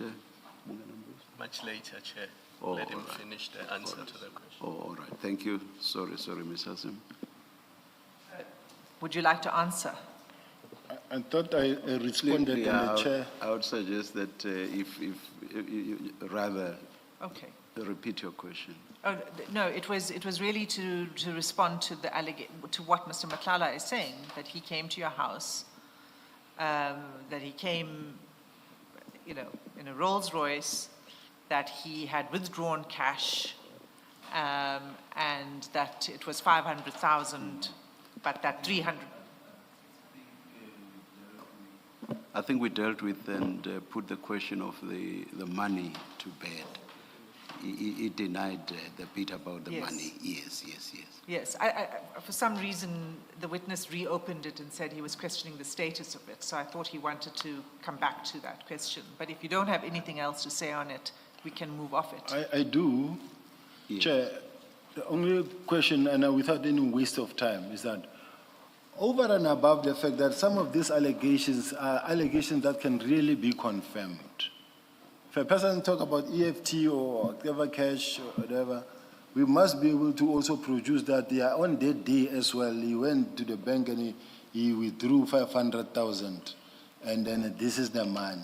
When asked about that, he said, Mr. Matlala's got too many accounts, but let's also see if maybe on that day, did he ever really withdraw money or transfer any money? I mean, the commission has got investigators. It's a point that we're supposed to be rest assured and say, and we can confirm that point as well. But all I can say, I would not really put my family through this thing of my kids. They're struggling where themselves from their own little corners. Another one say, okay, I'll buy a cake. This one said, no, I'll buy this one and then I'll contribute here to support our brother. And then the next thing, when I know that, no, I've got 500,000, I will say, no, don't worry, guys. And then I'll put actually 50,000 and say, go deal with this thing. And then I keep quiet with the 250,000 and see what I do. But that is not the case. So I deny this thing of the EFT, the 500,000, it's just being malicious. Yes, Mr. Hassim. I have no further questions on this. I'm going to move off. Commissioner Kumalo? On the 14 September event? Yes. Yes. General, I have just a few questions. So when Mr. Matlala came to your house, it was late at night. I'm assuming it was around 8 o'clock? That's correct. Yes, and when somebody who's never been to your house before comes to your house that late at night, you would open the gate for him. How else would he get into your house? No, Chair. General, did you open the gate for him? I'm trying to explain to you. I have security at the gate that opens the gate and closes the gate when we have an event, so that people that are invited, they cannot call in every now and then someone must go. So one of the people that I ask that works with me, or that we ask the gardener, will be at the gate. As a car comes in, they will open the gate. And then as a car drives out, they will open the gate so that nobody comes every now and then call me, open the gate, Sometimes I can't even hear the phone, or I don't find my phone somewhere. So we normally make provision for someone to be at the gate. So did you tell that person that Mr. Matlala will be coming to your house and they must open for him? No, I don't tell a person that Mr. So-and-so will come. You are at the gate and then you know there's an event at home. Whoever comes, open the gate. Whoever goes, open the gate. And when the gate was opened for him, did you go to meet him and introduce yourself or him introduce himself? Not at all. There was no greeting? No. Like he said, I bumped into him. It's not like I was seeing him for the first time. So, I met him, I bumped into him, we greeted, and then he went and joined his wife. So no, understand me, he's coming to your house for the first time. I mean, when you go to somebody else's house for the first time, you greet them and they welcome you into their house. Did that not happen? No, it's not how it works, how it happens in all instances, especially under conditions like those. And considering the fact that my house is there. You love explaining. You can just say that did not happen and then we leave it there. All right. So I don't want you to give a general. My concern with your original statement, it is 90 pages long. Remember, we've been through it over the past 3 days. And from paragraph 161, you address allegations concerning your purported relationship with Mr. Matlala. And all you say in 4 paragraphs is that there was a meeting in January 2024. That's it. You don't mention that there was an occasion where he was invited to your house and there was a party and he did attend, circumstances of his attendance, and he spent an hour at your house. Why is it that you did not consider important to deal with that in your statement before this commission? Why does it have to come by way of a supplementary statement when other people like General Sentumule mention where they met Mr. Matlala, that they met him at your house, and only then do you volunteer information to this commission that, oh yes, in fact, he was at my house, there was an event at my house, and these were the circumstances? Why is it that you did not mention this in your 90-page statement when you devoted a section of your statement to allegations about your relationship with Mr. Matlala? I think, Chair, I respond to a question that I'm being asked. And when I draft a statement, I drafted the statement and focused on the point at hand. Now, if where I didn't include it, and then it's something that I can speak to, both in writing or oral, that is the case. If ever, maybe perhaps I didn't include it, and then it's something that I am responding to and probed or ask a question, because sometimes I'm not in the same mindset as the evidence leader who is there to ask questions and I must respond. But in my case, when I draft something, when we draft a response on a particular point, we ask a lot of questions, but sometimes I will say this and say, but if you are not asked about this, then why put it in? General, but you are speaking about your relationship with Mr. Matlala and you are devoting a section of your 90-page statement. Remember why you are here. You are here to assist the commission to establish facts. You don't wait until people make allegations and then only then do you say, oh, I was hoping they were not going to mention this. Now that they have mentioned it, then I will deal with it in a supplementary. Because it's the same issue with the impalas. You say none of this. If you were not allowed to file a supplementary statement, we would have been left with the impression that you only met Mr. Matlala once in January 2024, and that was it. We would not have known that actually he was at your house at a party. Only when General Sentumule mentions it in her statement, and you depose to a supplementary statement where you are responding to General Sentumule's statement, only then do you give the commission these facts, and I find that troubling. I really am not so sure whether anyway I've never referred to it, but what I know is that I think I can also at this point in time also remember whether at ad hoc committee I was ever asked about it. I was never asked about it, and then even now I was never asked about it. Up until it is being mentioned, that's when I respond to it. So that is why it's not a question of one is withholding information or hiding information, because I'm prepared to respond, and I'm responding. If I'm asked about something, I'll respond to it. But if it was never asked, I kept it short. I'm leaving it there for now. And then factor into that what Ms. Hassim has already raised with you, which is Sergeant Kosi says that he's dropping the gogos, then coming to you, and you then say, ask it to make a turn. So if you look at what Commissioner Kumalo is raising with you, and what I've just read to you now, to an ordinary reader, that sounds like you were just inviting Mr. Matlala. This idea that he was coming to pick up his wife who had taken a lot of liquor doesn't make much sense. Because all you would say to him is, and by the way, Mrs. Matlala needs to be picked up. Please ask her to come pick her up. You don't say, ask her to make a turn. You are inviting him.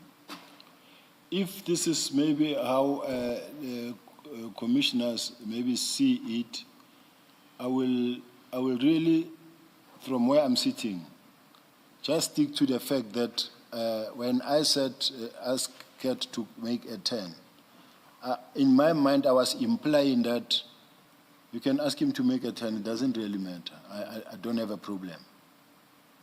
Who had said anything about a problem? That's the thing. No,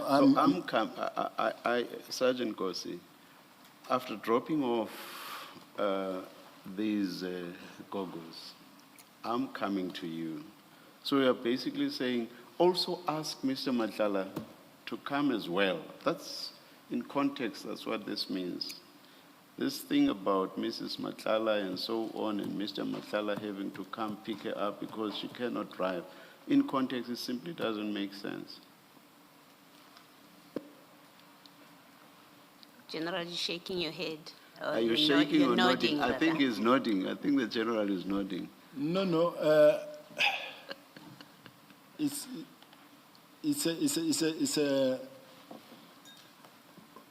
a chair's viewpoint on this thing, and it's not a fact that I think I should take any further when the chair says it doesn't make sense to me.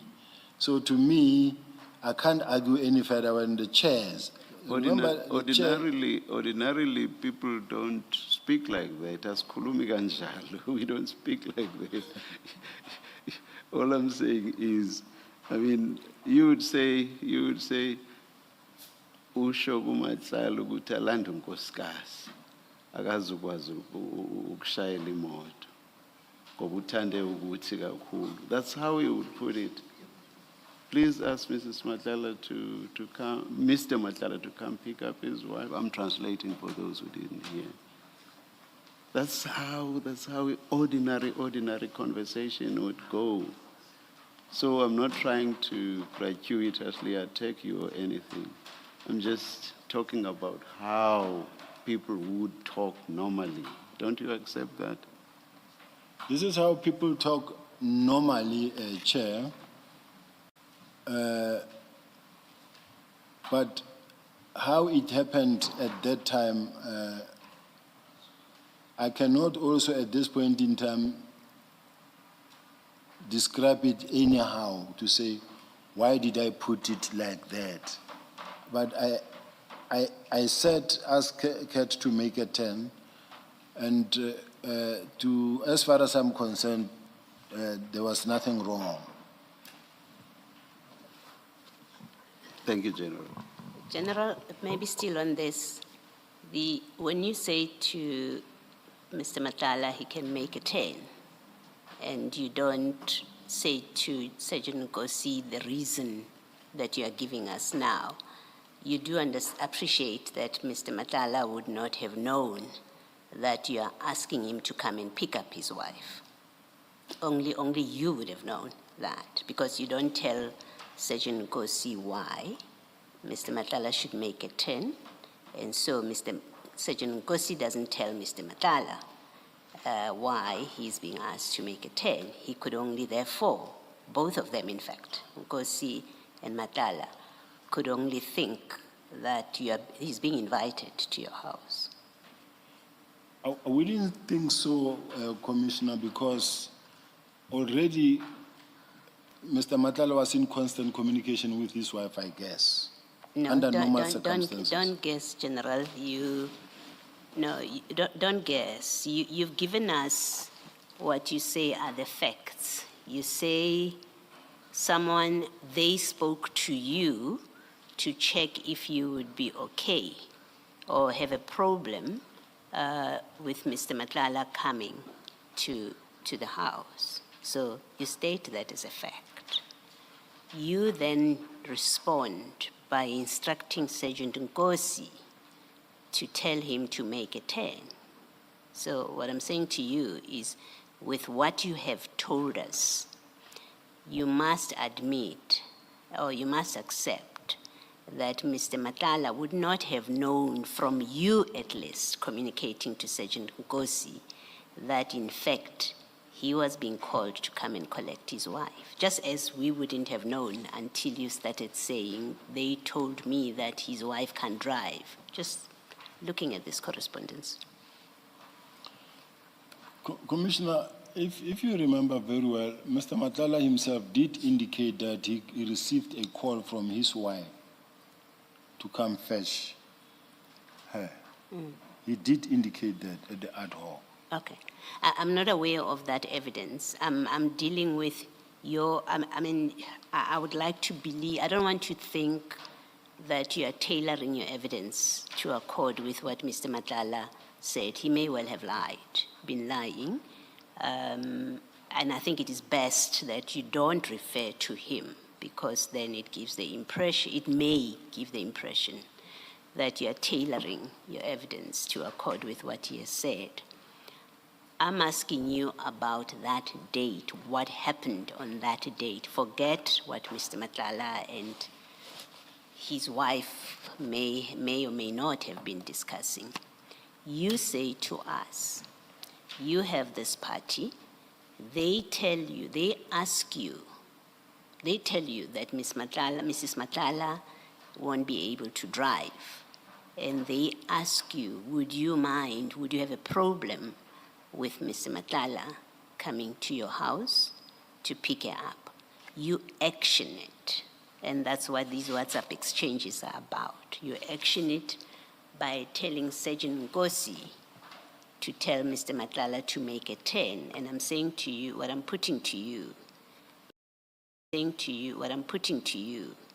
is, on what you are telling us, someone asked you, do you mind him coming to the house?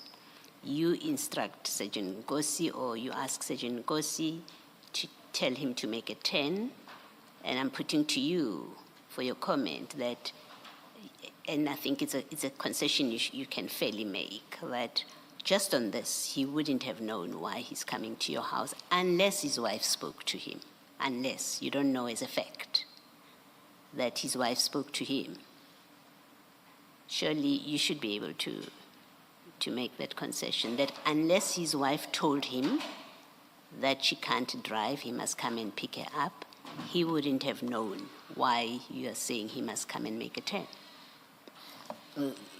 Commissioner, Chair, with respect, the evidence leader leads me about a statement that was made at the ad hoc commission by Mr. Matlala. He says things that, and she asked me about things that were spoken by Mr. Matlala at the ad hoc. and I respond, and also I'm also making reference to what I heard him saying at the ad hoc. Now then, Commissioner Mbale says, no. Forget about what he said, because now you might be accused. I might actually take it that you are tailoring along the way. Now, I want you to answer in respect of this. Now, but as I answer in respect of this, then the question is going to come and say, but Mr. Matlala in ad hoc said this. Now, I'm in between now. Okay, that's it. I hear your complaint. It's a fair complaint. Let me do this differently. We don't know whether Mr. Matlala is telling the truth or not in the ad hoc committee, so I don't base anything on what he said. I didn't even listen to him in the ad hoc committee. So, and I don't know whether it's true or not what he says happened about this incident, so I put no stock on it. I have my conversation with you about that night, what you know about that night. So let's not refer to him, because we don't know what happened between him and his wife, if anything happened at all. We don't know for sure. So I'm saying go back to that evening of the 14th. You are at your house. Your version is someone said to you, they said to you, Miss Matlala can't drive back home. Would you have a problem if Mr. Matlala came to pick her up? That's what you tell us. And I'm not in a position to say, no, that's not true, that's not how it happened. I have, for purpose of our discussion, to take it at face value. It's what you say happened that night. You then action it, that's what you tell us. You send a message to Sergeant Nkosi to tell Matlala, Ket Matlala, to make a turn. We do know that he does arrive, because that's your version. He does arrive at your house. All I'm saying to you, or I'm putting to you, is that when all there is someone spoke to you, Sergeant Nkosi wasn't there. Someone told you Mrs. Matlala can drive. You say to Nkosi, tell Ket to make a turn. Ket arrives. In all of that, with all of that communication, Mr. Matlala would not have known from you or from Sergeant Nkosi that he's being asked or invited to come and collect his wife. That's what I'm putting to you, and I'm saying I think it's a fair construction of what happened that night. What do you say to that? To me, Commissioner, it's rather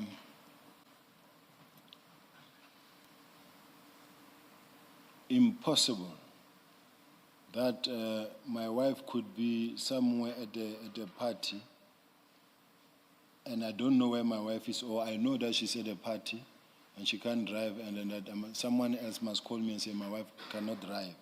Do you know for a fact that Mr. Matlala knew that his wife can't drive home? Do you know that as a matter of fact? And you understand when I say as a matter of fact, I mean, you're a police officer. You know what the question means. Do you know as a verifiable fact that Mr. Matlala knew that his wife, before you called him, before Sergeant Nkosi spoke to him, and before he arrived at his house, at your house, do you know that he knew as a fact that his wife is unable to drive herself home? Personally, I didn't know. Okay, thank you. That's what I wanted from you to clarify.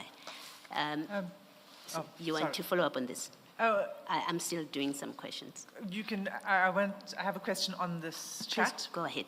But not if it's going to interrupt your line. So maybe you should finish, Commissioner. Don't forget your question. And then you say, when you say they asked me if I would have a problem, who is they that you're referring to here? I think it's either General Tema or General Sintumule, Yes, because they are the ones who were sitting with her. yes, Yes. okay. And you told them, no, I don't have a problem. I'm assuming you would have told them Yes. that. Okay. And if that's what happened, if you said to them, no, I wouldn't have a problem, why was it necessary for you to get Sergeant Nkosi to communicate with him? Sergeant Nkosi wasn't in the house with you. He was nowhere near you. So you can't say, oh, I saw him next to me and I thought, let me just mention it to him. He's out there. Why don't, after giving the answer to whoever it is that asked you, why don't you leave it at that? Why do you involve Sergeant Nkosi, who's far from this?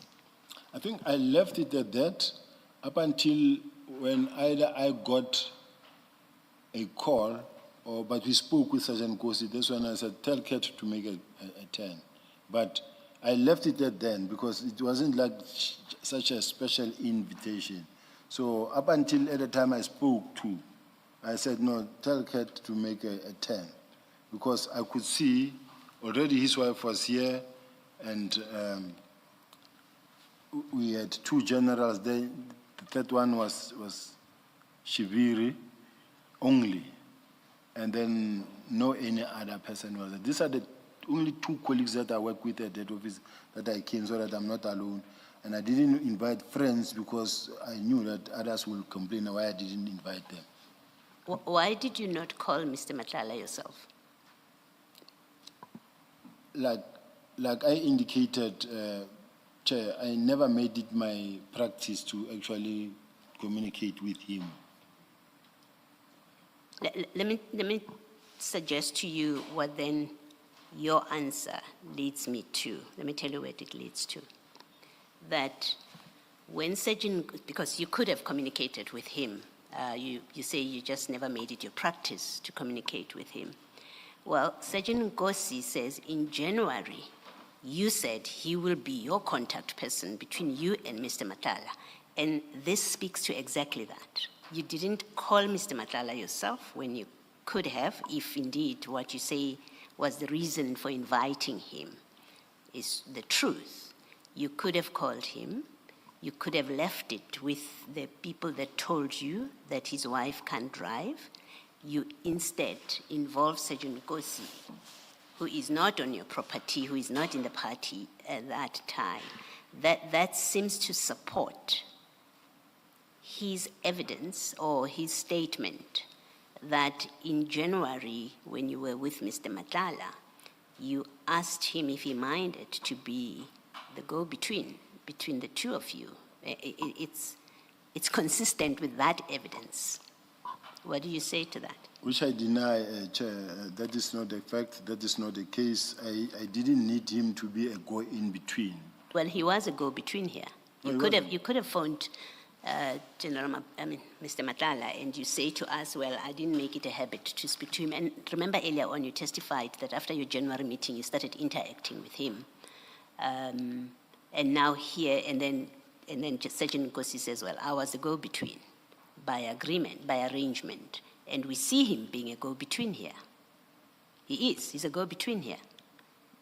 When he says, when you say to him, ask Kat to make a 10, and he does that, and he updates you. I spoke to him earlier, he promised to come around. He will be there in 30 minutes. So he is the go-between the two of you. I don't think so, Chair. It happened. So it happened, but it does not necessarily mean that there's always a go-in-between. Yes. But I do understand that what the Commissioner is saying, that why couldn't you speak to Kat, Mr. Matlala yourself? But Yes. At that present moment, I didn't think of me calling him because I'm not even sure whether I had his numbers there in my phone because I never wanted to keep his number in my phone. Yeah. Because I avoid this Well, communication. if you didn't have his number, I want to suggest if you didn't have his number and Mr. Nkosi Sergeant Nkosi was not the go-between, you would have gotten his number from his wife, who was there with you. Nkosi was out. I've never spoken to Mr. Matlala's wife. But you knew she was there. You would have said to Sintumule or Tema or they, give me his number, I will call him. But you did not do that because you did have a way of communicating with him. And your way of communicating with him was through Sergeant Nkosi, as Sergeant Nkosi says. do understand and I do accept the fact, commissioners, and really, if it didn't happen that way, maybe oversight on my side, I will accept it as well. Okay. Maybe lastly, you say you did not invite Mrs. Matlala to your function. You're nodding. That's correct. So she wasn't there on your invitation. That's correct. And I think you said she was invited by Major General Tema. I think so, because this is what I also read from, when you read General Sintumula's affidavit, the one that we received. Well, General Sintumule doesn't say that. Her affidavit at paragraph 6.1, I can read it for you, otherwise you can pull it out if you want. This is her speaking to that evening, and I'm going to read. Do you want to pull it out, General? Are you happy for me to read it? I want to get it, it's just that I'm juggling It's between different files. File 10C.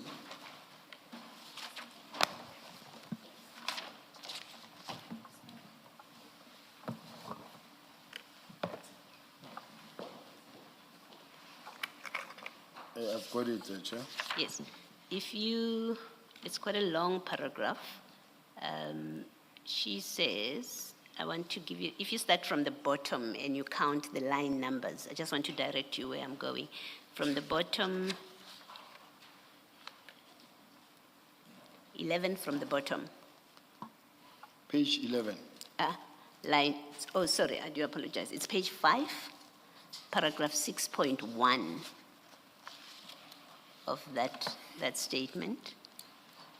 6.1.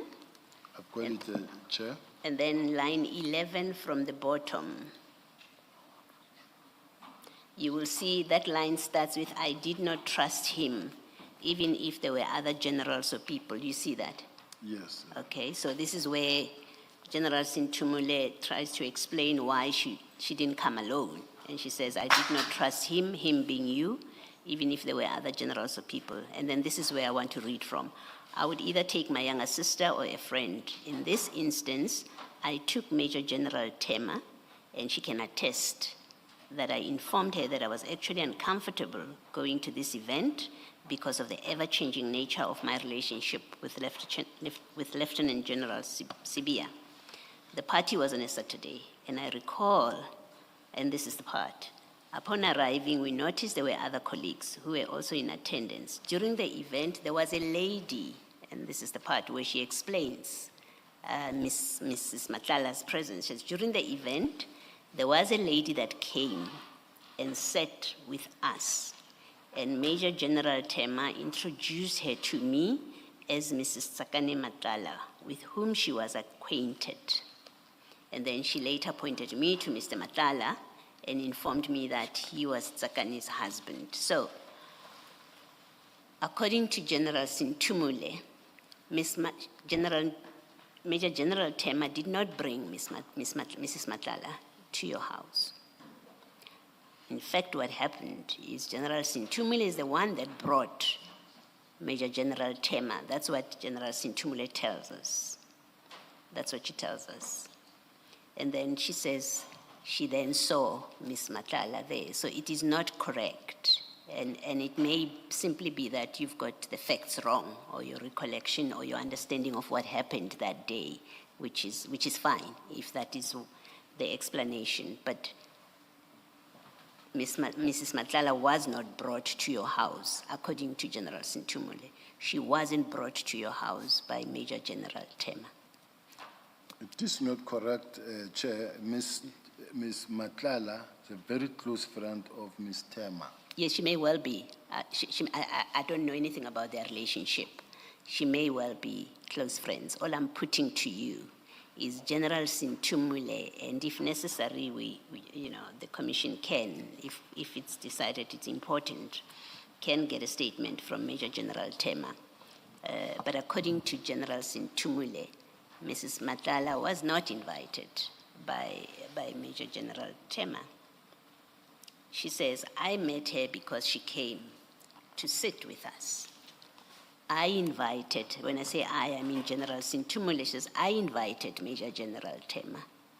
1, 2, while we were there, a lady came and sat with us, and she was introduced to me as Mr. Matlala. So that's General Sintumule doesn't confirm what you're saying, that they came with Mrs. Matlala. If I were to respond, Chair, Yes, please do. I'm going to say something here that no matter what I say, I don't see changing the attitude of the commissioners in relation to my involvement in this thing. I mean, I'm going to give you an example, Commissioner, that says, when you look at the lease agreement that, I don't know whether it's Dr. Pett, the one who did the BBL, or there is another doctor who was referred to get the lease agreement from Department of Public Works. They were referred by General Tema, who was the head of college. The same applies to Mr. Matlala.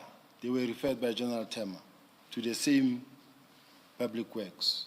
Now, we are sitting with one person who is very close to these people, but the commissioner is saying, no. This lady, Matlala's wife, was actually brought by you, not by her, could not have been them. But she's very close to them, I don't know them. And I found them there working together, being very close to one another. General, I'm not saying you brought Mrs. Matlala to your house. If that's what's happening in how you perceive things, it doesn't come from me. I didn't put to you that you brought Mrs. Matlala to your house. I'm discussing with you your description of how you say she came to be in your house. You say she came with Major General Tema. That's what you said. 1, and then you say, even General Sintumule says that.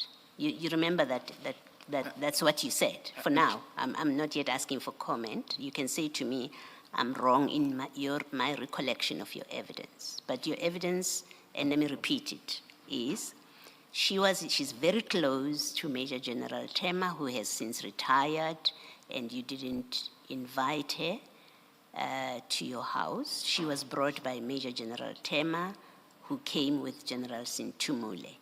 Even General Sintumule says that in her affidavit. That's a sum of your evidence. Now, Chair, I don't think I was specifically saying they came all three together.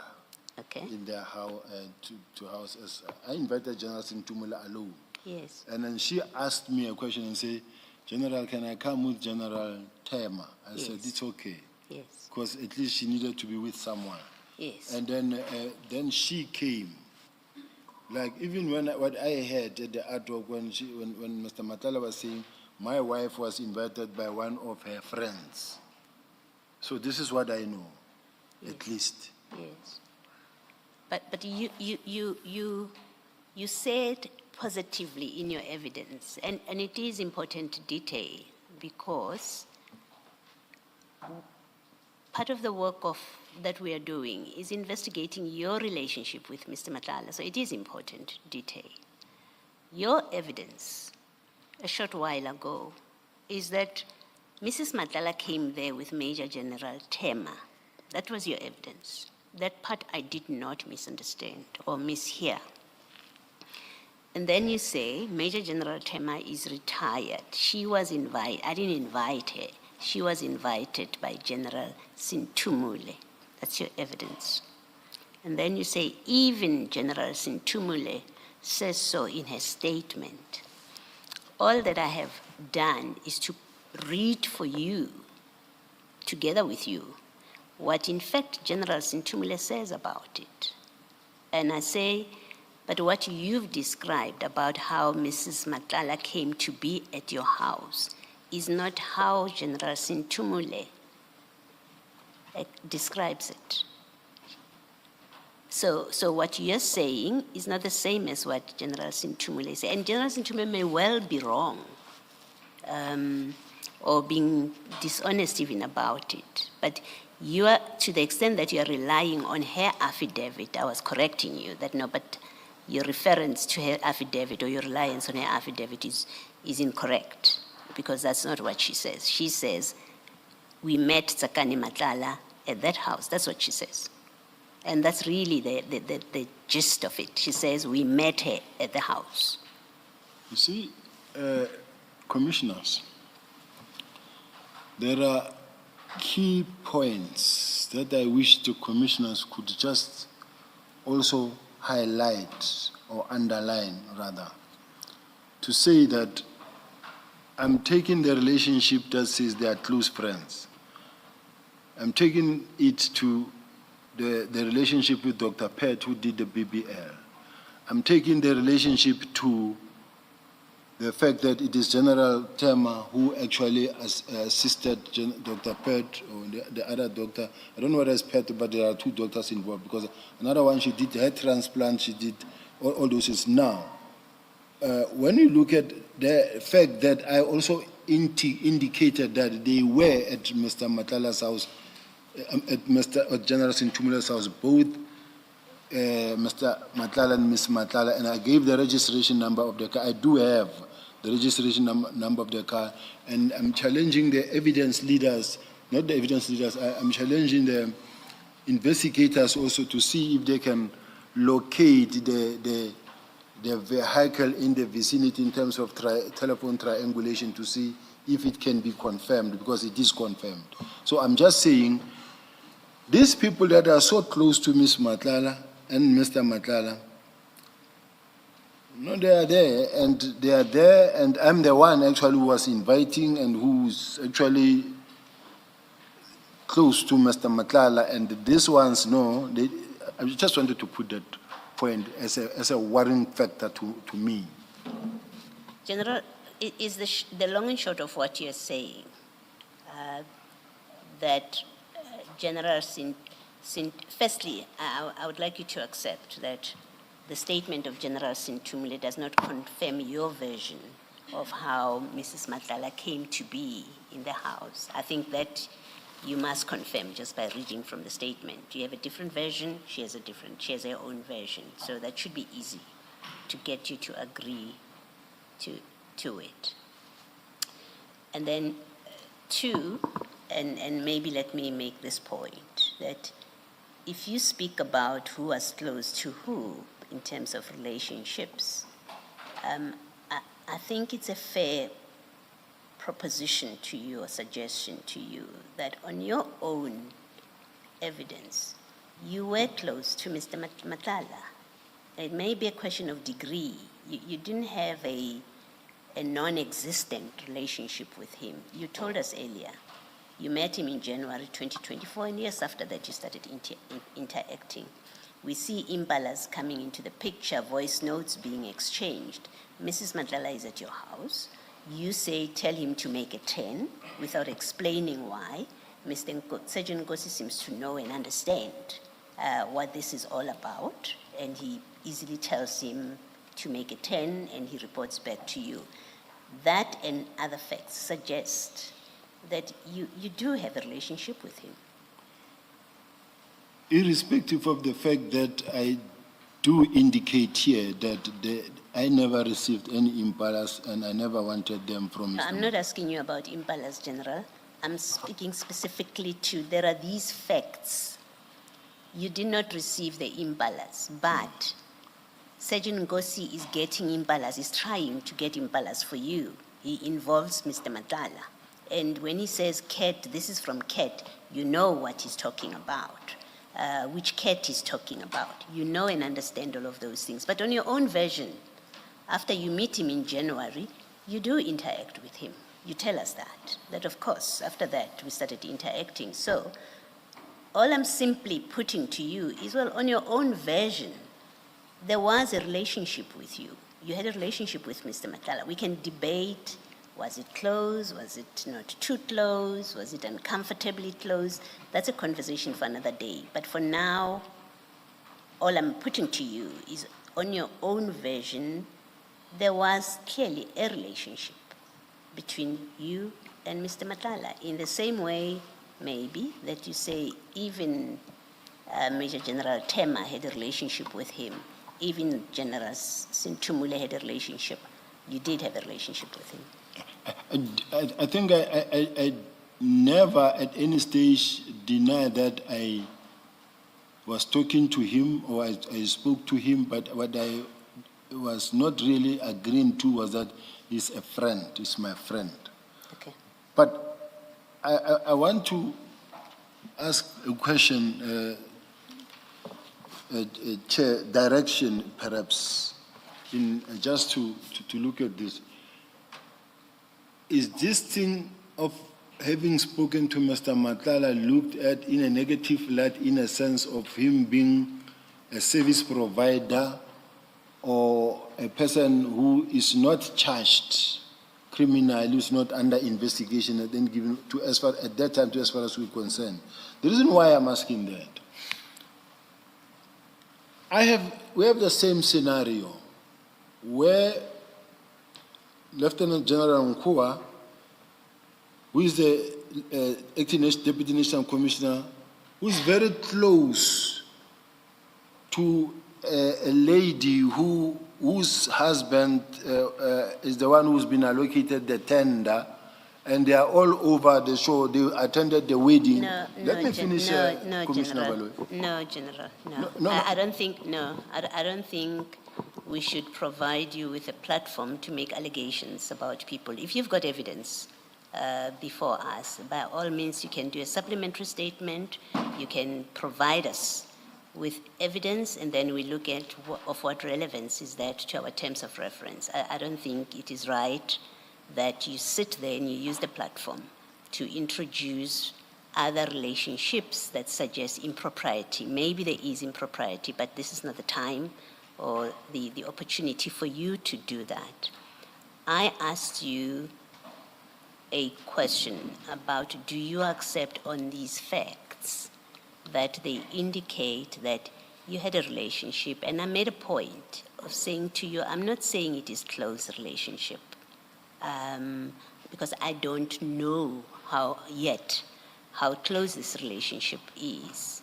But do you accept that from January, when you say you met him for the first time, and you've now testified this morning to say, of course, I interacted with him after I first met him, and now we know his wife was at your house.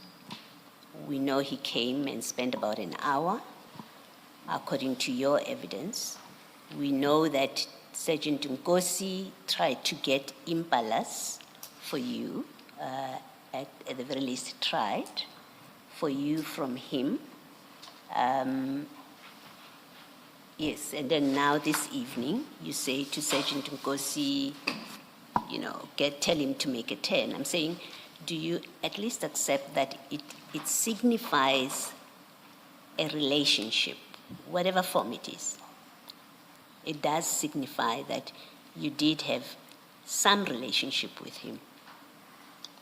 I wouldn't agree that this is a relationship. I don't really want to admit or accept the fact that some form of a relationship. I might have done that, but does not necessarily signify that there's a relationship. Okay. All right. Thank you, General. Ms. Hassim? Thank you. General, just before we leave these chats,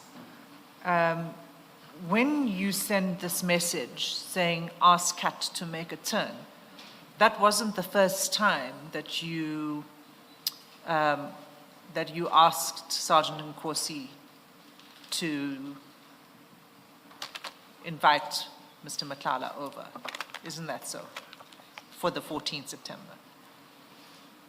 I don't remember inviting him in any other place.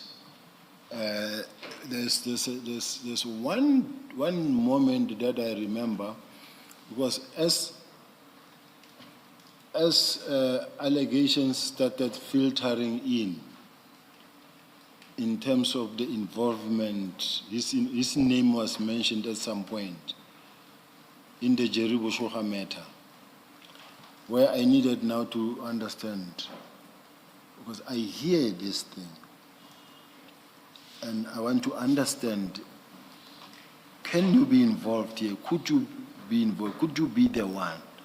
Because I needed to know that. So if it happens that maybe I might have, I won't deny. Remember, I don't have any access to my gadget and no recall of what must have happened. So I don't want to sit here and say it wasn't the first time, it was the first and last time. In the meantime, you show me something that I don't recall anymore. So I don't know. Okay. Let us please adjourn for 10 minutes, so 16:10, and we'll come back at 16:10 and sit until 5. Let's adjourn.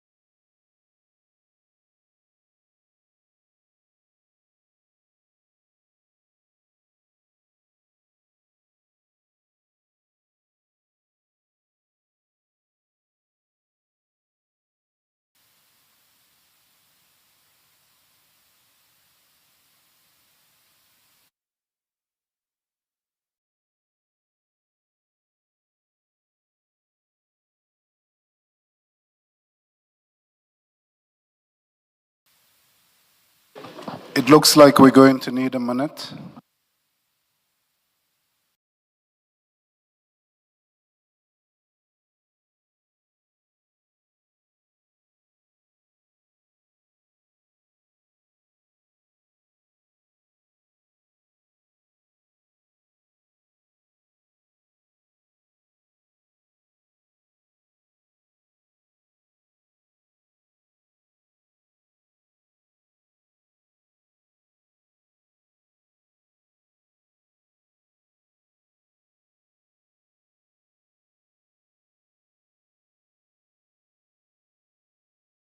All right, we are ready to resume. Cell phones off, please.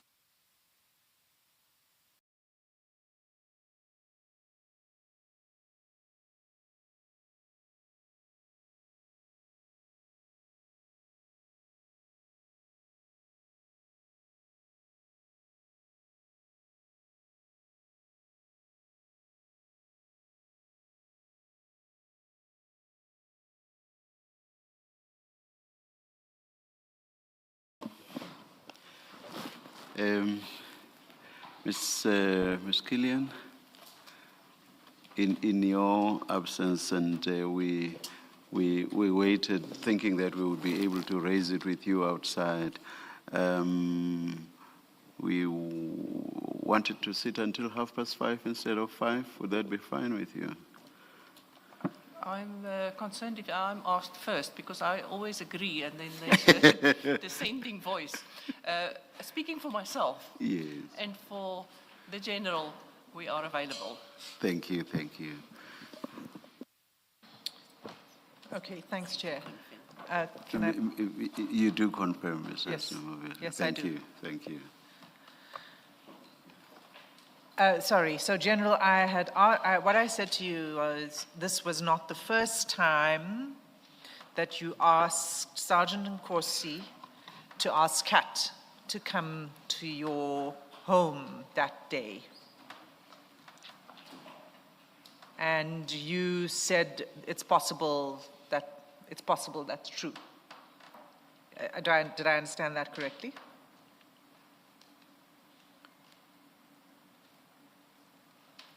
Yes? Yes, on that day. Chair, I don't remember that. Okay. So let me just go back to the chats. You see, when you say ask Kat to make a turn, the response from Sergeant Nkosi is, I spoke to him earlier. He promised to come around 8. Okay? Meaning, I spoke to him earlier in the day, and when we look at his conversation, if we look at his chat with Mr. Matlala, and let's just go back there, it was where we began, and it's page 111.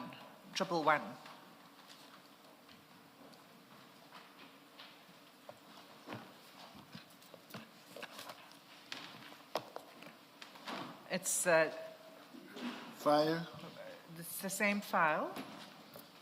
6 of 10. I think it's 7.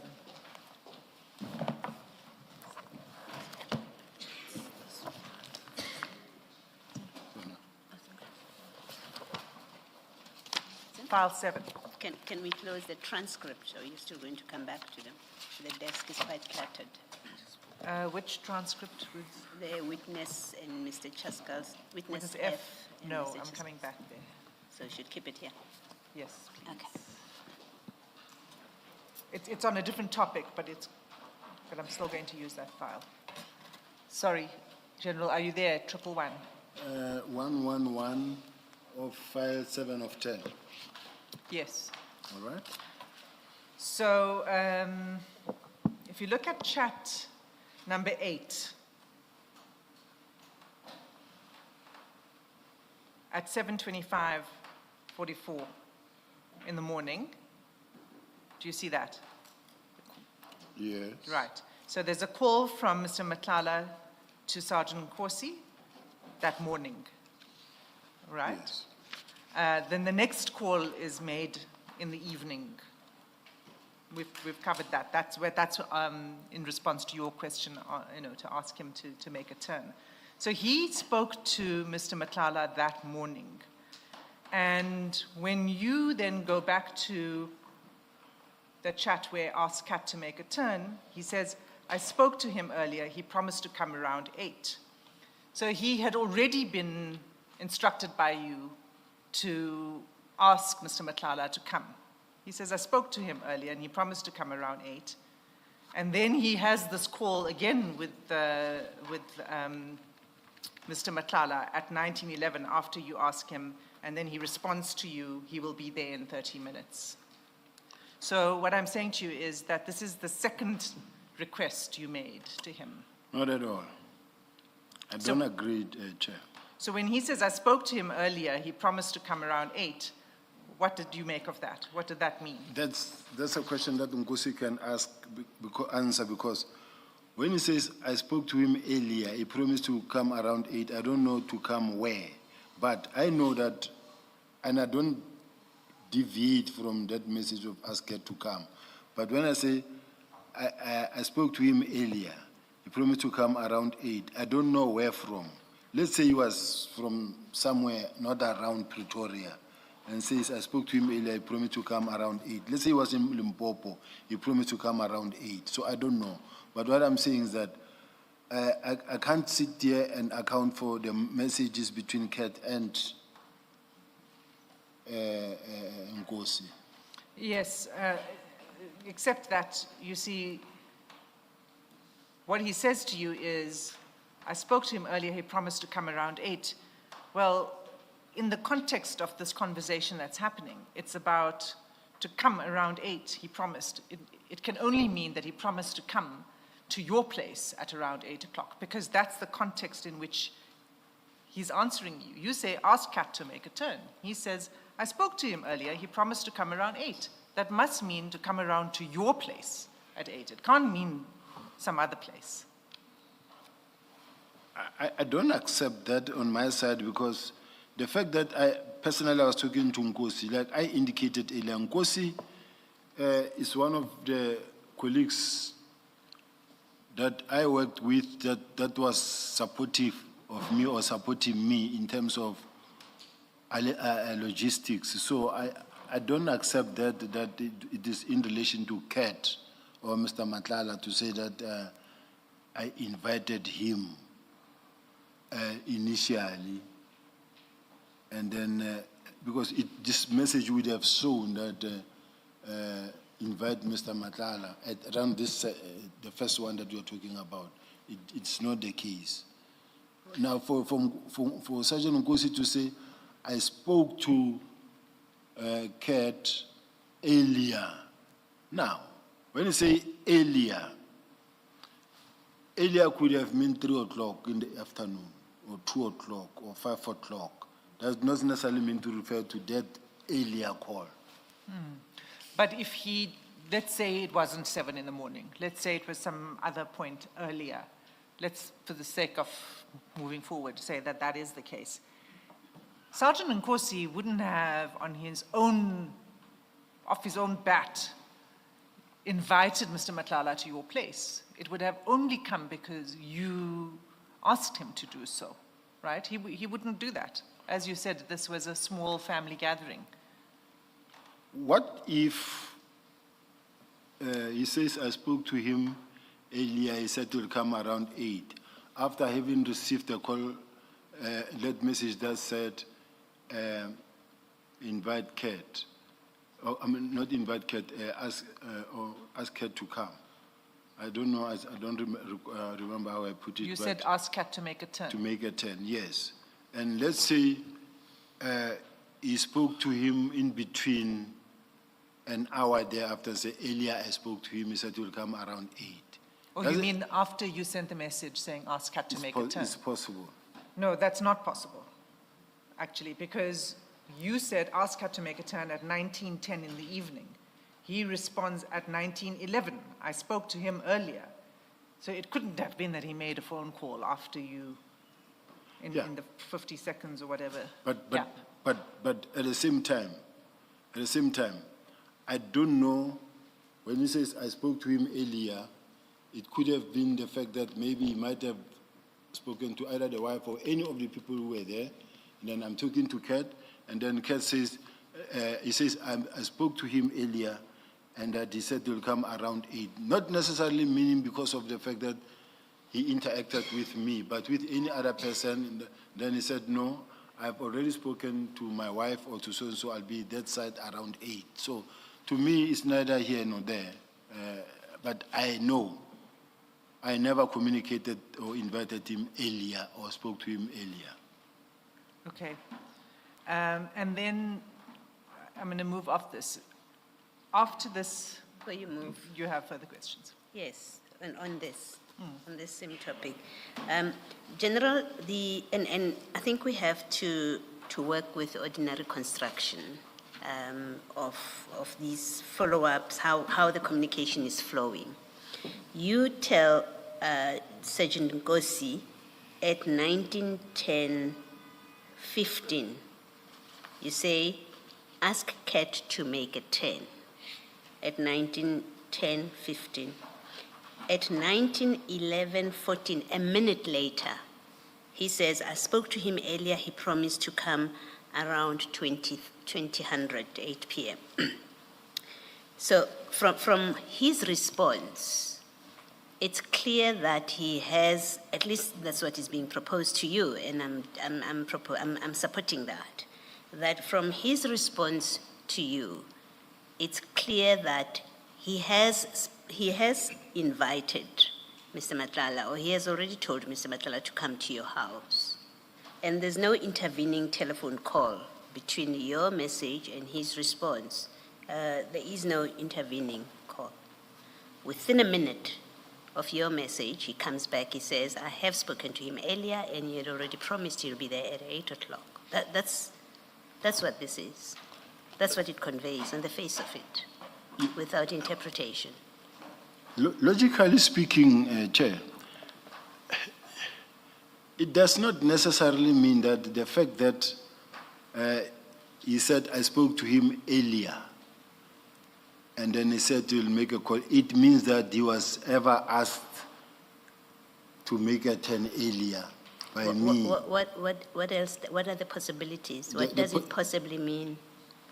The possibility is that I was talking to Kat earlier, and then I told him that we are here and that your wife is here, or he told me that my wife is there, and then at around 8 o'clock I'll make a 10. Okay.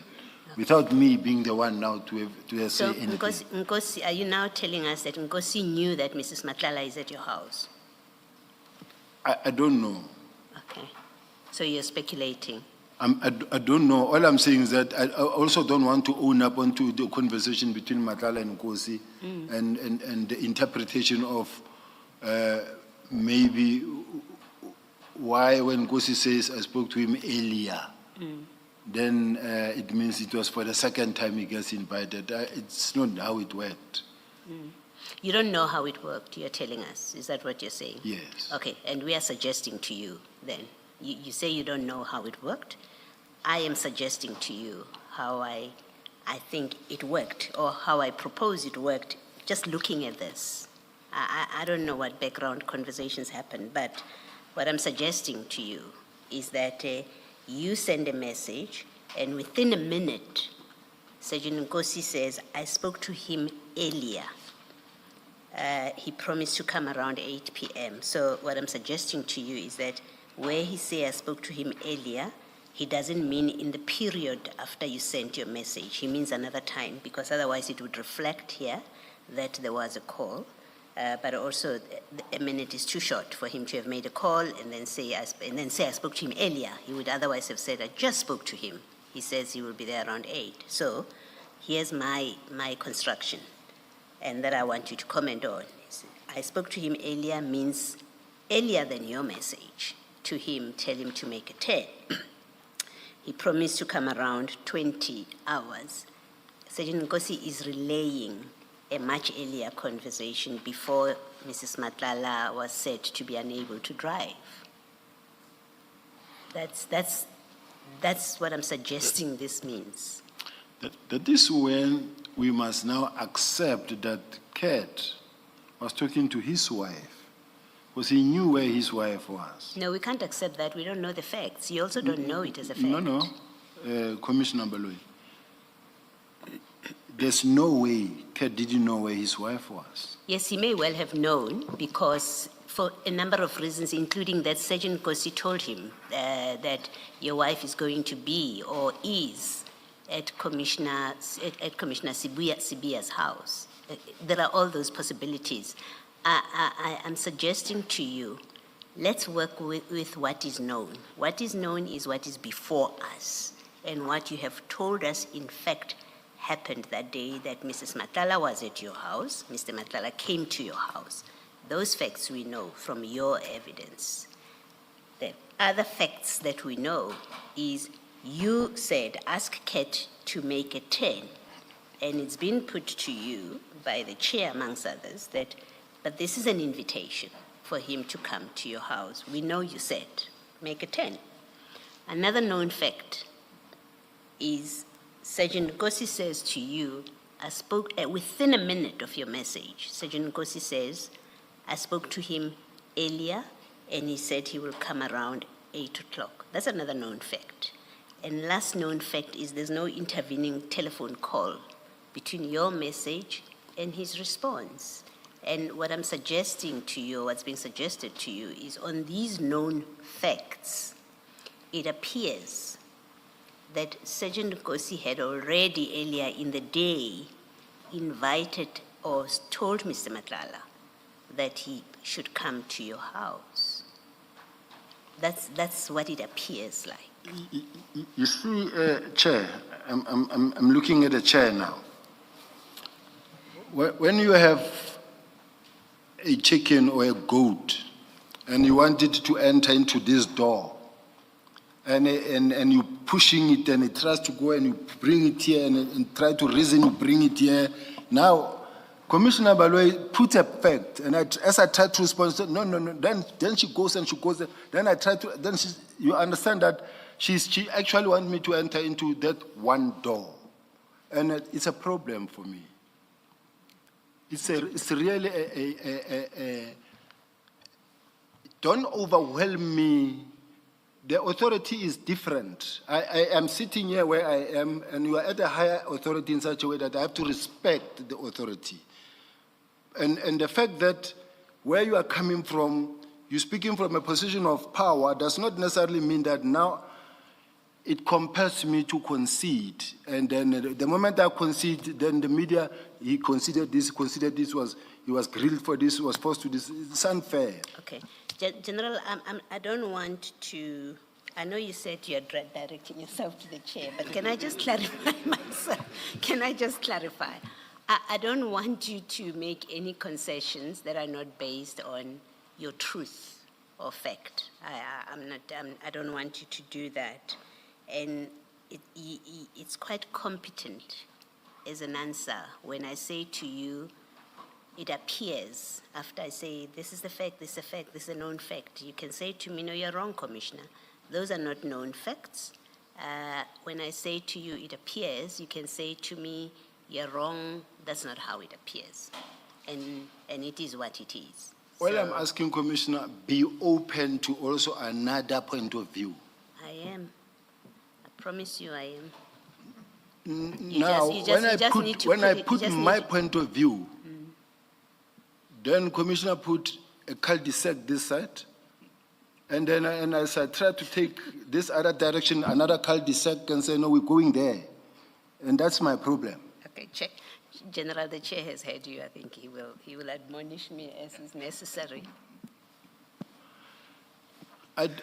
Where I'm saying, I don't even know where to start responding to what you already said, Commissioner, with respect, because she said, she was asking a question, and as I tried to jump in to respond, and then she cut, and then she went again. So I'm just trying to say, I forgot everything that she said at this present moment, because what occupied my mind now is the unfair manner in which I'm being channeled to go into a particular door. I think subject to the chair's guidance, I really would like to get your answer if you're not happy, if you want me to repeat it and the chairperson is happy for me to repeat what I was putting to you, I will repeat it. Thank you. And if you don't want to answer or you... Please repeat it for me. I want to answer it. Okay, so what I put to you was, here are the known facts, right? We deal with facts, I'm putting to you not speculation. I'm putting to you the known facts. And I start by listing them before I get to say, this is what it looks like. Are you okay with me so far? I don't want to overload you with detail or information. So what I put to you is the facts that we know now is Mrs. Matlala was at your house on the day, on the 14th of September 2024. We know that for a fact. You accept that? I do. Okay. We know for a fact that Mr. Matlala was at your house on the 14th of September. You accept that? I do. Okay. We know for a fact that you sent a message to Sergeant Nkosi at 1910 to ask Matlala to make a 10. You accept that? Yes. Okay. 4, we know as a fact that Sergeant Nkosi responded within a minute of your message to say, I spoke to him earlier. He promised to come around 2000. You accept that's a fact that we know that's correct. from these WhatsApp messages. That's correct. And then lastly, the last fact that we know is from this record of WhatsApp messages, there is no telephone call from Mr. Nkosi between your message and his response to you. At least we don't see that. That's correct. You accept that? Yes. Okay. So those are the facts that I say we know from evidence. And then here's my proposition from those facts. It appears from these facts, it looks like from these facts that Mr. Sergeant Nkosi, when he spoke to Mr. Matlala earlier, as he tells you, I spoke to him earlier, and he said he would come around 8. From that, it appears that, in fact, in the earlier conversation that he's referring to, he, in fact, spoke to him, to Mr. Matlala, about coming to your house in the earlier conversation. That's what it appears like. And all I'm asking is, do you agree? It may be wrong completely. That's not what happened. So that's why we're talking appearances. Do you agree that that's what it appears like? He invited him earlier. I don't agree for simple reasons, Chair. The Commissioner Baloyi created the impression that the role players that were on stage there is only me, Nkosi, Matlala, only that. Forgetting that there was General Sintumula, General Tema, General Shibiri, and also other people that were there. To an extent that the role that could have been played by any of the people that were also there, that could have also spoken to Matlala, or the fact that Mr. Matlala could have also spoken to his wife, himself. And then when Nkosi calls or received that message or say, I spoke to him earlier, I said he'll be there around 10. We don't know that he said, no, I know, I spoke to my wife earlier, and then I'll be there around about 8. Then he sent such a message. It's also possible. So all I'm asking, let us be open to also other explanations or suggestions. I mean, that's your answer to me. Thank you. Thanks, Ms. Hassan. Sorry, Commissioner Baloyi, but your General, what you've said, you've forgotten another important fact, which is what I put to you when I said to you that it looks like you had asked him prior, and that is that the only conversation that Sergeant Nkosi had with Mr. Matlala that day, before this 1900 hours time, is at 7:25 in the morning. There wasn't any other conversation between the two of them. So it doesn't allow for your theory that there would have been some conversation pertaining to this. You know, if there was a call that Mrs. Matlala is in the need of assistance of her husband because she can't drive, that would have been later on. That would have been after the party began. The only communication between the two of them was 7:25 in the morning until this later in the evening. So it doesn't allow for that hypothesis. I wish I could ask a question, but I'm here to answer, not to ask questions. Now, how I will put it is this way.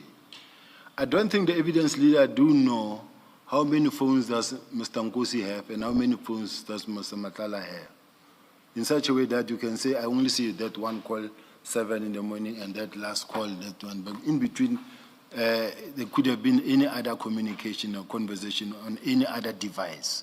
So all I'm saying is that we cannot bank and go with our whole weight on saying there's no any other communication other than what we see.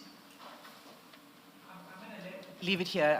I just, you know, I put it to you that your interpretation of this is not believable. That as Commissioner Beloy says, it appears that there was an earlier. Well, it's my plea that the chair also believe my story.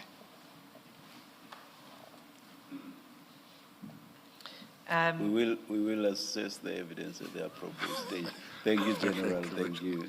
I'm Yes, not Ms. going to Hassan. respond to that. Okay, so after the 14th of September 2024, did you have further, well, let me put it this way. Did you ask Sergeant Nkosi to convey messages to Mr. Matlala at any other occasions after this?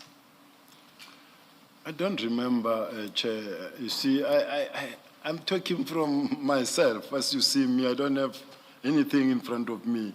These are the files that I'm provided, but I don't have my gadget, I don't have nothing. So you have the benefit of what you have, but I don't know.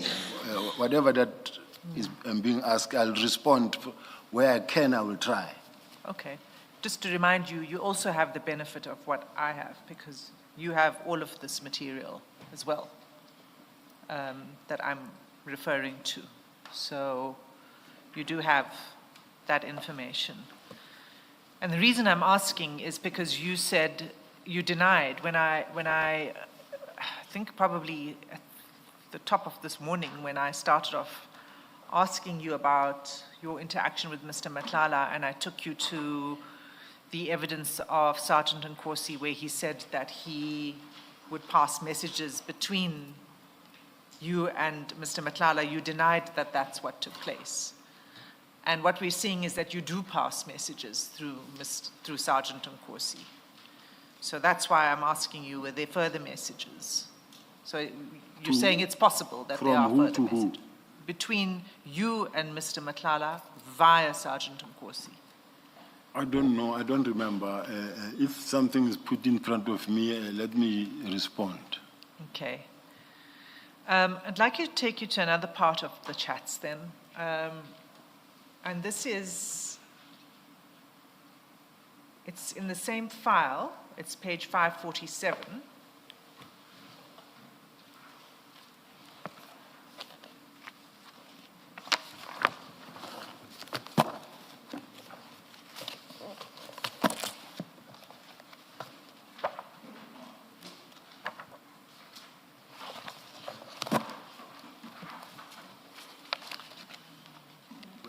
We seem Oh, to stop sorry, at is it- 453. Then it must be file 8. Apologies, Chair. Which page? File 8, on page 547.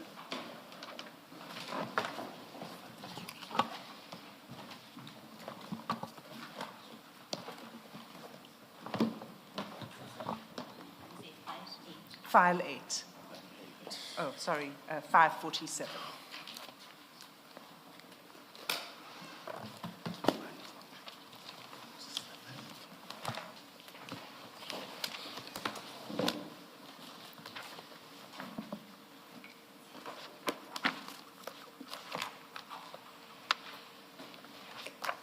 This is an extract of the chats between Sergeant Nkosi and General Shibiri. And the particular message I'd like to go to is chat number 6. Chart number 6. Yeah. Yes. It is on the 17th of September, 2024, at 8:45 a.m. And you'll see that General Shibiri sends Sergeant Nkosi a screenshot. It's not easy to see there, so if we can just go to the page of the screenshot, which is in the same file 573.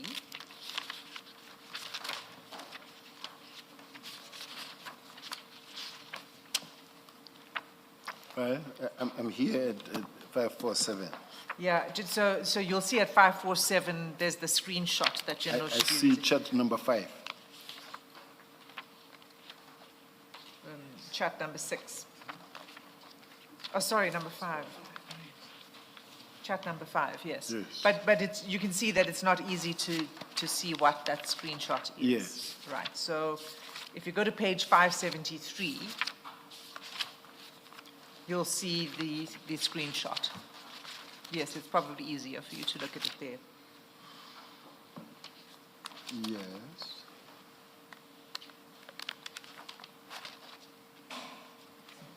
This is a post by a person named Musa Kawula. Correct.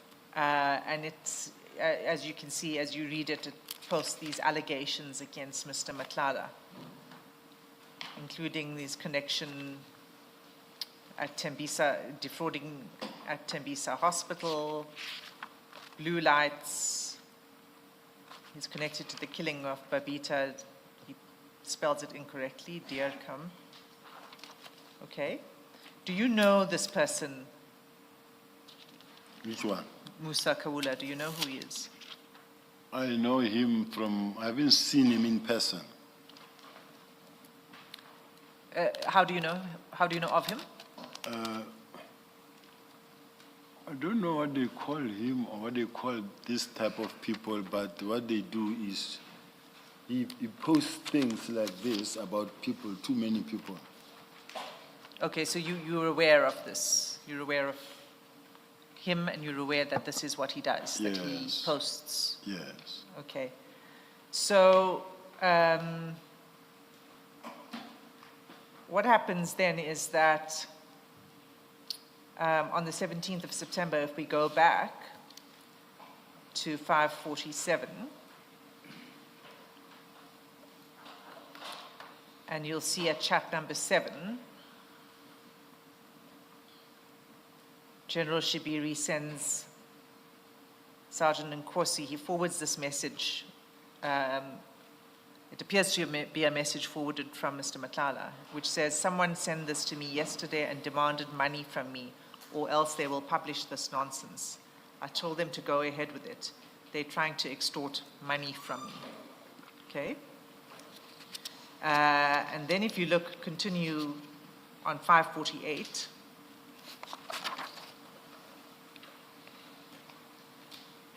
chat number 2. Yes. Okay, General Shibiri also sends Sergeant Nkosi this message. It seems like, again, a forwarded message, a message that he's sharing with Sergeant Nkosi. "Someone is sending stories to Musa Kawula about you. I'm warning him to not even try write about you." Okay, that's at still on 17th September at 9:10. And then he immediately shares with Sergeant Nkosi the screenshot in chat number 3. And the screenshot is at page 574, but we'll also display it. Page? 574. As I go there now. You can look at it on the screen if you don't want to leave the chats.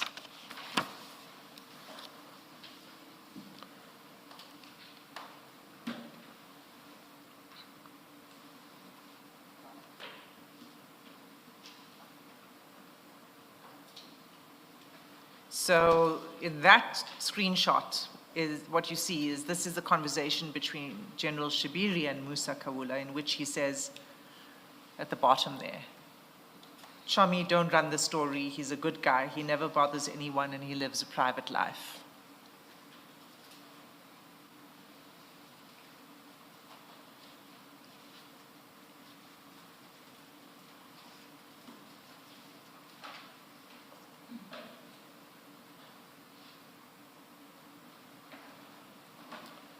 This is between who and who? General Shibiri and Musa Kawula. All right. So it seems to be that General Shibiri is trying to protect Mr. Matlala. Would you agree? I don't know. Well, he's saying to Musa Kawula, don't run the story.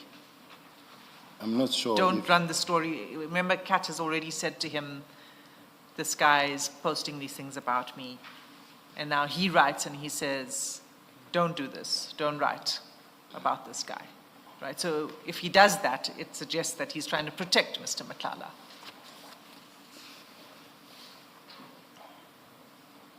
Would you agree with that? I don't know. You don't agree with that? I don't know whether he was trying to protect him or trying to protect anyone. Okay, I'm not going to dwell on it too long because there are others who can answer this question. I want to take you to page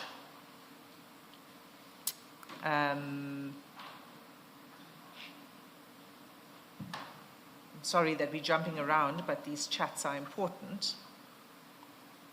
To 21 October 2024, page 113. So that would now be file 7.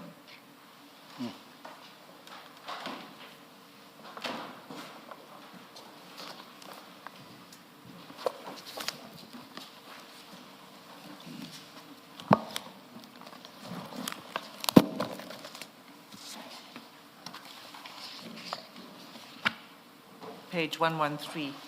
It'll be chat number 1. This is now the chat, we're going back now to the chat between Sergeant Nkosi and Mr. Matlala. And you'll see in chat number 1, Sergeant Nkosi sends Mr. Matlala a copy of the application for the warrant of arrest for Musa Kawula. And you'll find that warrant, a proper copy, on page 126.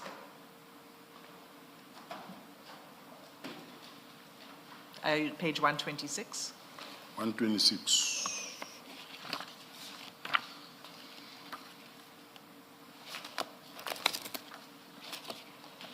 Okay. Right, so this is a warrant, it's for warrant of arrest of Mr. Kawula. And Mr. Nkosi sends it to Mr. Matlala. Let me just pause there for a moment. You'd agree that it's improper for Sergeant Nkosi to be sending this to Mr. Matlala? Fully agree. I fully agree. Okay. And you'll see immediately after he sends it to Mr. Matlala responds, Asbonge, and then an emoji of thank you. Okay? Now, what we know so far is that this is a person who is posting things about Mr. Matlala. Mr. Matlala is not very unhappy about it. He's got General Shibiri on his side saying to Musa Kawula, don't do this. And now he's got Sergeant Nkosi sending him this picture of the warrant for arrest. Now what I want to take you to is Sergeant Nkosi's evidence on this. And that you will find in file 10A. So I need you to open file 10A, please. Can someone assist?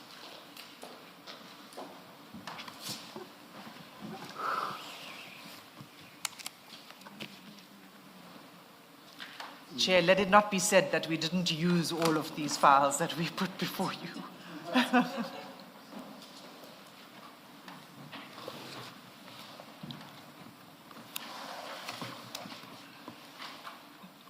Got it? 10A page? 10A, okay. Page,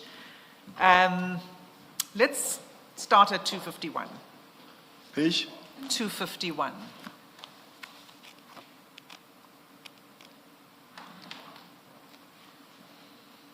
Okay, so this is the transcript of the evidence of Sergeant Nkosi. And he is explaining these chats that we are looking at now. Okay? And so he's asked how he came to be in possession of the warrant. And if you see at line, you see where line 20 is, 3 lines up from that, he begins to explain. Number 20. Line 20 on. Yes. In this matter of Mr. Kaula. Okay, page 251, Yes. right? You see where line 20 is?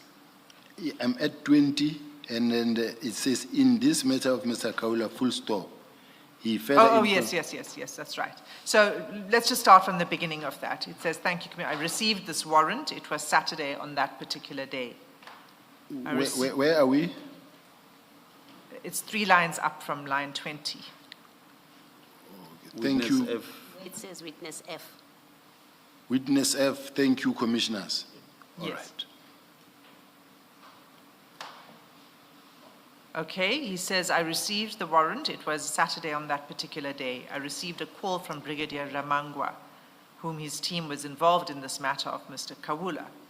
He further informed me that there's information about Mr. Kawula and his whereabouts. I must proceed to the said location. Okay, now if you just go down a little bit further, we don't need to read every line. He says, at line 10, in the next page, he says, fortunately, I was able to get hold of Captain Zungu, who further accompanied me to the said address. Do you see that? Are you there, General? I was still, Page 252 now. I'm on it, Chair, but what she's reading and she says line 10, 10. then I see was the weekend. Yes, was the weekend, but fortunately I was able to, so if we start from the sentence before, there were no members available on that day because it was the weekend. But fortunately I was able to get hold of Captain Zungu, who further accompanied me to the said address. Now here comes the important part. On our way, then Brigadier Ramangwa sent to me this warrant of arrest. He further elaborated to me that this warrant of arrest was of importance. I then proceeded there together with Captain Zungu. On our way, we received a call from General Sibiya, telling me that I must also forward this warrant to Mr. Matlala. Because at that time, Mr. Matlala had a security company, according to Mr. Matlala, to General Sibiya. Mr. Matlala and his security company always have a provision where Musa usually goes on weekends. Okay, do you see that? I see. Well, let me pause there before I go any further. Why did you make this call to Sergeant Nkosi? I think, I'm quite sure that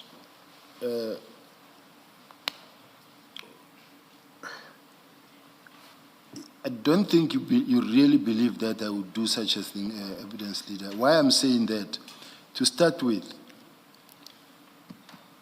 Musa Kaula's got more than one warrant of arrest. I think there are 3. There's one attempted murder and another one is murder and this one at that time. If that was the case, I would have given him all of them if I'm the one who gave them. But that is not the case, and I never made such a call. So you're saying you did not call him? I didn't. He goes on to say that, if you scroll down to page 253, first of all, let me say he says he forwarded to Mr. Matlala, and then page 253, at the top of the page. After 45 minutes, I received again a call from General Sibiya, telling me that, or confirming to me about what already General Ramangwa had said to me, that this matter is a matter of importance. The person involved there, he did not mention who he was, but he mentioned to me that he's getting pressure from the head office. Head office, the office of the deputy minister. He's getting pressure from them. I then asked the Deputy National Commissioner, what is so important about this charge? Because according to me, there's no sense of urgency. He said this guy insulted a member of parliament. He told me now the member that he created crime against is Mr. Fikile Mbalula, the secretary of the ANC. The other one is Mr. Z. So basically, they were the complainants. So this matter was putting him under pressure. That is the reason we had to leave everything and attend to it. What's your response to this? I think, Chair, that must tell you that Mr. Nkosi was not telling the truth for simple reasons. We have in the police what you call tracking teams. Tracking teams are the teams that actually work on the warrant of arrest. Now, there are thousands and thousands of warrant of arrest, and we've got tracking teams in each and every province that only tracks people that are to be arrested. Now, in my case, initially because the tracking teams were I'm one of the people who the National Commissioner gave an instruction to and said, I want the tracking teams to be resuscitated and to work and to put groups together and to do a new call-up instructions, and then we put them together in places. And then for them to have accommodation and to start tracking. So every Monday, we have thousands and thousands that report, people that are reportedly arrested over the weekend or for that particular week, because every Monday there's this report back. So now, which means on this one of Musa Kaula, if there's a warrant of arrest, it will automatically fall to the tracking teams because they know where they get the warrant of arrest. So in this one, you will also see that I don't even know who applied for the warrant of arrest and how it was applied for. And even when the people who was arrested in KZN. And lastly, Sergeant Nkosi, at his level, because he's 5 levels below me far, he will never ask me a question that says, but what is so important about this thing? Why must we be jumping like this for this thing? It is not true. Okay, so when he says that you called him twice on that day, he is not telling the truth. I can't say he's doctoring the truth. All I can say is that it's not true. I never called him on this warrant of arrest. And could you have called him about something else on the same day? it's possible. It's possible. And it's also possible that I might have spoken on this one. When I say it's also possible that I must have spoken to him on this one, if this person now was, for an example, we get information that comes and say, this person will be at such and such a place because there will be a party where they will be. I now know. And when I know, the team that I work close, this is a team that I will say, hey, this is what will be happening. Not only, just give an example, not only on this one. Let's take for an example of Mr. Boshuha.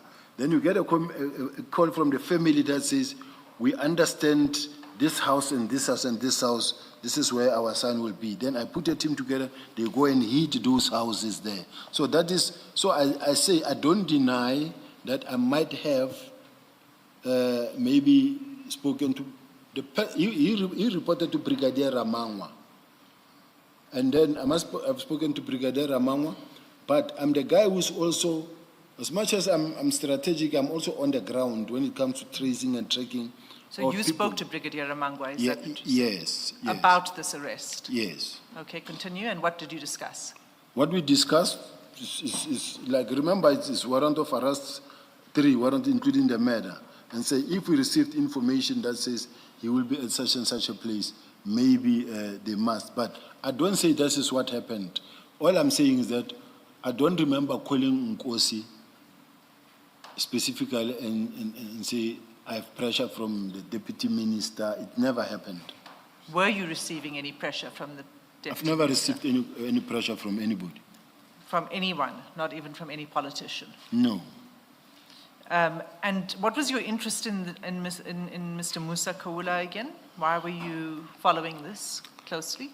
I never was any interested in Musa Kaula. I'm interested in the arrest of the suspects that are wanted and those that are the warrant of arrest throughout the country. And we arrest thousands and thousands per week. Every Monday you can check the statistics. It's not only Musa. Are you interested in all of them? Yes, So you pay attention to all of those thousands of arrests? to all of them. That's why we report on Monday. General, what you're being asked, and I think what you're being asked is, in all the thousand and thousand weekend cases, do you call, I don't know whether Ramangwa is the investigating officer, but do you call for each one of those hundreds and hundreds? Do you call whoever is dealing with that warrant for all of them and ask about it? No. You don't. So the question is, why this one in particular is what Ms. Hassim is asking. Why would you have asked about this one in particular? Like I indicated earlier that sometimes if you do get information from informers that tells you that we know so-and-so and so-and-so is wanted and then he will be at such and such a place, there will be a gig at such and such a place, then obviously is to inform the police that there will be a gig. They say this particular suspect against whom we do have a warrant of arrest will be there. Put a team together, Brigadier Ramangwa, and see if this person can be arrested. So you, go ahead. So you received information from an informer? Yes, I might have. When I say I might have, I'm trying not to move away from the fact that I might have called or maybe spoken to Brigadier Ramangwa. All I know is that who reports to me in relation to this warrant of arrest is Brigadier Ramangwa.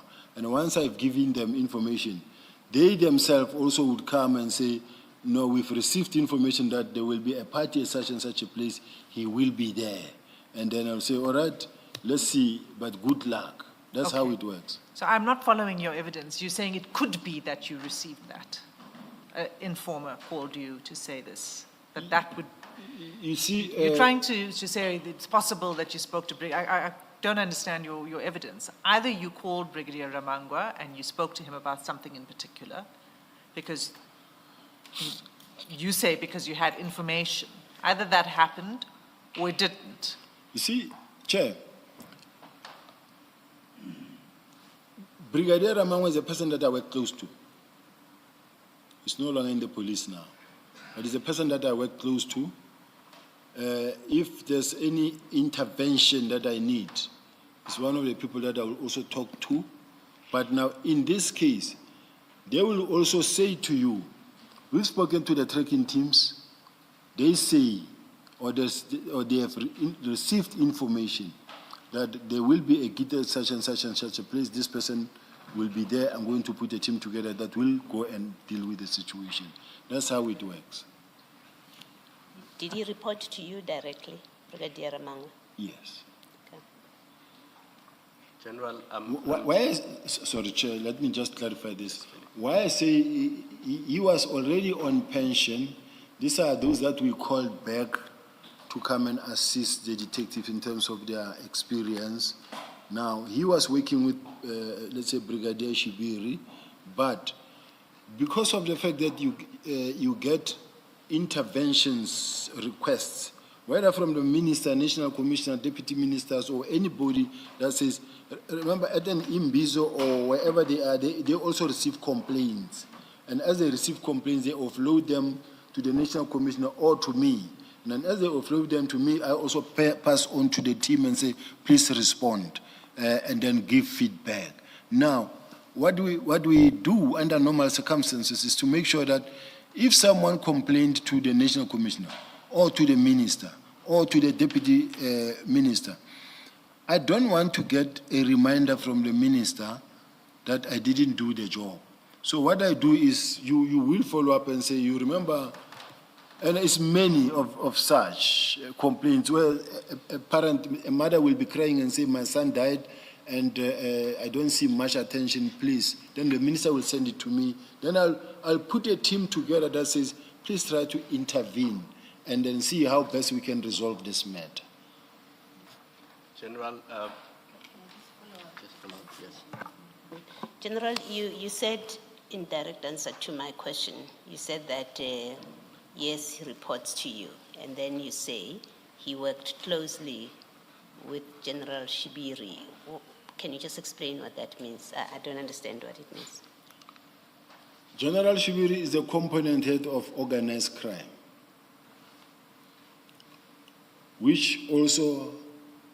of which Brigadier Ramangwa is to report to, because he must sign Brigadier Ramangwa's itineraries and all those things. But it is the kind of a person who my office has got access to, where I called Brigadier Ramangwa. General Shibiri is also as busy as I am, in a sense that he will chair meetings. Let's say it's a cash in transit or it's extortions or whatever, but he's working with other senior managers. Sometimes you find that he's at the college in a meeting. Now, when you say Brigadier Ramangwa, or you just say to the PA, please call me Brigadier Ramangwa. And as he comes and you say, here are the people. Sometimes when people come in to see me, I will call Brigadier Ramangwa to come and sit with, so that they take notes, and as they take notes, then they must follow up. So it's just a normal course of working circumstances, or the way we work. Okay, so the long and short is he didn't report to you. Who? Ramangwa. He reported to me, to Shibiri. I can't say he didn't report to me when I was also giving him instructions. No.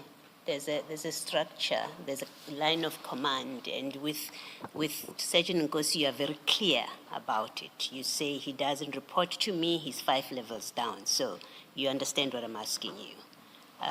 It doesn't mean you didn't work with him or you didn't involve him in other things that you were doing related to your work.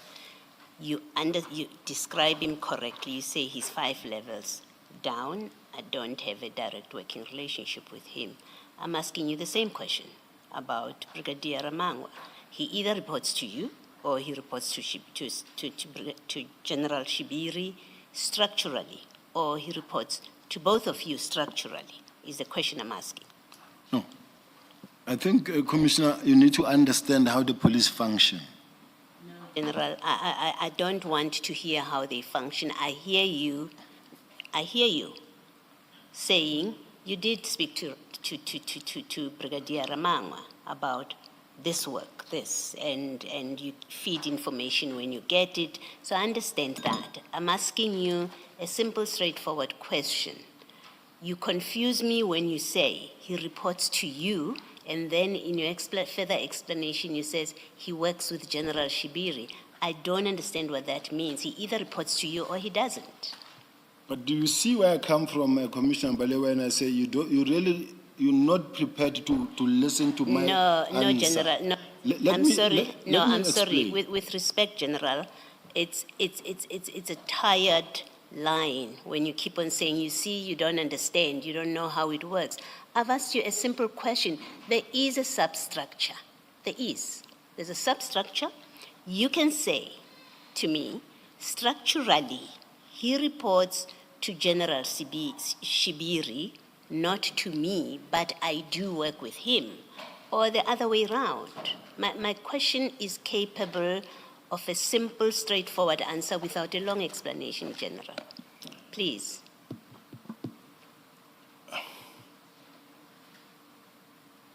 You can answer. Commissioners, Brigadier Ramangwa reported to General Shibiri structurally, but I have access to all of them and can call any one of them anytime. That is why I was saying he reports to me as well, in such a way that I was just trying to That's cover what you that meant. That's what you aspect. meant. Yes. Okay, no, that's fine. I'm happy with that answer. Thank you. General, let's just clarify a few things because just like Advocate Hasim, I got a little bit confused. So let's take it step by step. Brigadier Ramangwa reports to General Shibir, correct? Correct? And then Sergeant Nkosi reports to Brigadier Ramangwa. Sergeant Nkosi reported to, I think, it's a anti-gang. If you don't know, you can just say you don't know. I think it's anti-gang unit.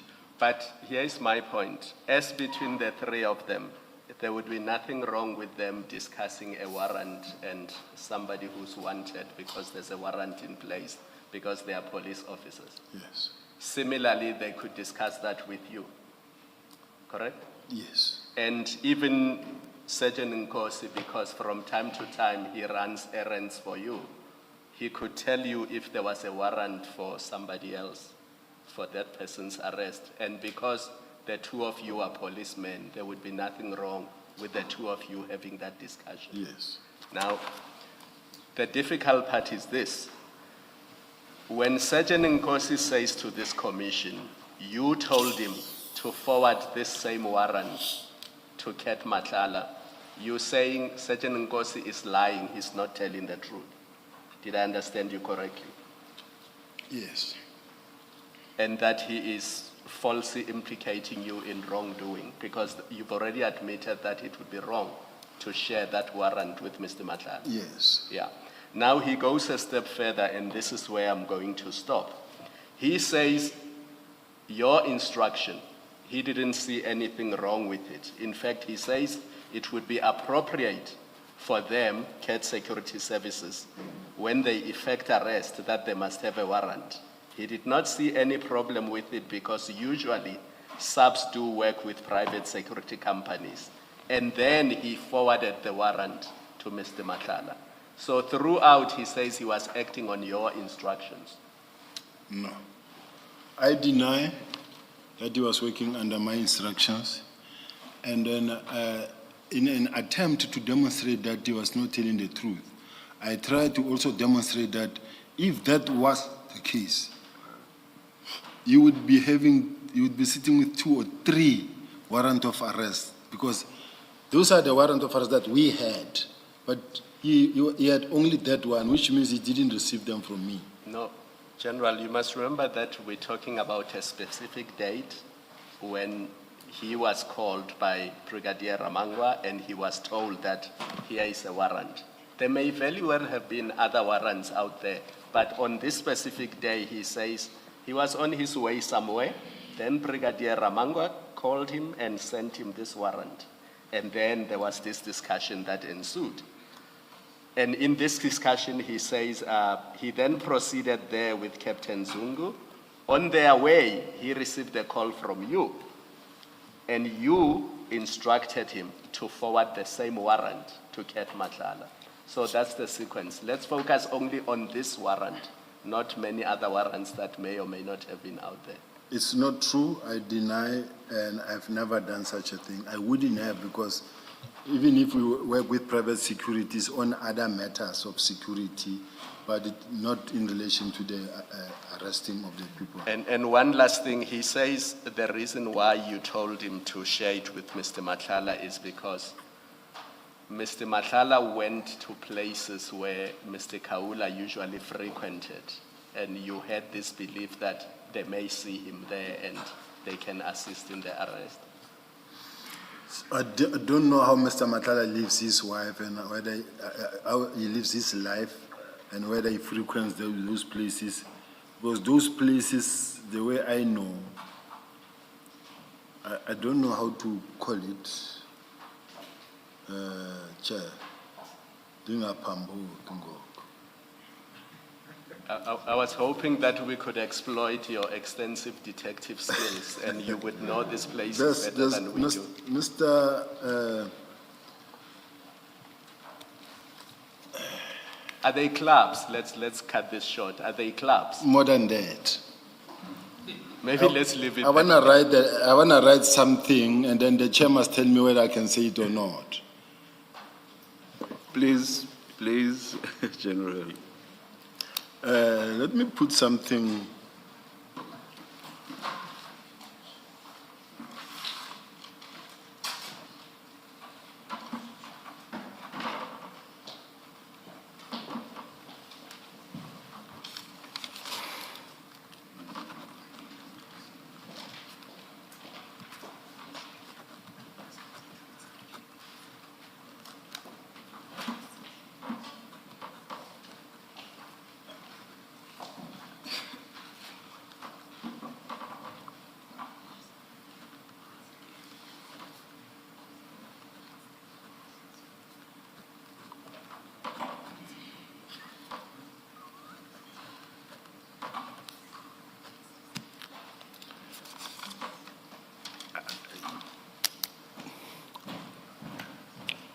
I wish and pray that the chair won't say I must say it.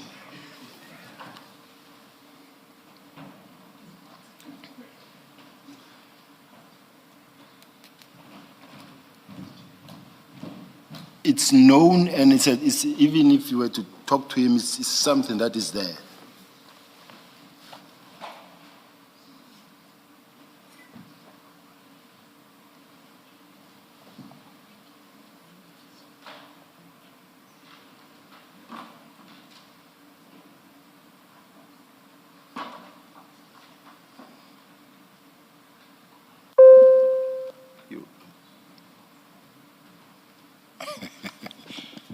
I see no problem with saying it. Oh, Chair, put him in a difficult position now. But just a minute. You see, General, you call these things because all I asked was, is it a club? And you chose to write it down. So you've Chair, written it down. I will say it's a club. After 9 club. I'll leave it at that. After 9 club, all right. Yes.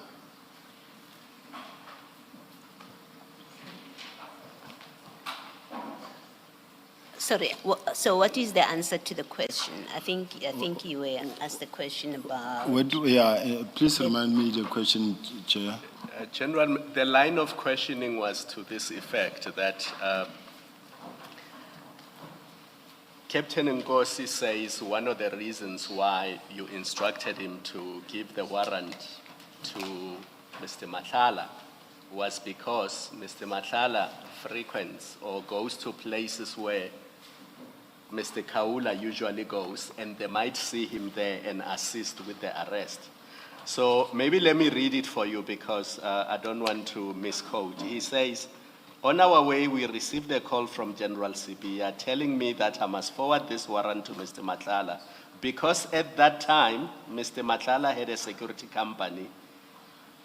According to Mr. Matlala to General Sibiya, Mr. Matlala and his security company always have a provision where Musa usually goes on weekends. Do you see that in 252? So let me not misquote anybody. I've read it for you, and this is the reason Sergeant Nkosi gave as the instruction that was coming from you. I deny the allegations made by Sergeant Nkosi is not correct, Chair.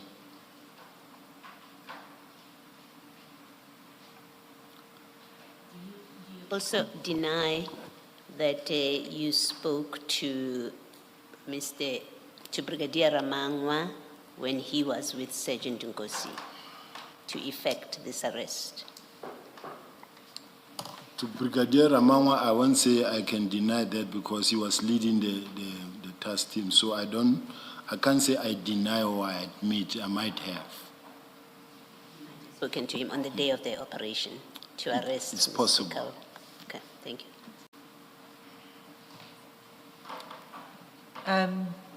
May I continue? General, this is a month after you, General Shibiri, and Mr. Matlala were in the same place together at your house. when you were together, did this discussion of Musa Kawula come up at all? Did his name come up or any discussion around it take place on that evening? No, Chair.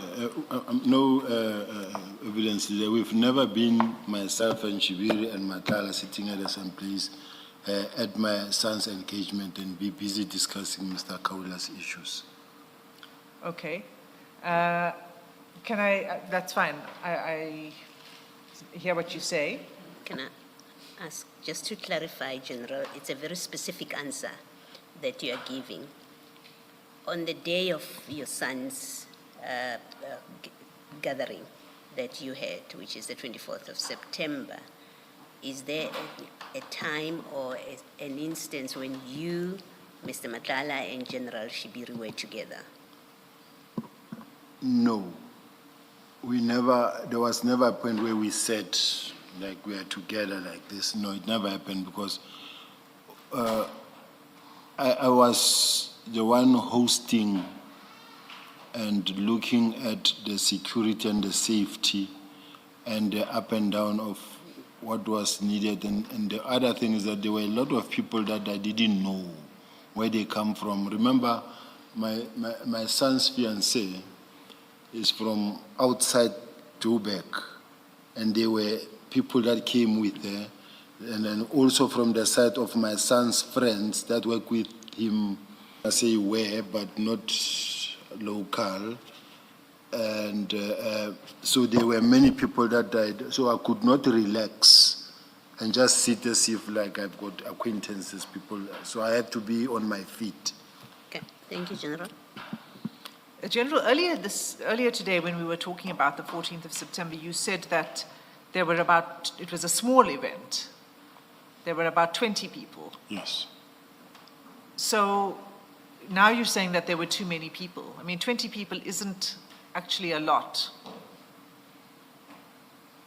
I agree. And, you know, especially since amongst those 20 people are family members. So there were other guests that were present that were not family, making up the 20, and you say you did not speak to them as the host, even though it was a small event. If you can see, if we were to display the chart, between when my family were preparing, and then my son says, I'll bring 10 from my colleagues, and the fiancé says, I'll bring 10. Then from there, it's it's my mom and the son, my son's mom, and whoever is there. Now, as you know, commissioners, I think we all live in this world as we know it. As you have 20 people, towards late, people drips and drops in that you didn't call, that you didn't expect. It happens. So I don't say it was overwhelmingly too many people, but all I can say is that we prepared for 20. It was 20 in terms of the logistics of the catering and whatever that needed to happen, because I was at a point of saying I didn't need the 300,000 when I was talking about the 20 number. But at the later stage, I'm just talking about now, when I say it was busy, because now if it is at night and you've got strangers in the yard, you just can't sit down and sit and relax. Okay, so it actually was a bigger event. It wasn't just 20 people. No, it wasn't a bigger event. Okay, it started off with 20 and it became a bigger event. All right. Well, yes. Okay, I really don't want to take that any further with you. Can we just go to page 200 of the chats, which would be file 7.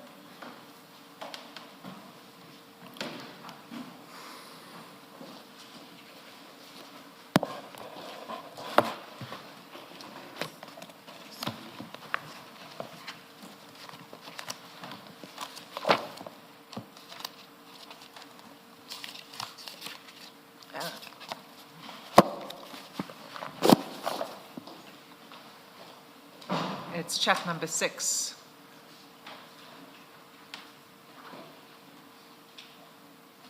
It's Sergeant Nkosi to you. He says, let me just get the date. It's 8 January 2025.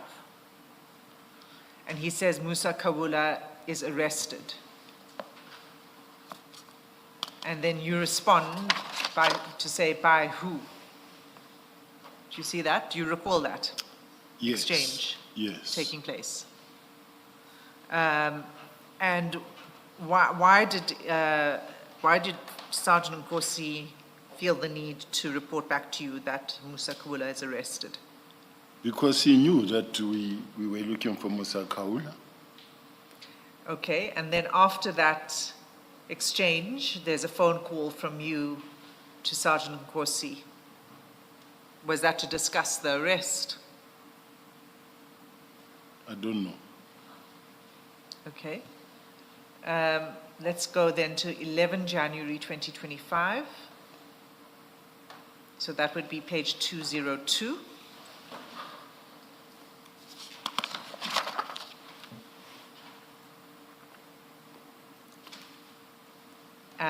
You'll see this message from you to Sergeant Nkosi, and I think that they're forwarded messages.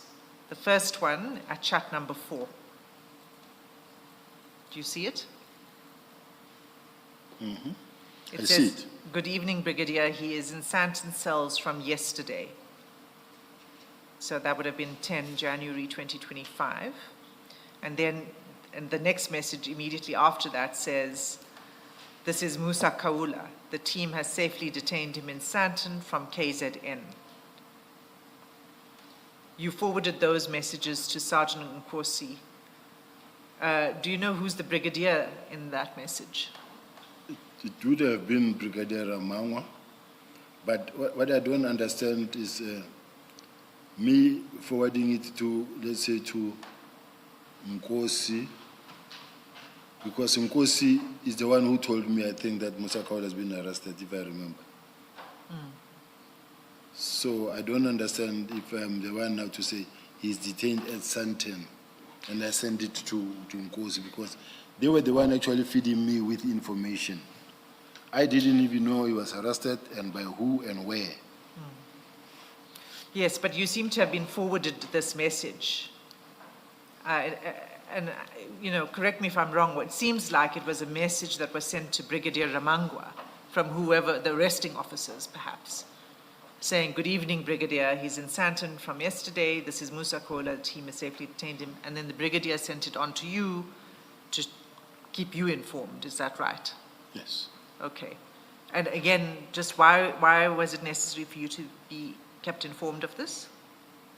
Maybe because of the fact that if we're working on a project, all of us, and we know that all of us have been talking, communicating about these things, what must be known, Chair, is that it happened in many instances that they get a call that says he's at such and such a place, and they rush and they don't find. And then, so I know the fact that there are people who've been actively working on this project. So if it happened that I sent to him, it's possible also. I don't want to deny it. Yeah, my interest really is because there's a consistent involvement. You know, you are involved, you kept informed throughout, and which suggests a very particular interest in this arrest. And I'm wanting to know from you why the particular interest in this arrest, because I imagine that it's not every arrest that you kept in the loop about to this extent. It's not only this one. There's been many arrests where, for instance, if we really have to work on something and we're working as a group on it, or we're pushing on it, we communicate. It's a normal working environment. So this is the way I worked, or I work. I work with certain group of people that I know that even when I call and say, "Cash in transit, let's rush," we go. Or there is this thing that is happening, let's go. And these are the people that I know that I can go deeper with them in the operation. Okay. General, I think in your statement somewhere, you describe your relationship with Sergeant Nkosi, and you say you have a personal relationship with him, you don't have a work relationship with him. Work in the sense of he doesn't report to you, you do not deal with matters of work. But here he is reporting to you consistently. On this one case, which you say Brigadier Ramangwa was in charge of, so it's not his case, it's not Sergeant Nkosi's case. And he's reporting to you. How do you explain that in the context of this question from Ms. Hassim, that why does Sergeant Nkosi think you have an interest, that kind of interest, in a matter where he's not leading, it's not his matter, you don't have a reporting line relationship with him. In fact, you have gone so far as to say you don't have a work relationship with him or about work matters. This seems to suggest otherwise. The relationship with Sergeant Nkosi,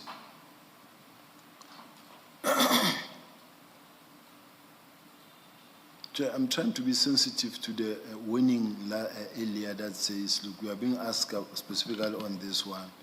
But I just wanted to indicate that Sergeant Nkosi has got the relationship not only with me as a senior person, he's got the relationship with senior officials, including General Situmule herself, biking, birthday parties, everything. The same applies to General Mkhwanazi, biking. They've got a similar relationship I have with him. So I'm just trying to say it was not an extraordinary situation, type of a situation. He's just a socialite over and above of him being a normal employee. So the fact that I had a personal relationship with him is in a sense that he's a kind of a person that could come when I have something, and then he will say to me, I'm coming here to assist you, General, and then leave me. So I don't know how to describe it any further than that, but it's a kind of a colleague that really we had a good relationship with. You build a relationship over a period. The same applies to my protector, my driver protector. You build a relationship with him. When you have something at home, he will be here with you, even if it means he must park his official car there and he start taking my car. It's after hours, then he's helping me. This is life. General, the personal relationship and interactions are clearly visible from the exchanges, and you have spoken to that. I'm asking about work-related matters. And I ask because in your statement, and I'm trying to find my file, in your statement, you quite firmly say we have nothing to do with each other when it comes to work. He's far junior to me. He doesn't report to me. So you speak very firmly about it, so that until one has seen the chats about that touch on work matters and has looked at his evidence, which Ms. Hassim has referred you to, the impression your statement has firmly conveyed is he's just a friend. He's a nice person, and I do admit I'm very close to him, but nothing to do with work. This discussion now has you and Sergeant Nkosi discussing work matters in a matter where it's not clear why is he reporting this to you when it's not his case. It's Brigadier Ramangwa's case. And he has no reporting line to you. Why is he giving you all of these details about a case that involves Mr. Matlala? If somewhere or in this statement, this is what I said, that I don't have any work relationship with Sergeant Nkosi, it will be really wrong, because I have assigned him, if I remember well, to a matter also sometimes in Messina, where he went. And if all of them, I have access to them and we deal with work-related stuff, I can't say really I don't have a work relationship and it's an official, I have a personal relationship. It won't make sense completely. So I don't know how it then slapped my eyes where it came to that point. And it's not actually even because of the probe or the questioning to say that I'm now changing tune. No, there's no way you won't have a work relationship with a person that you came and met at work, and that you work in. I've worked on different operations with him, so I can't say I don't have a work relationship with him. So it's an oversight or it's a mistake that I want to categorically put before the commissioners. Paragraph 219, I think, Commissioner Beloy. 219 of the statement, if that's of any assistance, and following. Yeah, I think this will be the last point, General, before we adjourn. The chair indicates to me, but this is what you say. It is untrue that, this is paragraph 219 of your statement. It is untrue that Sergeant Fanny Nkosi works under my command, or that he acted as my middleman for the passing of money to or through me. While Sergeant Nkosi falls within my broader portfolio, he does not report to me. He is several levels below me in organizational hierarchy and has a direct line manager to whom he reports, which is not me. And then you go on to say, it is correct at paragraph 220, you say, it is correct that Sergeant Nkosi and I have a close personal relationship. However, that relationship does not translate into, nor does it evidence any corrupt or improper conduct. So what I put to you, General, what I put to you, and let me give you the chance to correct my view, I put to you that your statement says you have no working relationship with him, but I want to correct myself. In fact, you say he has no direct reporting line to you. He has a manager that he reports to. So to the extent that I've put to you that you have said that you have no working relationship with him, that's not quite accurate. It's not what you said in your statement. I accepted, Commissioner, that this is what I might have said, but I'm putting it here. There's no way that I can say I do not have any working relationship with him when he works with me in my office, in my vicinity, and I've tasked him many times, and there wouldn't be any reason for me to really lie and say I don't have any working relationship with him. I work with him. All right. And if this is something that I need to correct, and that I wish that it be corrected. Yes. Okay. You see, I can be fair to you, right? At least, thank you very much. Thank you. Chair, I just have one last question, if you'll allow me, because then it means we can move off this theme and start with something new tomorrow. So, General, it's just one last question to complete this. After you send these messages to Sergeant Nkosi, he then responds to you to say, did Z call you? I just spoke to him yesterday and gave him your number. And you say, not yet, but I'm back to Joburg tomorrow. And he says, sharp. Who is Z? Z Nhlanhla is a businessman, a well-known businessman who is in the taxi financing industry. He owns a lot of businesses that relates to the taxis. And why would he need to call you? What did you need to talk to him about? I don't know, because I'm being referred that did Z call you? And then the message says no. I said no, not yet, because he was asking me. Okay. Did he call you? Did you speak to him? No, I don't remember calling me about Musa. Did he call you about anything, Z? Yes, there has been instances where he spoke to me about. And what's your conversations with him about? The first conversation, if I remember, with Mr. Nhlanhla. It was round about.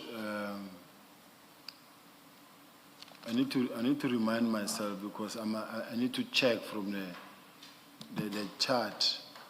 But what I know is that there was a call that he made to me in relation to the complaint that he received in relation to a situation, I think it was in a mining environment in Kimberley. In a mining environment in Kimberley, where there was a person who was complaining and who he referred to me.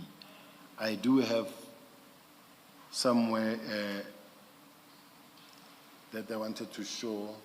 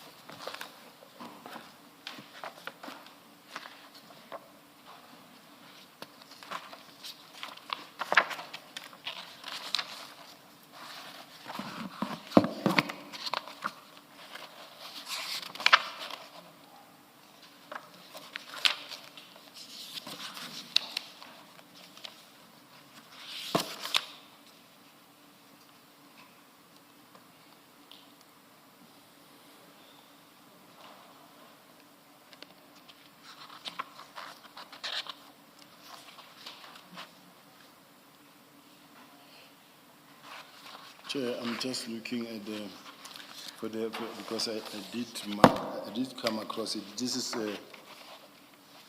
General, maybe you could look at it overnight and you could give us the references tomorrow.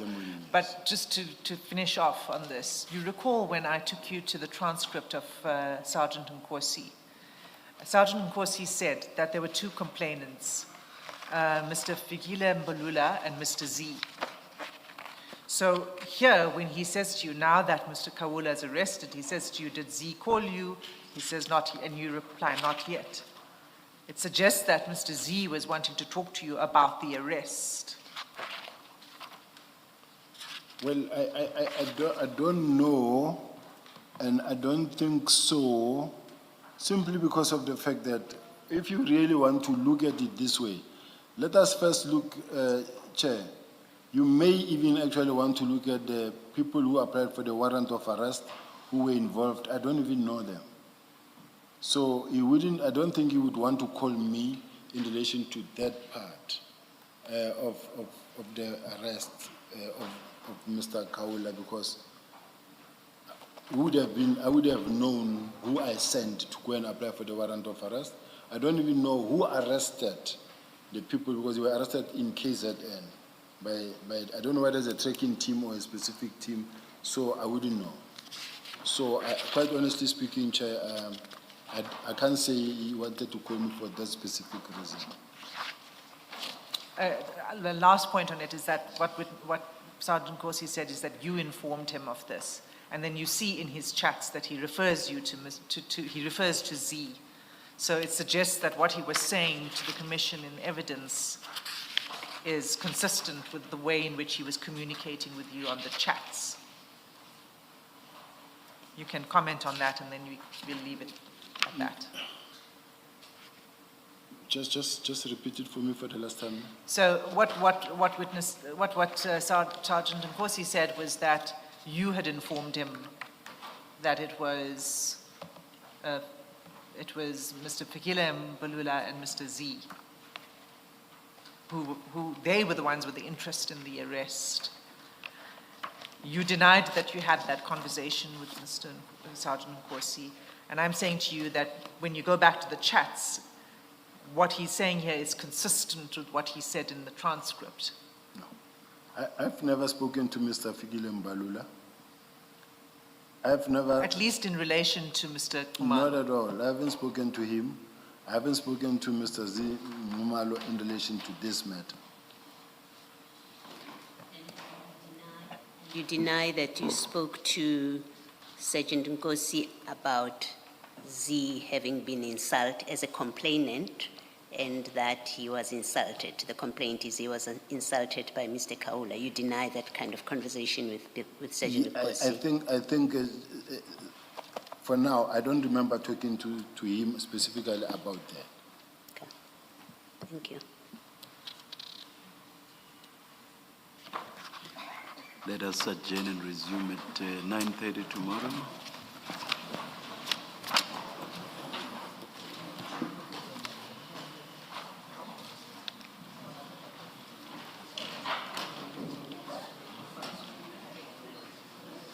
Survived another